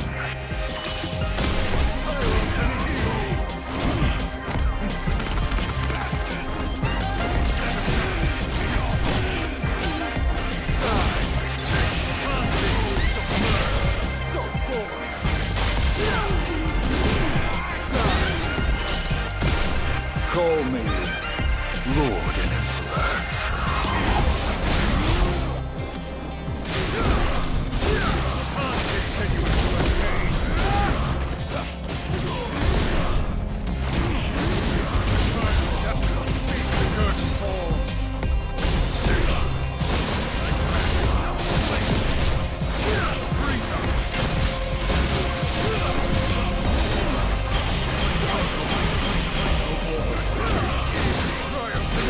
God's will. Time to return to harmony. Jurassic wing! My perfection does not require any training.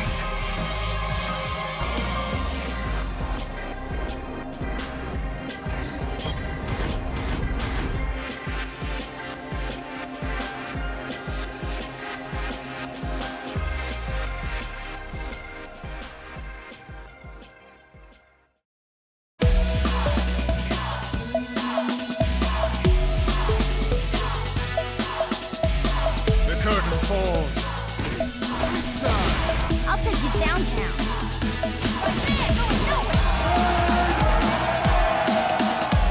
Let's have some fun.